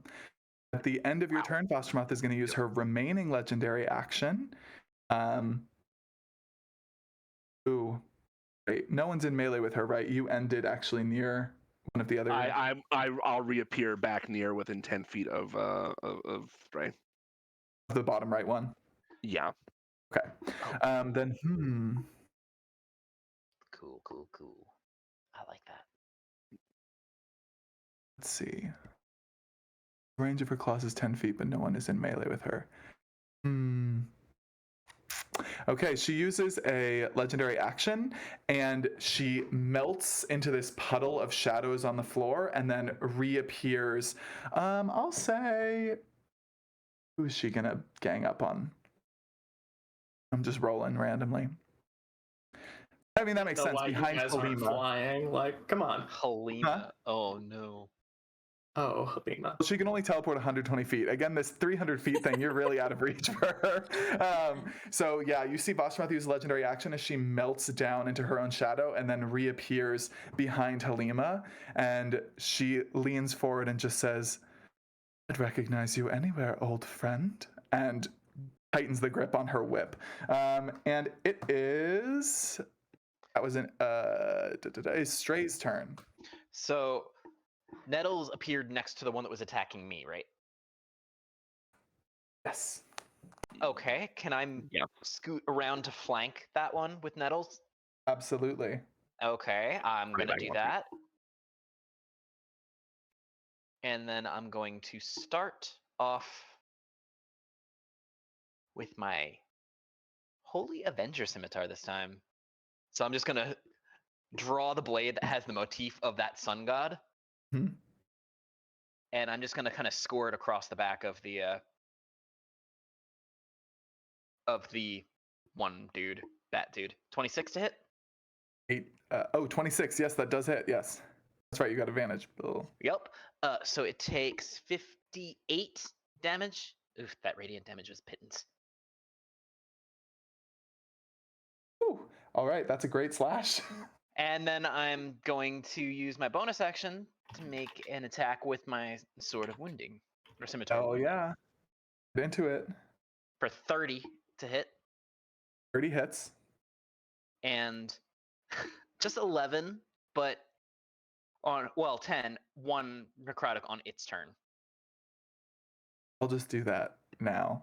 Yeah, it doesn't have resistance. That's fine. Okay. That one looks very badly hurt. Like immediately, I think you just cut off one of its arms with this second attack. The arm just goes flying through the air and it sort of like staggers, grabbing the stump and turns to hiss at you. Yeah, that one looks really messed up. And I'm just going to smile at it and say, do I even have, hold on, I have to make sure, what weapon? Oh, no, I don't. I am just going to say in Celestial, bats are kind of tasty, you know? And at the end of your turn, it is Vostromoth's turn next. First, I will roll a d6. Please don't. And she gets back her Halcyon End. I don't like this. Hmm. I don't like this at all. I hope that you guys spread out and you aren't just. No, it's fine. We 'Cause are- they're mostly within 30 feet of me, I think. I still haven't used my inspiration at least too. Remember, Yeah, I still have an so it aura is- that lets you get up if you go to 0, so... Oh, that's fair. That is huge. Yeah, I think Assuming I she don't go sort of down. flexes her hand, and then she just turns to look across Halima and those of you who are on the floor. She sees especially how wounded that Nox Furia is, and she says, "Worthless, all of you." And again, that eruption of molten gold that comes blasting out of her across the field. So I believe that is going to be a DC 26 dexterity saving throw for the folks on the ground. But I think... Yeah, that is the DC 26. I'll make one for... Let me see what Halima's bonus is. I'm gonna use my inspiration die. So, yay. I'm good. Joe, please tell me you have advantage on that. I did. It's a magical effect. That's why Oh, I'm yeah, saying yeah. yay. And I have evasion, so I take no damage. Hell yeah. I probably Okay. You probably hide behind the Nox Fury or whatever it is. No, screw that. I probably jump up on it and do a flip and just kind of bat the gold away from me with the Holy Avenger sword. Because Okay, fuck so that noise. those of you who save, with obvious exceptions, take half of 154, which is 77. 77. And those of you who failed take 154 fire damage. How are we? My death Yeah. ward just activated. Okay. You had advantage on that anyway. I rolled a 9 and a 6, I think. Oh my 9 and a god, never 4. mind. Yeah, not even inspiration was gonna save me on that one. Okay. Okay. How is everybody else? I guess we can just look and see. I'm Okay, alright. so Amaris is at 1. I'm gonna assume other my folks- concentration is also broken because there is no way I'm rolling that high. I mean, you could roll a nat 20. Yeah, you could roll a nat 20. I guess. Nope. Okay. That's fine. And yeah, I think she's going to stay where she is, right next to Halima. And it is Yaris. Sorry, have I been pronouncing it wrong the entire time? I don't Yaris? know, it's a completely made up Hey. name. I came out with this like last night. I woke up, wrote it down, and then fell back asleep. So, like I think I was going with Yaris. But Yaris. Hey, Garm. yeah, what's up? You're a monk, correct? Don't. I'm gonna go punch some shit. Yeah, no. You think have I have a- evasion.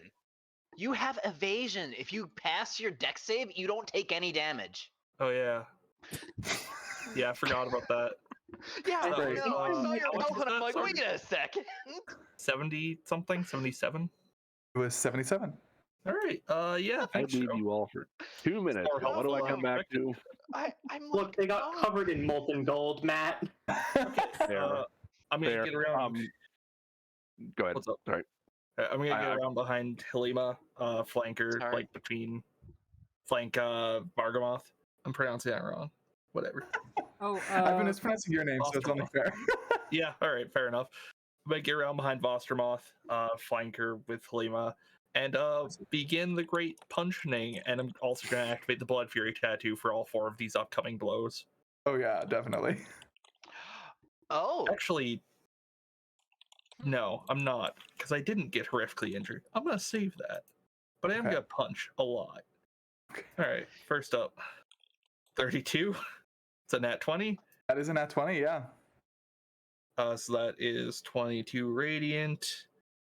Extra attack 22. Does that hit?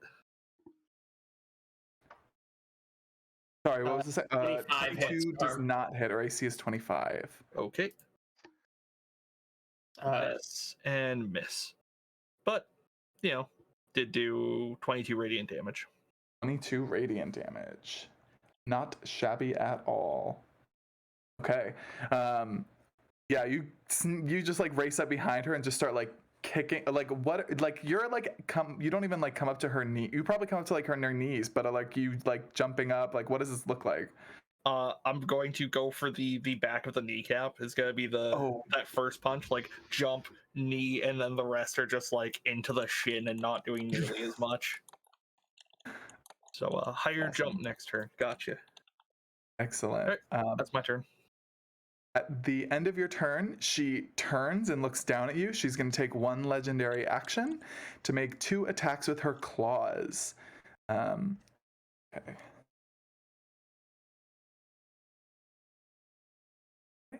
First one Misled is you in chat. You have evasion, so 21? take nothing. 21 damage? Sure. No, 21 to hit. Oh, 21 to hit. Yeah, that hits. Okay, and the second attack is a 29. I would have rather taken the. Oh, shit. That's still attack. Yeah, that hits. Okay, and so we are going to roll damage for these suckers, and then I will talk to you about being gilded.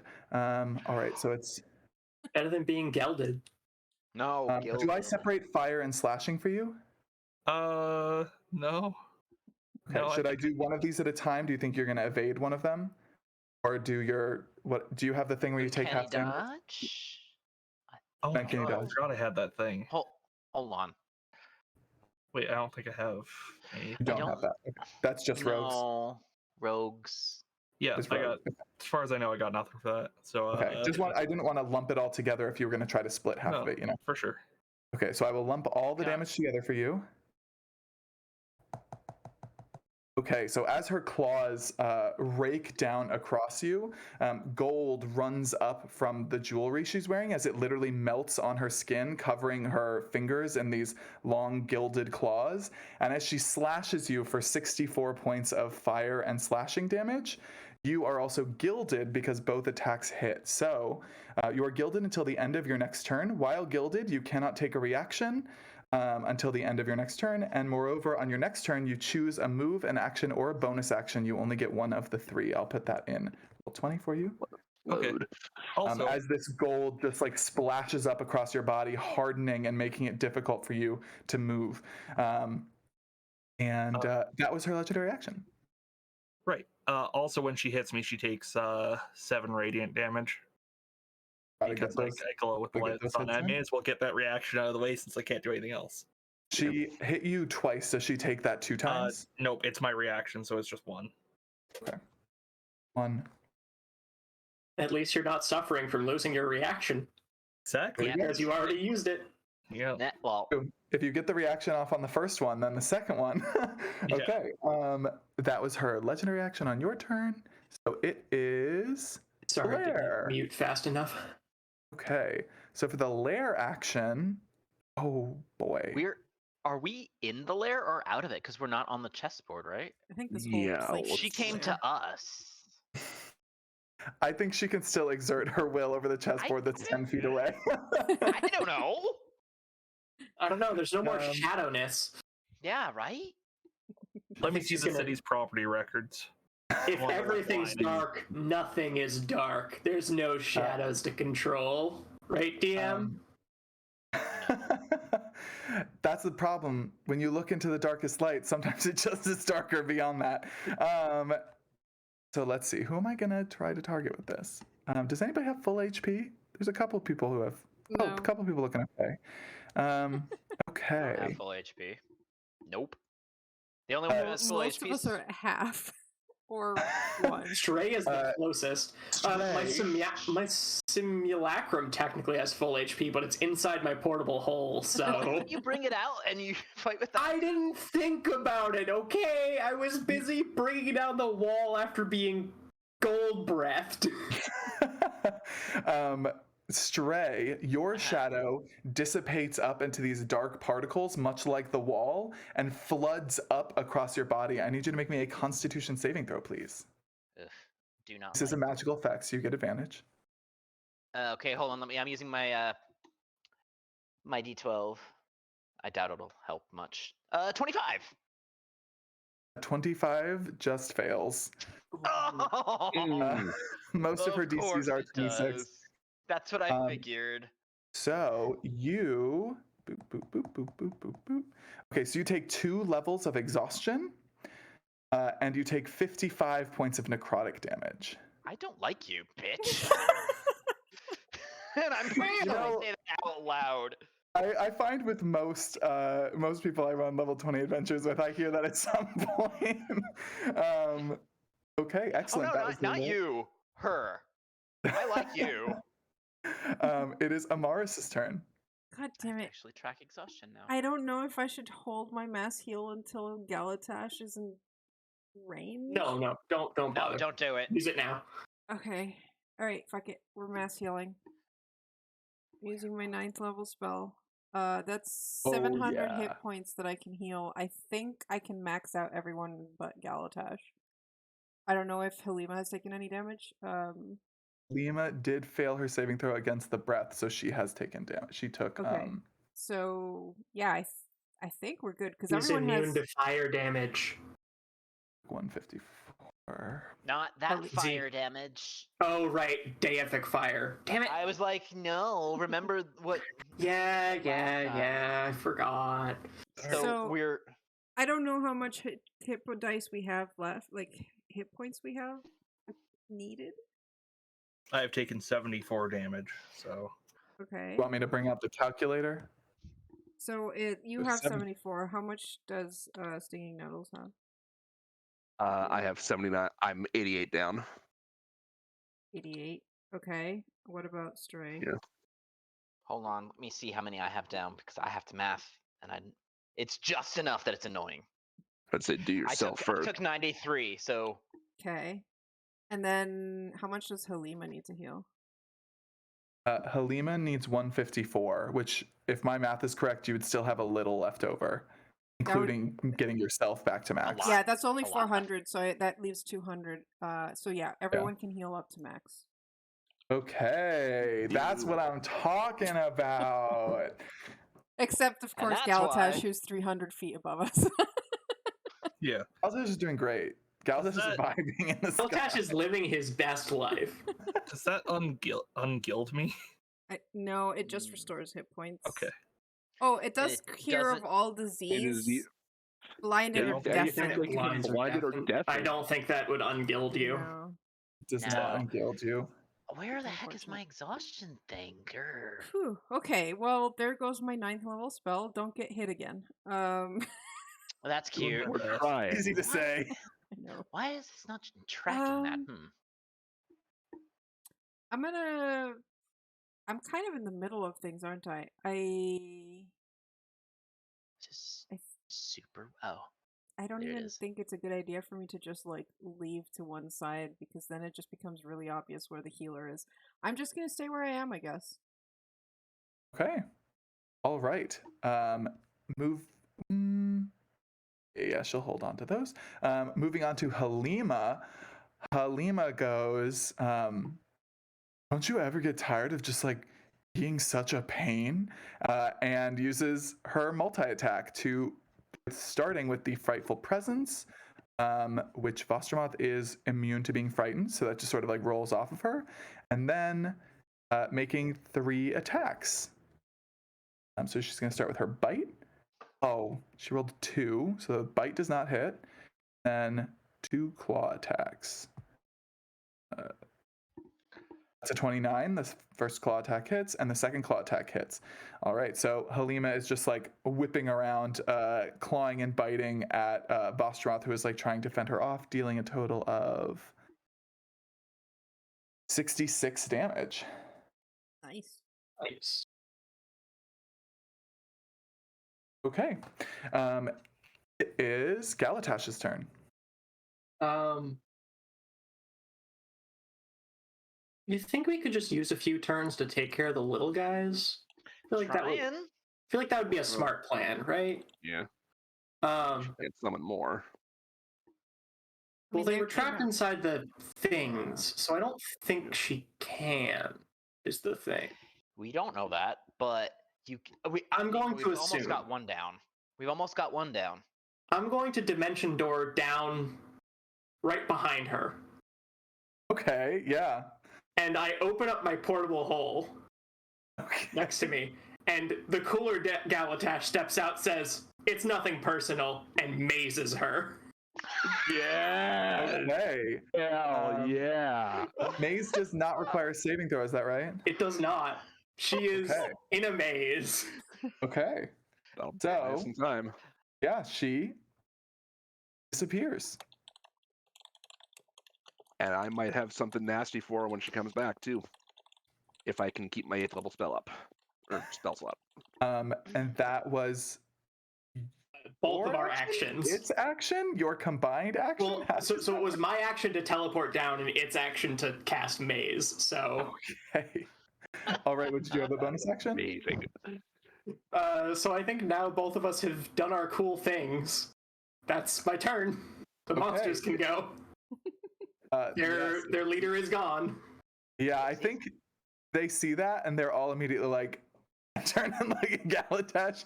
They're like, you can just hear them all hissing like, Oh. no, what did you do? Cooler Galatash does go hide in the portable hole. Just to get himself a little more distance in case they try to break his concentration. Okay.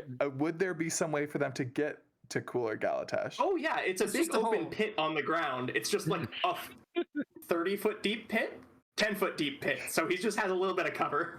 Can they see into it if they are in yeah, the air? if they have the right angle, I would say so. So the 2 in the air will move to try to position themselves so that they can see.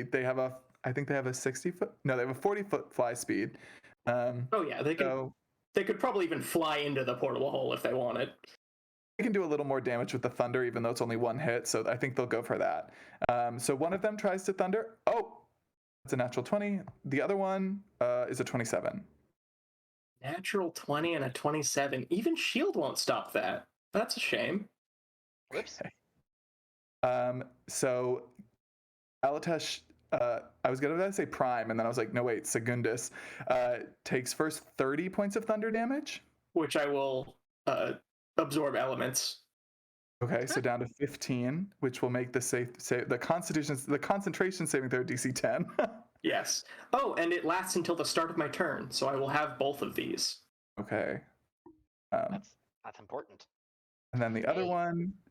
He's So- within 10 feet of me too. No, he's not. Constitution, I think a 32 is fine. No, because he's 10 feet down in the pit. Okay.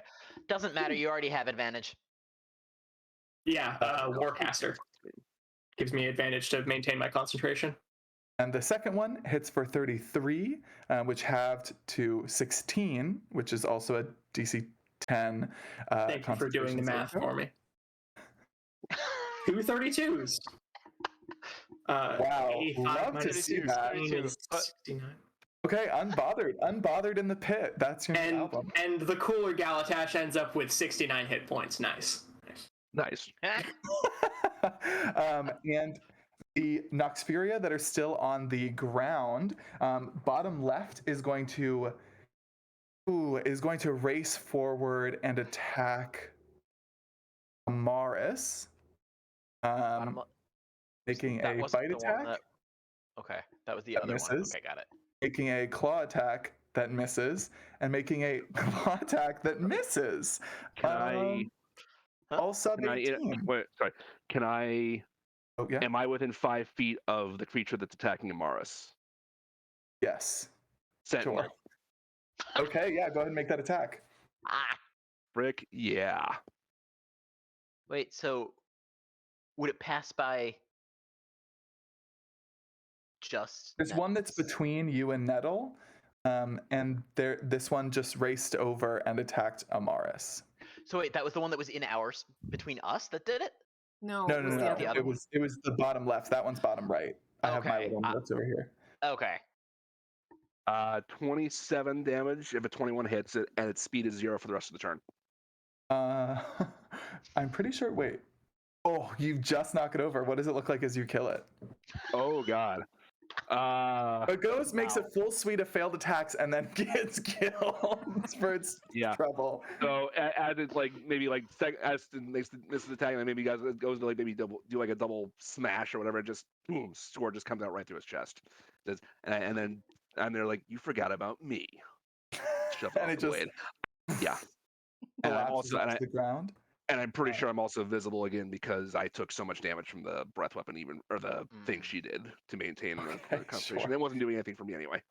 And it is the bottom right, which is between Stray and Nettle. So I'll roll, let's see, odds it will attack Stray, evens it will attack Nettle. Okay, so it's going to attack Nettle, Okay. and it uses its bite first, which misses, I'm pretty sure. 18? My AC was 22. Also, it should get if given the thing I killed 3 hit points back, bring it back to life. It should, because I shouldn't have done a flourish on that because I can only do it on my turn when I attack.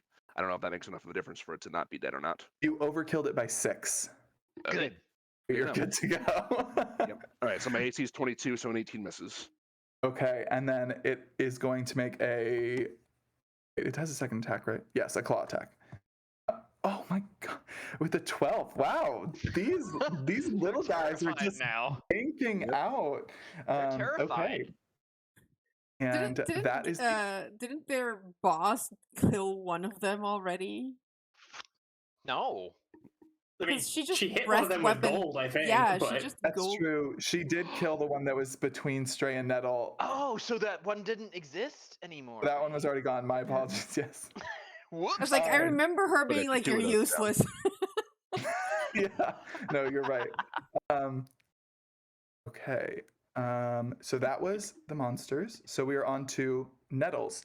Nettles, you can see that there are 2 flying Noxfuria that are clearly trying to like beam their like echolocation screams down into the pit where the cooler Galatesh is sort of like vibing and holding onto this maze.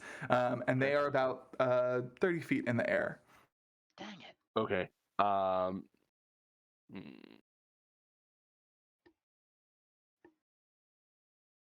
How much leeway will you give me on blade barrier as far as the direction and pathway it can take? I tend to be pretty lenient.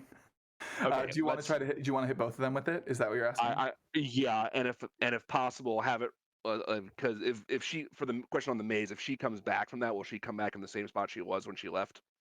I think so. I think that's how that works. Okay, let's pass it through. Yeah, get the 2 in the air, and let's have it pass through that spot and have it. You make a nice horseshoe. You're like, okay, if her head goes back in there, I'm Pretty ready much, to blenderize. Okay, pretty much, yeah. So let's see. So yeah, the first one, oh, I should probably. What kind of save is this? And this is gonna be a dex, and I'm gonna cast this at 7th level because I used my 6th level slot earlier on the dance. Well, I have good news. They rolled a 13 and a 2. Nice. So they can each take, was it 60, 10, 30 points of slashing damage. Nice. Okay, so you see the one that came from the top left corner is quite a bit more hurt. And the top right one now has been sliced a bit by that blade barrier as well. Nice. Okay, and it is... And that's my turn. Stray's turn. All right. I can't hit either of them unless I use my hand crossbow, but I don't. I suspect it probably won't do much because it's not magical. Throw your sword. Throw your sword. Hell no. Do you know how expensive these things are? And They are resistant, but not immune to non-magical damage. And you said the one in the upper left looked one in the upper left hurt? is more hurt, but it's not quite as bad as the one that was between you and Nettles. That's fine. Okay.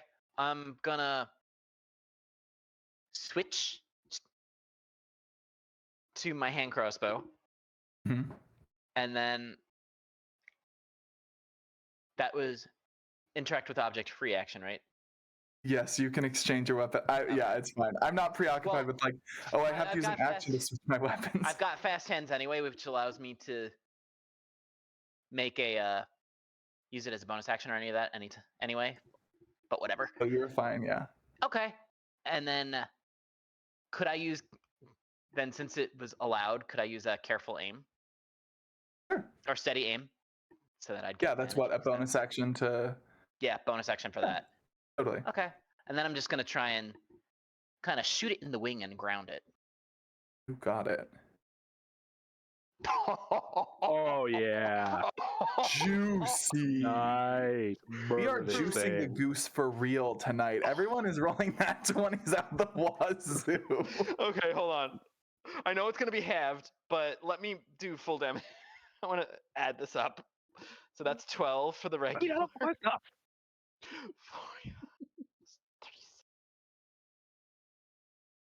Sneak attack crits are just 94 damage to it. Who needs spells when my you can do 94 with the freaking crossbow? God. I feel like that one is probably dead, right? That's abominable. No, that's the full damage. So if it takes half, it doesn't take all of that. It still takes 47 from a normal, not mundane crossbow bolt. Uh-huh. You like hit it in its open mouth at the perfect place to like go through its palate and into its brain or something. Like, good God. Wait, give me 1 sec. Stray, you just hear Nettles cheering, "You'll shoot its eye out. You'll shoot its eye out." What does it look like when you kill it? I literally kind of quick flourish my scimitar back, and as I move to bring up my hand crossbow for a hip shot, I shoot its eye out. Yeah, the eye goes out and it keeps flapping its wings for a moment, and then as its body catches up with its brain, it just and hits the ground. Wow. Okay, that was your action or your bonus action? Yep, correct. Okay. And then I'm just gonna stick around, I guess. Okay.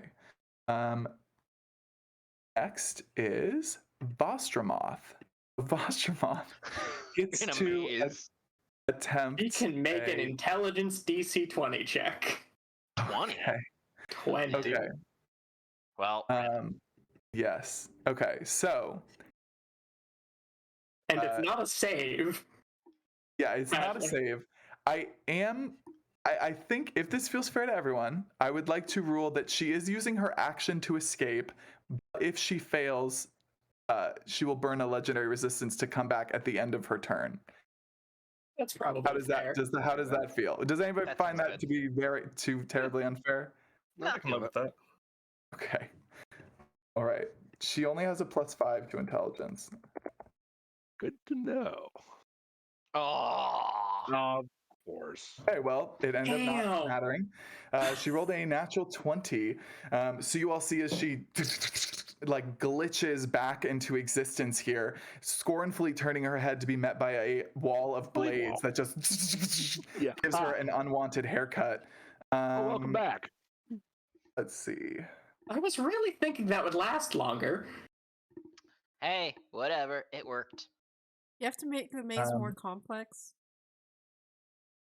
There's only so many half of twists I can 39. integrate into the creation of a demiplane on the fly in less than a 5-second time span. What more do you want from me, Amira? All she had to Animated do to was it. put a hand on the wall and keep walking. She's Actually, literally divine. You could have I just made tossed- the demiplane without shadows. I As tossed you a this- book. I tossed you a book written by a guy named N.D. Vesher and say, "Here, check it out sometime." As these blades sort of like hit her head and shoulders as she reappears, she like and sort of like turns and twists. She avoids the worst of it, but still takes some damage. And she looks just balefully across the ground at all of you, and you begin to see this golden blood that is like dripping down from these various wounds. And she sort of surveys this battlefield, and you can all tell that she's on the brink of like.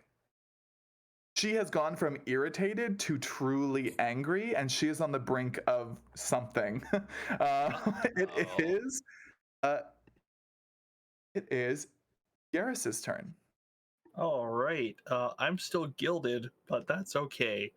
I'm gonna punch her repeatedly. I only get 2 this time, but I will also, if I hit her with one of them, I'm gonna try a stunning strike. So we'll see how that works out for me. Oh yeah, definitely. 31. I'm gonna go ahead and guess that hits. Yeah, 31 would have hit her like with all of her defenses up, so totally hits. Yep. So that's 15 radiant, and give me a Constitution saving throw against DC 19. You got it, boss. I don't think I've rolled a con saving throw for her, so I have to. Okay. I'm just gonna roll my Oh own. wow. I was rolling her dex saves wrong before. She gets a +16, but that's fine. It's fine. Lord. Don't fireball, got that. This is con. Oh, this is right. Okay, she gets advantage, so I'm gonna roll twice. That's a 19. That meets, so she succeeds. Okay, so on that first one, she succeeds. All right, then I'm gonna punch her again. Oh wait, I gave myself advantage, but that's not a magical effect, is it? Nope, that's just No, me. it's a just fist. Okay, so it is the first one. She will burn her first legendary resistance. That's fine. Yeah. That's fine. Melt those things. Melt them. I can work with that. And then as I punch her with my other gold encrusted fist, 27 hits, I believe. 27 And that's gonna be hits. 16 radiant, and I'm gonna burn another point of key for another stunning strike. So con save 100%. versus DC 19. Oh. Okay, she burns a Nice. second legendary resistance. Monk. Nice. All right, and that is my turn. Okay. Yeah, she is looking mighty upset. Hey, me too, buddy. At the end of your turn, Oh no. oh boy, yeah, you're right there, and you just wailed on her. At the end of your turn, she is going to use a legendary action to do her gilding attack. Come on. So she's gonna start with. Well, it's 2 claw attacks. Okay. Yeah. So here's the first attack, and the second attack. Oof. Yeah, both of those hit. Both those are gonna hit. So this is Also take 7 radiant damage. definitely you learned the drill. Yeah. Oh, okay. Wow, something happens, but I'm gonna roll the damage first. Oh no. So this is. I don't like this. This will determine that, Karu. Whatever happens after this, you might want to pay attention to that because there might be something. Wow, I you can rolled do. really low on this damage. So Hey. combined, it is 65 points of slashing and fire damage. That's not too bad. And that's just this horrible. little radiant ping off of you just hits her, and she sort of like slightly staggers, and cracks emanate across her body, through which you can see this like searing light that could be maybe mistaken for something divine, but just looking at this light makes you sick. And she goes still, and she looks across all of you again, looks down at Yaris in front of her, and she says in this very quiet voice that somehow just echoes across this rocky plateau, she says, "You think you have possessions, but everything I see is mine by right of power." I haven't seen a mine anywhere around here. Where'd you get all that gold? And this is the Nox Titan's utterance. I need everybody to make an intelligence saving throw as she exerts her will over your magic items. Man, I am Magical. so glad that I'm a wizard. Oh Lord! Here, just take it. 27. 34? If it's a normal Some 26, of them I don't might think still I have got this anymore. D12s. This is slightly lower. This is DC 23. Oh, thank God I made it. I think she could only take one of mine if she wanted to anyway, because the other 2 are tattoos. Maybe she like Well, the sucks way- the ink back out into the It doesn't needle. literally take them, Yeah. but so for those of you, it is as a reminder, a DC 23 intelligence saving throw. On a failure, a creature is instantly unattuned from 2 magic items of their choice. On a success, a creature is instantly unattuned from 1 magic item of their choice. Oh. Of our choice or her choice? Take a moment to assess your magic items, what you're attuned to, what you're not, if you have to unattune to something. Well, goodbye, Eldritch Claw Tattoo. You barely did anything for me anyway. Oh, Well, the only thing I can attune to is my staff, so I am no longer attuned to my staff, I suppose. there you go. This is a cool Sometimes the event. decision is made easy. This is nasty. This literally This breaks is my not- character. I mean, yeah. I have to see. That's the attunement for problem with that. selecting weapons as your Magic As- items. as your character defining thing. A lot of them you can use even without. what's it Yeah, called? it's just you can't. You get no Well, magical I only benefits. Yeah. oh wait, no, Sunblade does require attunement. Damn it. Okay. Well, the So ring I lose access to the arrow catching properties of my shield, which hasn't come into play, and my Sunblade. oh no. Did we learn if she had evasion? She She Does does not not have seem to evasion. be having evasion. It's okay. I'm really tempted to. I don't think you need to be attuned to well. use the retributive strike of the staff of the Magi. You still break it. You want the staff so bad. Well, you Wouldn't just that see kill the you cloak too? that had been. I could make my simulacrum do it. There you go. So you just see my cloak that was fluttering, just kind of still. No.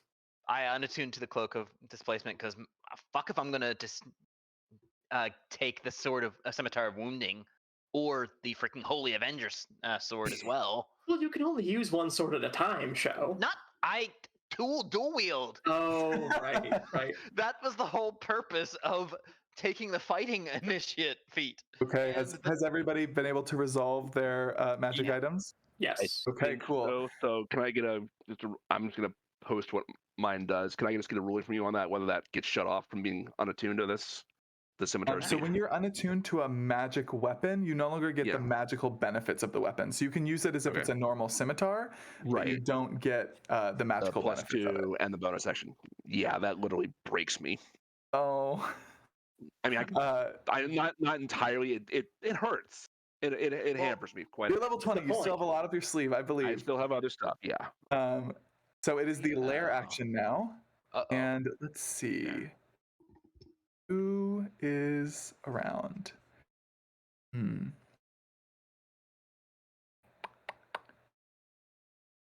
Huh. I think we're all around.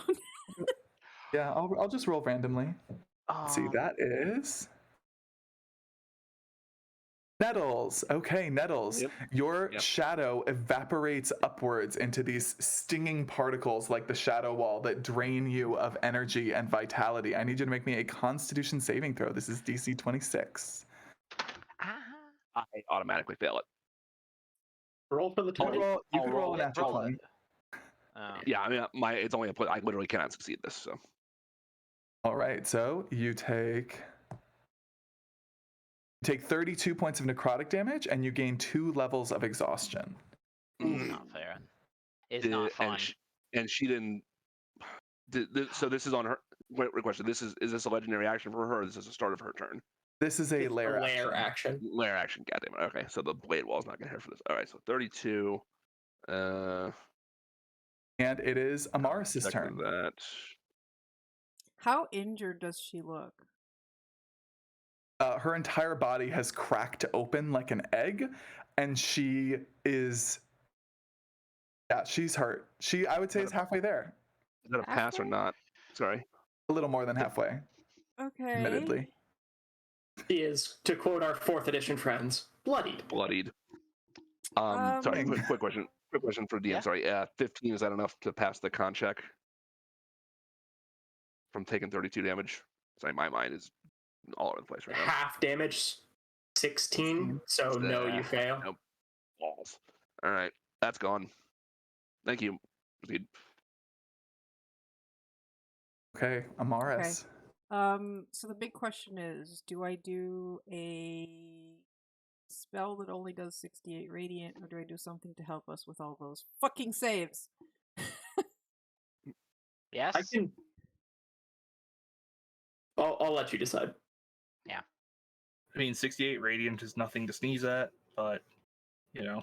Yeah. But saves can save our butts. She does not seem to be resistant to radiant, so Since she does Yeah. not seem to be.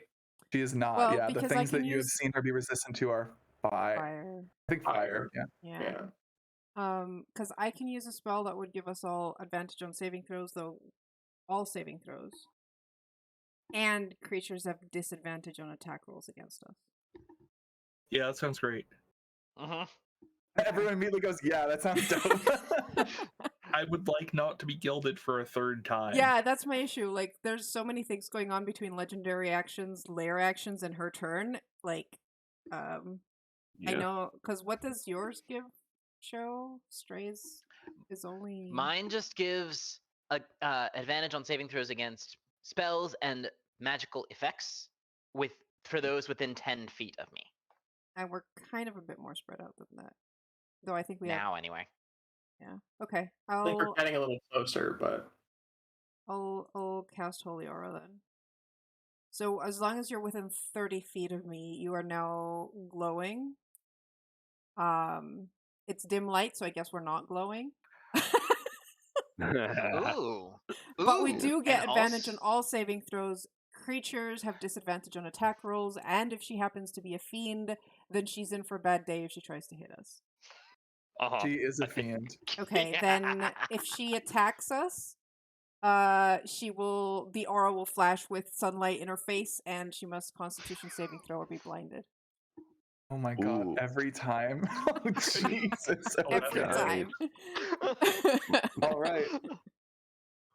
It's when Okay, it's if sick. she hits, I think. So if she doesn't, It's disadvantage, but if she hits, if yeah. she hits, then she has to deal with the blind. And the blind lasts until the end of the spell. There's no save after she gets blinded. oh, that's brutal. No. That's mean. Yeah, I it like says Okay. must succeed on a Constitution save throw or be blinded until the spell ends. Oh, that was a yeah. This was the right call. Yeah, that's Wow. an excellent, good call. These are those. I didn't Well, cast geez, it that's last not- time because I was busy mass healing everyone. That's the only reason I'm That's one fair. turn late with that. I preferred, I- I was at 1 hit point. I needed some hit points. No, I agree with you there. Okay. That's my turn. That was your action. And Anything I'm else? basically staying kind of in the middle of the group so that everyone's more Right. or less within 30 feet of me. You're trying to hit everyone. Yeah, totally. Okay, awesome. It is Halima's turn. And Halima's going to see if she gets back her breath weapon. God, I hope not. Don't hit us. Halima's with us. Halima. Oh, Halima. Yeah, sorry. Halima does not, unfortunately, but she is going to continue to lunge at and attack Vostromoth with her bite first, which misses. But her claw is a natural 20, and then the second claw misses. With that- So let's see what that is.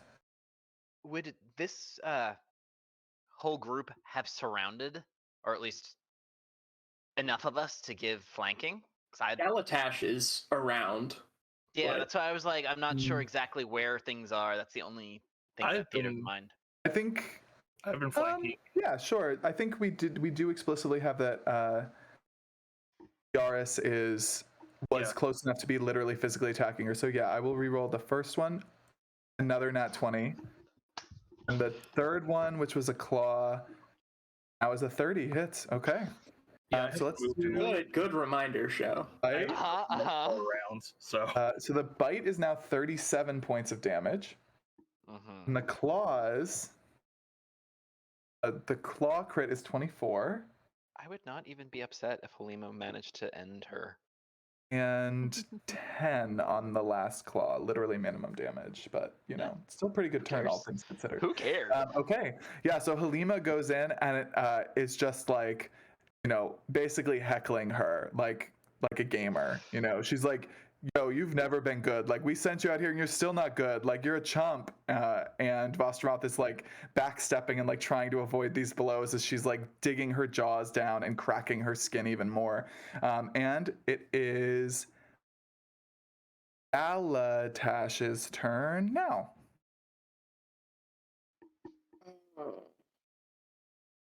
Do I maze her again? We need to kill her. Yeah, we yeah, need to but- kill her. Just Have we gotten rid of all the little boys? Yeah, we did. There's focus on one her, more. then we'll get them. That's fine. Okay. So the cooler Galatash rises out of the portal hole on wings of an angel, and then eerily in sync, both of them kind of let go of their staff and point at her, and both of them curse. Poor old Vostromoth. Okay. And then both of them seem to focus and then cast Magic Missile as a 5th level spell. Okay, awesome. So that's 12 and plus 6 from proficiency, and this one is, please give me the other Galatash so I can roll. 12. That's nice and easy. As a 5th level spell, there are 3, 4, 5, 6, 7 missiles each. Wait, This that's is gonna be 12 lots of per numbers. missile? Yes, Yep. What's 12 per missile? per missile. Oh, Oops. Wow. Okay. I would like her to take 126 force damage as she Oh my hit by 14 God. magic missiles. I mean, y'all got this. I'm just gonna cast Mansion and just chill for a while. Okay. Yeah, you send this ungodly array of bolts of just pure magic hurtling at her as both you and your simulacrum rise from the ground on your angelic wings, and they just burst, leaving these like bright marks, cracking away even more of that external flesh. And yeah, that's hella damage. Say to her, look, I've only been doing this for a couple years. I got this body brand new from the shop. What have you been doing? Wow. Is that the end of your turn? No, I fly 100 feet straight up in the air. Okay. Wait, weren't you in melee with her? I have 120 feet of fly speed, Karu. No, But well, yeah. I'm talking Oh, about wait, the attack of opportunity. No, I will stay in melee range. I was like, And you Um, could. You're still within 30 feet of me when that happens. No, it's fine. I'll stay in melee. That's fine. At the end of your turn, she is going to take 2 legendary actions. You can see she One is just for like each of us. frothing mad. And she looks at you as you like soar up, and she reaches out with one fist and clenches it as she uses her eliminate. So she is exerting her will on you, and I need you to make me a DC 26 charisma saving throw or be reduced to 0 hit points. Advantage. From me or from my simulacrum? That's a good point. She can't tell you apart, so I will roll a d6, and on odds it will be you, on evens it will be your simulacrum. Who's dying today? Okay, so it is you. Me. Is this a natural 20? advantage. Nope. No. I mean, hi. Galatash hits 0 as he's trying to ascend into the sky and falls to the ground unconscious. Would be, but any creature reduced to 0 hit points by Vostromoth is killed instantly, and their corpse is turned into a golden statue. So you all see as Galatash literally turns to gold in midair and just comes hurtling down to the ground, coming to a hard stop, just sending up a plume of dust and gravel. The cooler Galatash looks down and just goes, ugh. God damn it! Were you, so if you're true polymorph, don't you just revert back to normal, or without a permanent transformation on you? That was not true polymorph. Oh. Oh. I assume you would tell us if something happens when you. Okay. Nothing you can see happens. I will whisper the GM. Okay, sure. Oh, Because Jesus. I want, if there's dramatic. Okay, it is the Noxfurian's turn. The one remaining Noxfuria is going to, let's see. It is going to attack Yaris. So Yaris, it flies up into the air a little bit more, and then it sends its echolocating attack down at you. Ooh, that's not. I don't remember your AC. 19. Does that hit? It has disadvantage, right? Oh, it does have disadvantage. Does have disadvantage. Okay, that knocked it to an 18. Yay, I'm good. Thank you, show. So it is about to hit you, and then there's just like a flare of barely perceptible light, and it dispels it in the air. Awesome. That is Nettle's turn. Okay, I'm going to cast Confusion on Vostromoth. I'm going to take advantage of the fact that she is 25 feet tall to put it high enough in the air so it doesn't affect anybody else. So, I was reading the whisper. What did you do? Confusion. Me? Confusion. Confusion on Vostromoth. What saving throw is that? Wisdom 19. Wisdom 19. She does have a plus 16 to wisdom. Welp. Wop wop. Let's see, and she gets advantage. Ah, boo. Welp.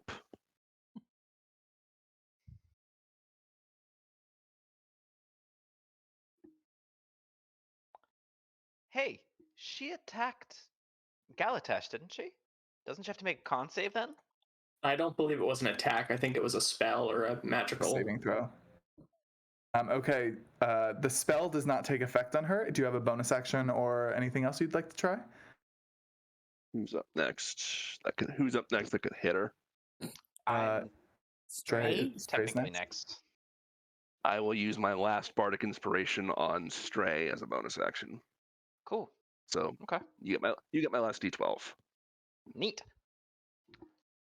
All right. Okay. And it is Stray's turn. Can I get to a position where I can flank from where I am? Yes, sure. Okay, I'm gonna start off with my Scimitar of Wounding because bitch. You just made me unattuned to my fucking cloak. Do you know when the last time somebody actually was able to get a good look at me was? Oh, 20. Wait, Oh, wait, Bardic Inspiration. Never mind. Haha. 23. wait. A 20. Wait, hold on, what? Karu, what was that? I'll give you a +10. Okay. All right. Okay. So 33 then. 33 hits. Okay, make sure that's sneak attack is on.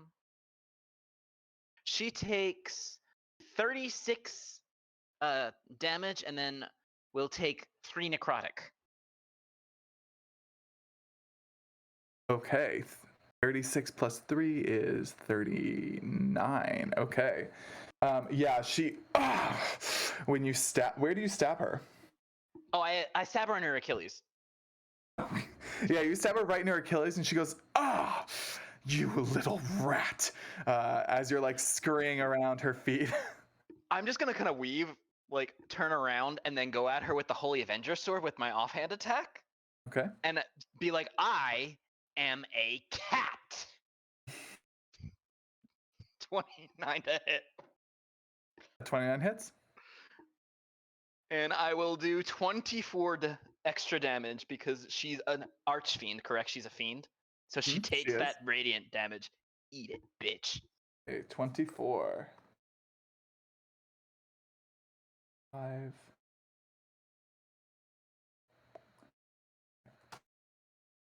Okay. Anything else on your turn? No, Okay. but it is- she on her turn. Yeah, okay. She already took the 3. She can Yes. make a Constitution saving throw to end that wound. Okay. I think Is it has to be on her turn. she rolled a Well, that's dirty fine. 20? That's fine. Yeah, Okay. that ends it. It's only DC 15. Okay. Otherwise, she would like continue to take damage or something like that? Correct, and it stacks every time she's hit with it. Oh, I see. Okay. All right. It is her turn. We're going to start by seeing if she gets back her halcyon end. She does not. Fuck you. Okay. So she she gets 4 attacks with her multi-attack. I don't think she's used her multi-attack at all yet. Only in her legendary actions, I think. Okay, so she's going to. Who is really pissing her off? You know I'm what? not You just doing hit her any right in damage. her. I'm like, Yeah. I'm the You rat. just hit her right in her Achilles Cat. tendon. She's going to start with you. She reaches up with 2 fingers and pinches them together and then draws them down. And for a moment, you think nothing happened. And then you see hurtling down from the sky above a tiny golden star that is soaring down from the sky. This is a ranged spell That's right. attack. Oh, Sentinel. It's an attack. Yep, It's that's an fair. attack. it's an It's not gonna attack. Disadvantage. do much, Okay. but Oh why wow. not? Okay, so it's the Oh my first one's a God, natural one. Not one bit. Okay, So the natural one. So she just like is overplaying it, right? She's like just really drawing out this like gesture, the performance of it, and it gives you plenty of time to get out of the way. And the star just impacts with this tiny explosion in the moat where you were standing, and she curses and then reaches up. She can make 3 more of these, but she's going to start with 2, and she's going to make 2 more of those attacks against you. At disadvantage. All of Because disadvantage. He also takes 27 damage from my attack. Half, 7 probably. damage. Oh, that was Because from. it's not a magical weapon anymore. Yes. So half. Ooh, that's a crit 13. though. It's No, a yeah, but it's disadvantage. disadvantage, so it's only a it's disadvantage, so it's only a Oh, 33. okay. 33. Also, it's half Only. of 33 damage, not Only. half of 27. Okay, so that is a 33, which does hit you. So the second one, she learns her lesson and goes a little faster, and it hits you. I will roll this. Do you need to separate radiant and fire damage? Nope. Okay. I so have it's no just- resistances. I probably will be using uncanny. Yep, uncanny dodge. Okay. Half that. Yeah, so you uncanny dodge that third one as it comes raining down, or the second one as it just impacts directly on you, and you're still up, right? Correct. Okay, then she is going to. Half of that is 50 or 51. 51. That is 51. She's going to make her third attack with a golden star. Oh no, Oh, I did the boy. 12 instead. Sorry. Okay. Oh Another my natural. God! I am getting. I'm like, I'm getting absolutely done up out here. Okay, the third one, you are just again easily glide out of the way of it. Wait a minute. She just. And- Oh wait, no. It has to be with a Oh, melee wait. attack. It's like Roll20 still thinks Kara is the but DM. she's within melee range, though. Yeah, Does no. it have to be it's with a fine. melee attack? Hold on. Let me. Reading. She's just put off by my holy aura. It just says attack rolls against them until it doesn't say melee. It's Okay. oh, with a melee. Okay, never mind. But No, she's yeah, in the melee brilliant range. light flashing is with a melee. Yep. Okay. attack. So I will warn. That could kill me. Well, she does have one more, so she's gonna make I know. it. I know. Oh no. Oh, I mean a 34. I could not die. Maybe. It's 24d12. The Oh no, disadvantage? It's 34. You rolled Sorry, an 80. Yeah, 34. Okay. Uh-huh. It does hit. 12d12. Yep, I'm alive. 29. You're still I'm up. alive. How many Okay. hit points do you have, Show? Hold on. A little quick math. 22. At disadvantage, Yeah. just really doing it on her right now. Welcome. Yep. That was the By the right way, welcome choice. to my luck. Welcome to my luck. It's very okay. polarized. You'll either roll natural 20s against me or natural ones. Doris, it is your turn. All right. I am going to. This may surprise you. I'm going to punch, but this time we're busting out the old blood fury if I hit her. And stunning strike. Yeah. Maybe a stunning strike too. We'll see. How many Alright. key points do you still have left? Whoops. I hit the wrong part there. Button. Let's try that again. 26. 26 hits. All right. Yeah, we're gonna do blood fury and a stunning strike on that. So that's 26 damage, and I regain 11 HP. Yay! Bye, Earl. As she is roaring and hissing as you're all pummeling her from all directions. She has just sent these stars hurtling down at Stray, and then you're attacking her from the back, and she turns to look at you. You can see cracks growing wider in her body. That is you said a con saving throw, so she has plus DC 7. 19. 1d20 plus 7. Ah. All right. I get a natural 20. Okay.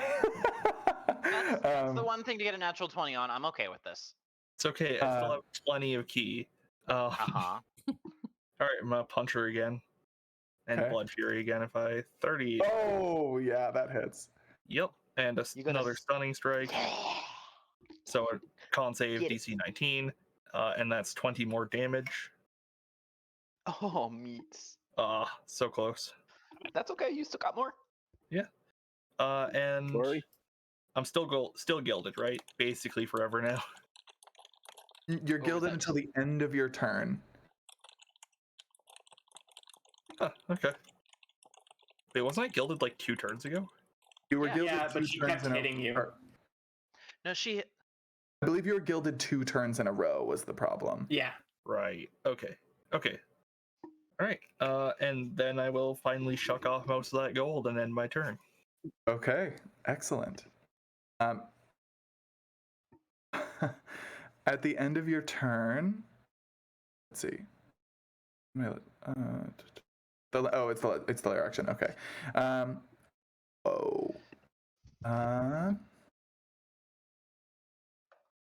He's getting shadow grappled. Yeah, shadow grapple. We're gonna go back up to shadow grapple. What does she want in place? Morris, your shadow emerges from the ground and attempts to wrap around you. Make me a DC 26 strength saving throw, please. Are you within 10 feet of me, Amaris? Yeah. Because. Okay, then you got advantage. I Do have you still advantage have 'cause of your the holy aura? never That's mind. gonna be a 22. Damn it. 22 is not sufficient. You are grappled and restrained as your shadow wraps up around Hold you. up.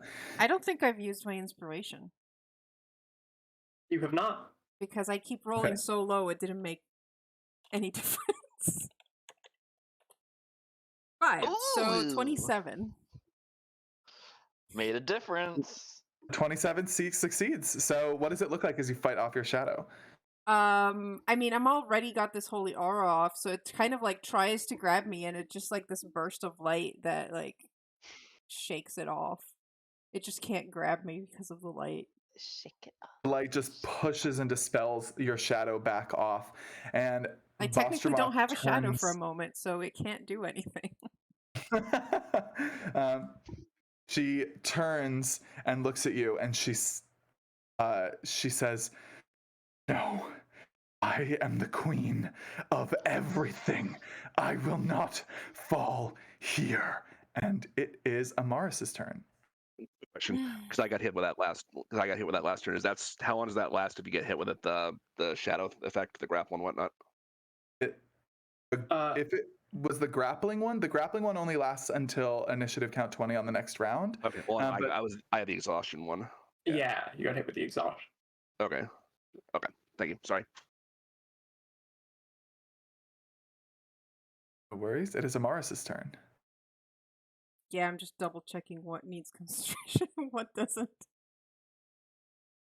There's so many spells that use concentration. And my sword is deactivated, so I just have a hilt in my hand. I. hmm.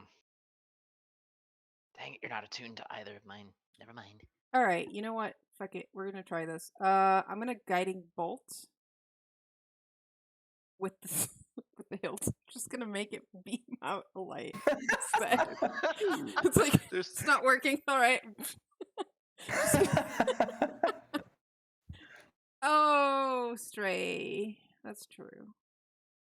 Eh, it's fine. I will Now survive. you do a maybe. lot. You do more damage than I do. Okay, fine. I will heal. Why didn't it let me? I don't know. Huh. What Okay. happened? It didn't let me choose a level because I have to upcast it. So you Oh. get 80 healing instead of 70. Yay. Yeah, because I'm not I'm at a level spells. nuisance. It's possible that it just has the upcast available option turned off. Yeah. Probably. Yeah, because it gets 10 more for each spell slot above. Yay. So you get 80, and that's my Cool. action. Yeah, and I can't cast spells anymore because of that. Do you have the thing where you can bonus action to smack? I do, but I have a hilt in my hand right now. I think Oh. since no, never mind. since that's happening with my sword right now, I'm just gonna switch it out for now for a staff, and that's my turn. Okay. Let's see.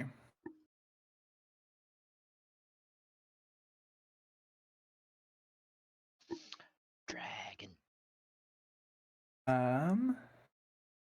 But yes. Well, I'm trying to decide if Vostromoth is going to take a legendary action. She's going to take.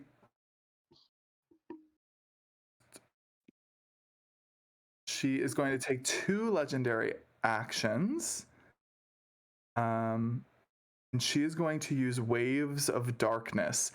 So she releases a cloud of magical darkness in a 60-foot radius, and the darkness spreads around corners. All creatures in that area, which I think is going to be everyone, needs to make a Wisdom saving throw, DC 26 Wisdom saving throw. And I will make the roll for Fail. Halima. I think that the cooler Galatash is too far up. So I will not roll. Nope. Fail. Yeah, can't even Failed. complete it. Yeah, you guys have advantage, so you could possibly get a 20. Even with a 20 is my best. So. Oh, Halima saved. Oh, yay. Oh, and Okay. Halima's next. Amaris I did wanna save believe as Halima's well. next. I want to believe in the cooler Galatash. You can do it.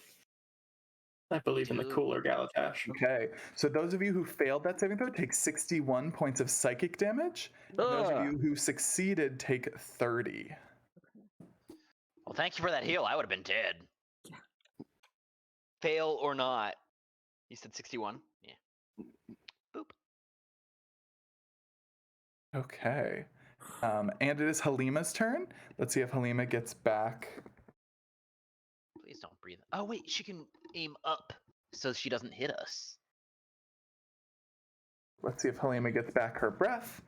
She does. Nice. Yeah, Halima flies up into the air so that she's looking directly into Vostromoth's face and just point blank fire breath right on her head. And Vostromoth has a plus 16 to Dex, so that is roll 1d20 plus 16.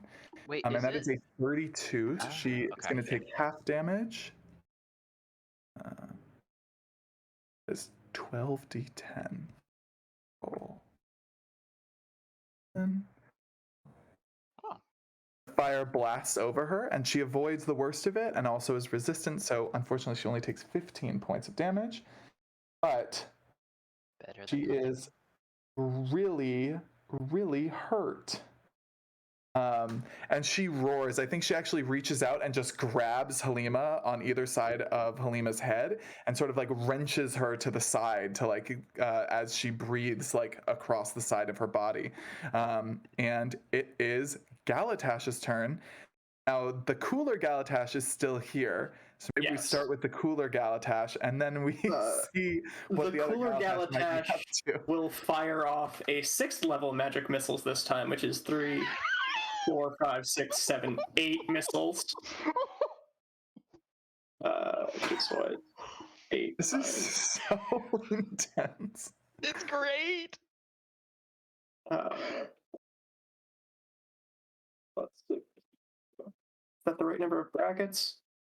Are you fucking? Ow. I think that's a new best single turn. For this session. Yeah. Oh my god. So I was 161. 68? 168 damage. Very good.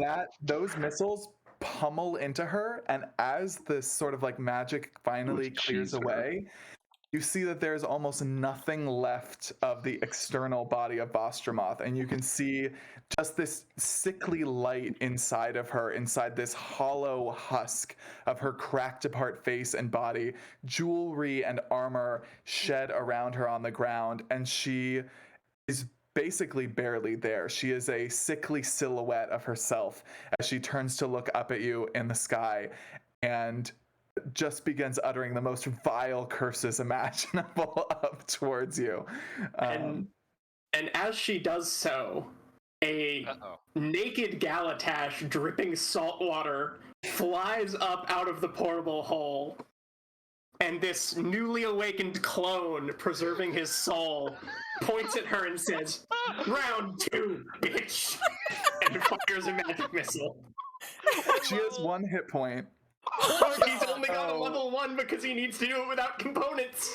What does it look like as this clone destroys the archfiend of greed and loathing? I think that he's like dripping salt water, like just clawed his way out of a coffin because that's how clone works. Like his nails are bloody, and he just points at her, expecting to have like this massive wave of force, and a single magic missile just kind of like pew out and hits her, and just starts that jewelry core to start cracking apart. Yeah, she falls down to one knee and she starts gasping, and then she collapses down, and as you all watch her slowly just beginning to dissipate, because this is her home realm, so she is completely destroyed. You see the shadows that make up her whip beginning to recede and dissipate, leaving behind a blade of gleaming sunlight, and Vostromoth is dead and gone. Right we on. are out of initiative. What about the... Was Wasn't there one of the other guys left, or did he... Right, there is one of those guys. However, we have gone over, and I think it is more than sufficient to say that six is fucked. completely, 6 level 20 characters can take out one. I think there's CR10 fiend with very little trouble. So we just get a little angrily montage of all glaring of at it at you this beating the point. crap out of it. Yeah. I just imagine it going like, oh shit. Yeah, And- literally, can you imagine? It just goes, "Mommy," and then you just, Just run. Just run. I kind of want Stray to like shoot at one of its wings so it falls, and then everybody's just like, like just jump on it. I could see it turn tail and run because it is on its home plane and just be like sniped as it tries to run. It's not getting away, but it could try. God. And Halima goes, "Oh, that was pretty intense, but like, good work, everyone." She goes and picks up the sword with one of her claws. Do you want me to carry that? I've got hands. You know what? That does seem like a better. Yeah. You got it here. And she hands it to you. And as you touch it, you feel the warmth of a bright summer day just erupt across your body, just holding the sword in your hand. Does my like sun shield glowing thing suddenly go to its proper brightness? Yeah, actually, yeah, definitely. Yeah. So how are we getting back? The Portal. way we came? Well, the portal was still open. We have to close it from this Yeah. side first, don't we? Mm-hmm. We do, What- don't we? I think at this point, especially those of you who made Arcana checks and were figuring out what the monuments did, monuments were the anchors. Oh, that's Uh-oh. not good. Well, then we. Keyword were. Galatash kind of like picks up his shield and the staff and is like, I can get us home. Just the cooler Galatash drags his body into the portable hole. So, how many times have you done this? Well, I try to do it every 50 years or so just to keep the body limber. I keep forgetting to set up a bathrobe.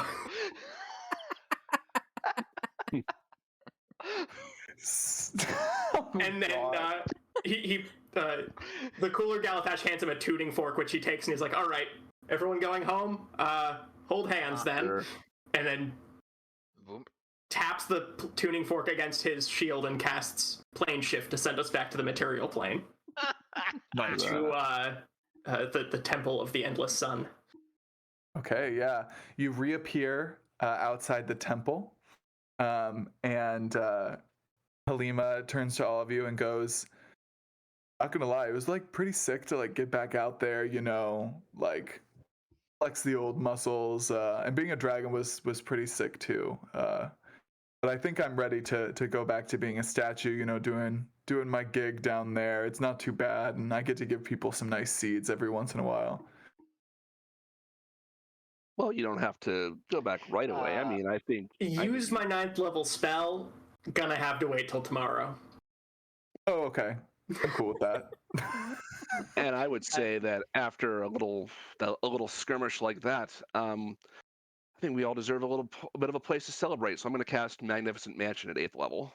Nice. Oh, If what does anybody your wants mansion look to- like? Well, I'm glad you asked. Because actually it's going to be called Nettles Relaxing Resort because copyright reasons. But there is a very so as you all, if you follow into the portal, you would walk along like a path in like a jungle setting that's bordered by just lush foliage around it that opens to like a lagoon. With a bunch of huts and beach houses and cabanas around. If you'll allow me this liberty here, at the back of the lagoon, there's one very tall palm tree, like Swiss Robinson, Stanley Robinson style, big tree house in it. And then the read room that listing book, is damn it. the room, and then the room listing is right there. So you know, there's a bunch of bedrooms for everybody. There's a climbing room that he likes to for climbing around in for his gymnastics and whatnot. The kitchen's like an open buffet. There's a conservatory with a garden growing. There's a bird room. There's a butterfly room. There's a really nice fancy rec room with a billiard table and a bowling alley. I'm sure there's at least 6 hot tubs. And then around the lagoon, there's also a bunch of guest huts. There's a beachside bar. There's a lazy river. There's a big performance stage with a giant clam shell behind it. It's just, it's like, your Las Vegas resort or Disney vacation resort just times 1,000 is how I'm envisioning this. I need to go there. Like me, Me Zeke needs to too. go there so Seriously, bad. same. Stray is just gonna Um, look at Nettle and be like, "So, how much would it cost for you to cast this every day for a week?" How much you got? And I'm just gonna kind of like open up my cloak.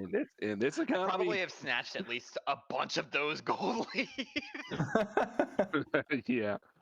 I'm sure we can. I'm sure we can work out an arrangement. We get our closing relaxation montage as credits begin to roll. Yeah, PM everybody by gets Zeke Gonzalez. Yeah. everybody gets their relaxing moment montage, and the next day, or actually, I would say before you go in, Halima is like, "Give me a minute." And, she picks up brilliance in her mouth and she holds it up, sort of like crooked at the sky, and just suddenly the black ring of fire expands into the sun again, like very, very no fanfare. It just like you blink and there's like, oh, there's the sun again. And with the sun restored, all of you are able to enter Nettle's marvelous resort, Oasis Resort, and yeah, everyone gets to have the greatest relaxation event of their lifetime. Oh. Old dragons like she is can also polymorph themselves, so if she wants to relax in dwarven comfort, she totally can. Oh yeah, she definitely takes on her dwarven form, and Nice. it would be traces of marble on her body. And she hops in the hot spring for sure. And having restored the sun and getting to rest and relax after destroying this arch fiend with her terrible despotic designs, you all have completed Curse of the Extinguished Sun. Excellent work, everyone. That was awesome. Well done, friends. I think at That was some a point tough during the project. relaxation, Maris you. is like, "So about protecting that sword." So if we go to the hot springs in there as well, you'll notice when Stray actually strips down to whatever, there's a little marking on his lower back that's in the shape of that god, of that deity's of that deity symbol. The eternal sun. The sun with the eye in it. He descended from a family that worshipped them. Nice. That's why Excellent. the Holy Wow. Avenger sword Very is casual about that. yeah, just at the end. I tried to make a hint here and there, but it was a little bit too high. My sleight of hand was a little too high, so it was like, oh, cover the marking that's on the hilt of the sword so that they don't see that it has the same motif. Yeah, so you've definitely, that is a great credits reveal. Credit scene. Mm-hmm.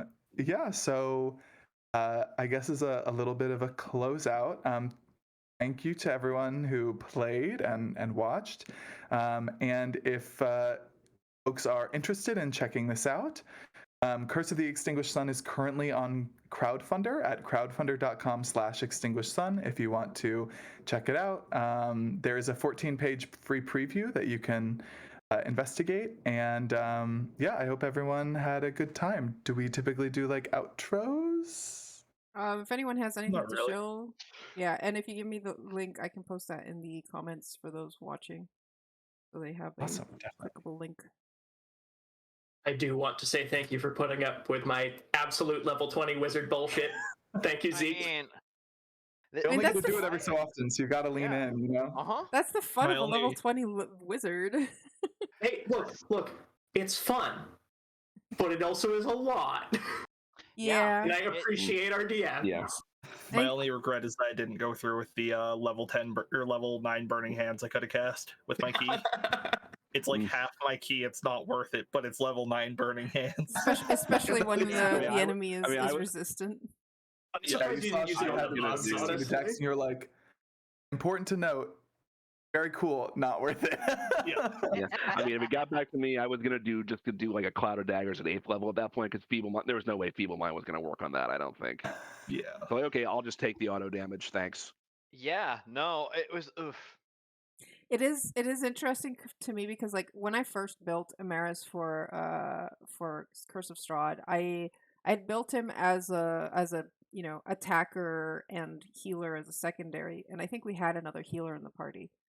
But as a level 20 cleric, you're not doing much damage. Even if you have damaging spells, you're better off keeping the others alive. You Mm. Your hero definitely was switch away from incredible. that, like, oh yeah, I can tank hits, I can sit in the Uh, front and do damage. Until my sword Nah. went off anyway, so Yeah, Yeah, that no, you. wrecked a lot of us. I think. that death That's ward also what. saved our ass because I would have died pretty early on, and then you would have been fucked. Yep. If Yeah. not for Uh, that death ward, that saved all of us. Cloak of Right. Displacement was not the best item to have as a level 20 because even with disadvantage, They still Yeah. hit a lot of the time. well, the only Yeah. way that her She had attacks plus where she pulled 17 or down the plus 18. stars, yeah, you would have had to hit a 1 or a 2 for me, and that was with Which, to be disadvantage. fair, I mean, it hit he did twice, roll. but that wasn't even from mine. Yeah. That wasn't even Yeah, from and mine. That was most from your holy aura. That's Yeah, true. Alright. Yeah. and most of the Uh, stuff she was doing was saving throws and not attacks too. So. yeah. And that's Definitely why like Holy I'm Aura. That was Yeah. Oh yeah. Holy Aura was real and good. it's definitely like the Holy Avenger sword. That was a great idea for my thief to have.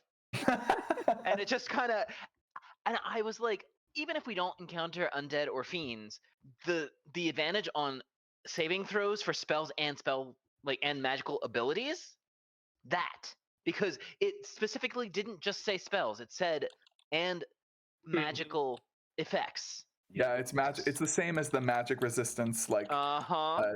ability that Yep. is given to stab blocks. Correct. Yeah. Yep. And I wasn't sure if it was going to be in like any of that stuff, and with my luck, it would have been a vampire. That's why I got the sword of wounding. Yeah. It does make sense if it was a vampire. This has been a Yeah. ton of fun. Mm-hmm. We're gonna raid Skybills, who is playing Kaizo Ironmon. So Yeah. go enjoy that. Say hi. Cool. And yeah. Sounds Good night, awesome. everybody. Good night. Good night. Bye.